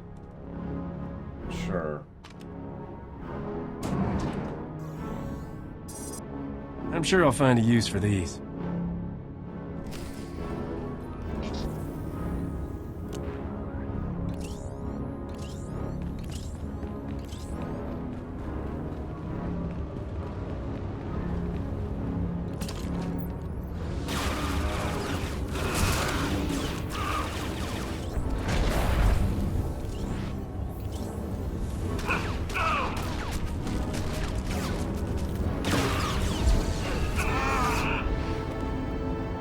I don't think the WWE counts.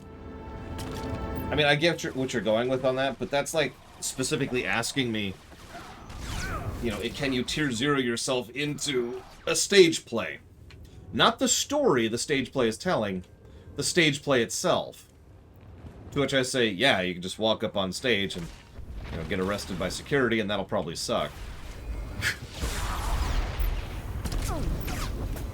Do not recommend. Wow, I was really hoping to finish Quesh before the cutoff point for lunch. Still got about... Hang on, where's my timer? I started a little late today. Still got about 13 minutes left here. I might be able to.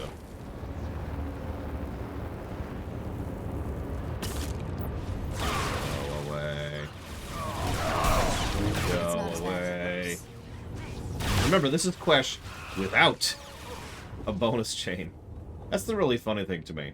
Everyone says Quesh is short, and they're right, but it's short relatively, you know what I mean? Most people think Quesh is short because most class stories are literally, go to Quesh, talk to someone, leave, and that's it. The actual quest Quesh on Quesh is nice and sloggy and boring. Listen, Andre the Giant is the best Lothario, and I will hear no argument on that point.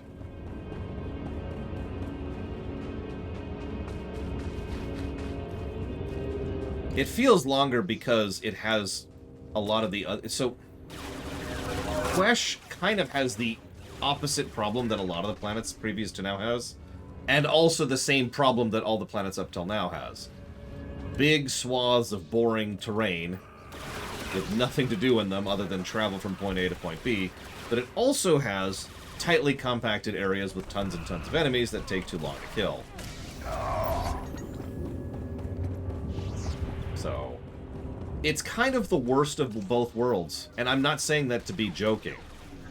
Quesh, by definition, cannot be as bad as some of the other planets we've covered, and will not rate as bad, but it definitely gets negatives on gameplay design because this planet kind of sucks.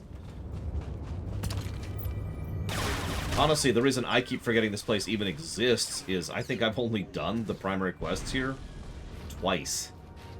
In fact, I think I've only done the primary quests in the Republic twice, counting this time. There's one that did catch me, Lothario, and I bet you can guess what it is without me even telling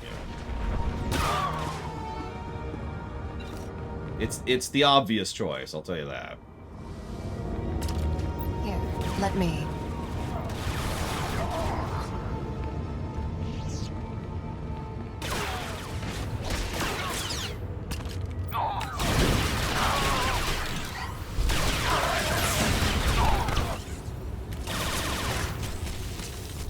Yeah, Hogan. Absolutely. I told you it's the obvious choice. The Hogan one just came out of nowhere. And also was arguably one of the better elements of, like, wrestling ever. That whole arc.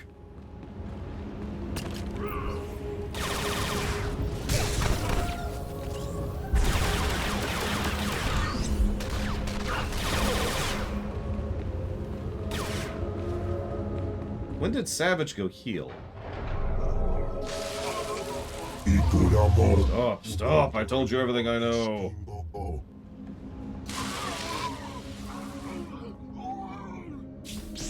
You have a reprieve for the moment, Hut? We have visitors. Oh, let's put away our weapons then. Come and greet our guests. How could you turn on the Republic? What did the Empire promise you? The Republic is sick.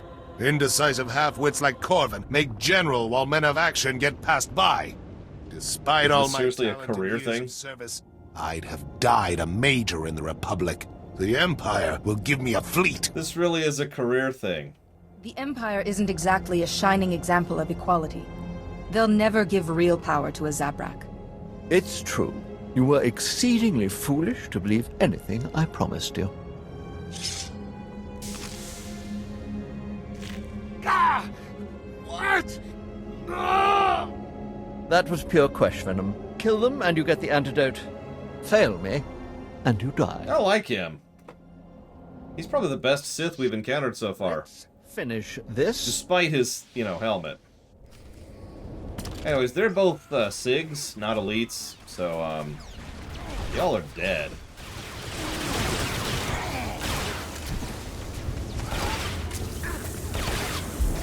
It's okay, our one true ally has survived. The Hutt. Who, by the way, I just have to point this out really quick, is being carried in a giant loader. Just think about that for a second.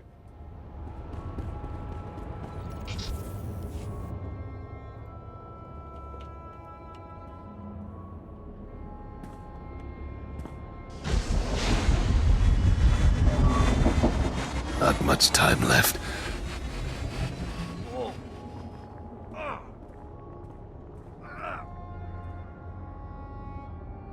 I shouldn't have trusted them. Please, forgive me. You got it. This is for all the men you betrayed. I forgive you.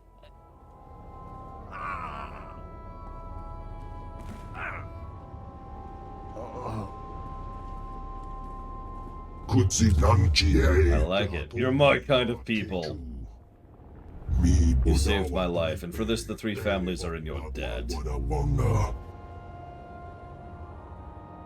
Does the Empire know how to process Quesh venom now? I talked when they tortured, but it doesn't matter. Magris can't tell his masters anything now.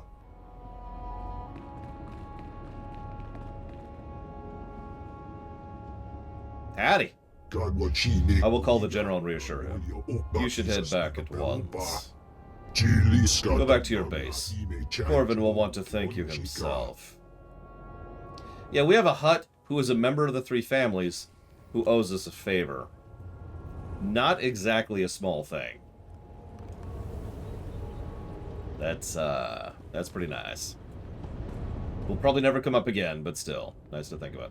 I'm just gonna abandon this quest. There we go. I actually like this story arc more than I thought I would. I mean, it's not great, but I think it's at least one story positive. What are you thinking? One story positive and 85 gameplay negatives. Yes. Let me. Where am I going? Where am I going? Looks like up here? That hat is definitely positive worthy.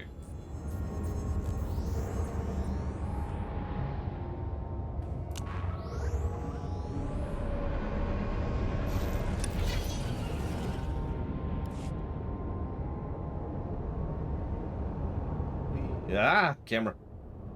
Really wish it wouldn't do that.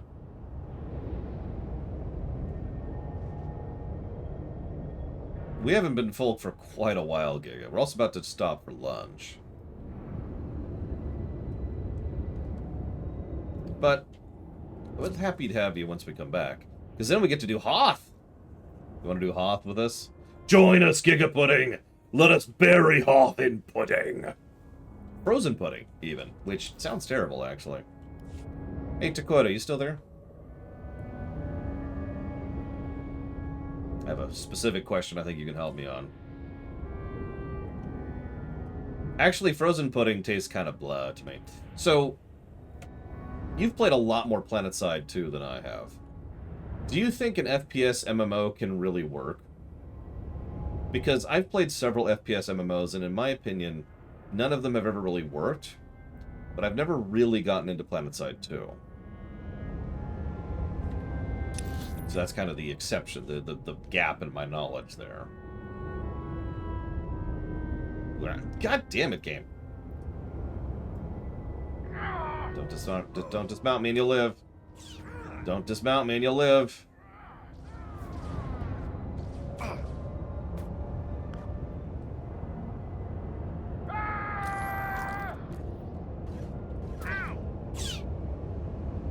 You see, that's one of the problems I ran into in PlanetSide, as well as... I can't remember the name of it. It's another one. Do you really, really want to die? Is that just your heart's desire? Is death? I will grant you the death that you so crave. Fear not. You will never feel anything again.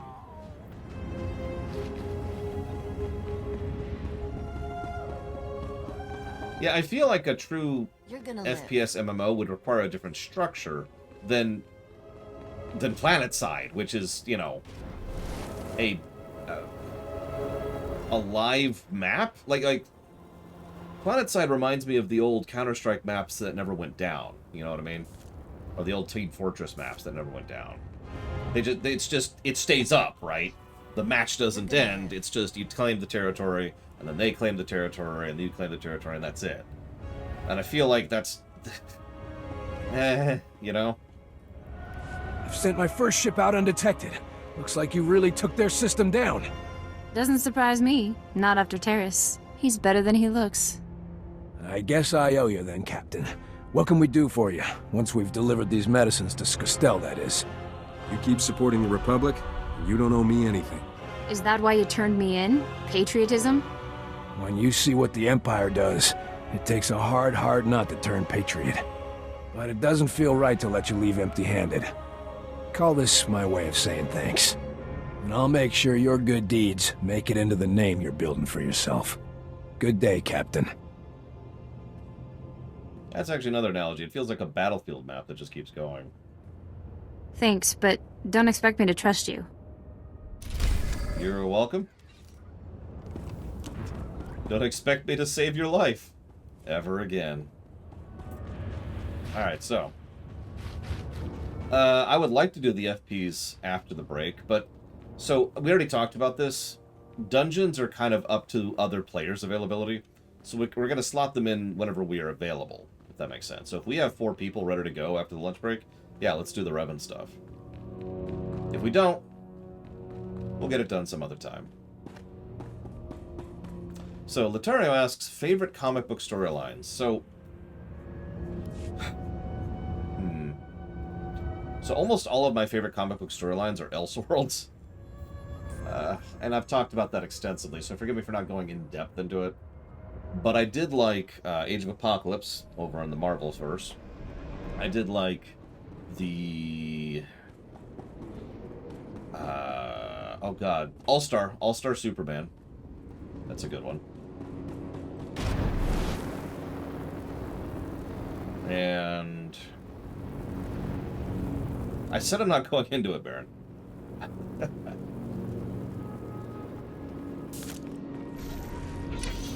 There's actually quite a few, that's the problem. I actually paid attention to a lot. Oh, that's the quest I abandoned. Right. Screw that quest. Screw that quest.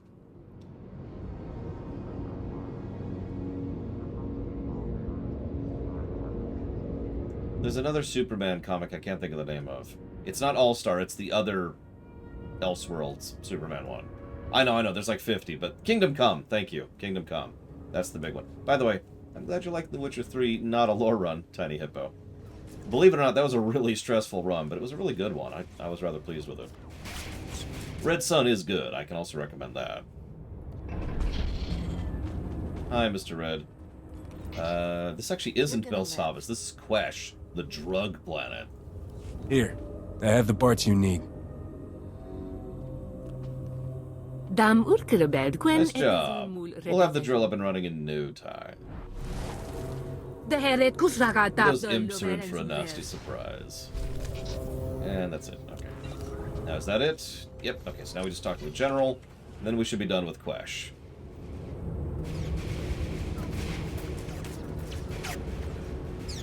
I could see that, Taquetta. That's actually a good idea. I like that idea. So, whoever asked about the... Oh, Ect, it was you. So, Ect, you asked about a Halo MMO. What if we do it like Borderlands, like Taquetta just mentioned?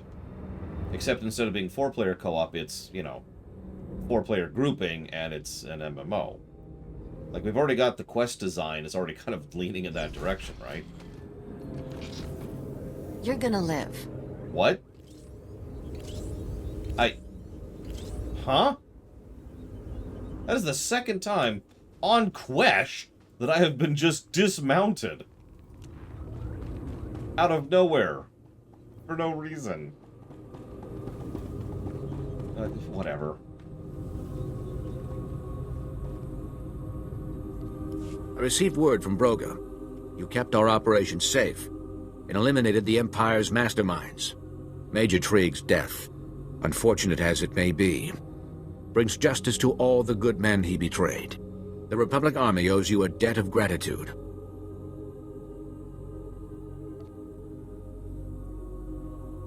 It's been an honor to serve with you, General. I assure you, the honor has been all mine.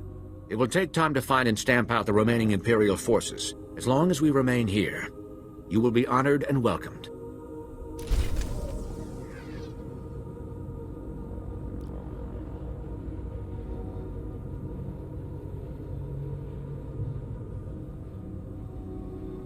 Lunch today is going to be leftover Subway that I bought this morning while I was out getting my teeth done. Why do you keep getting evil points? Jeez Louise. I'm just standing here and it's just... I think you're right, Arcana. I think that's exactly what it is. Because I noticed this last time, it happened right over one of the puddles. In fact, hang on.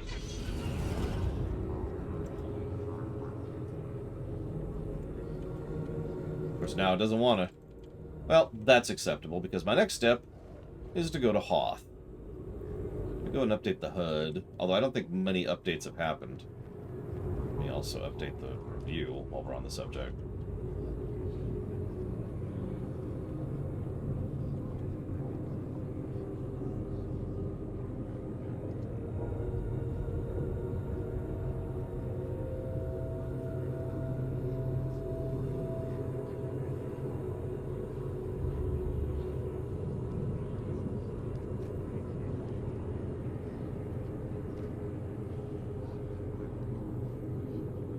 Okay.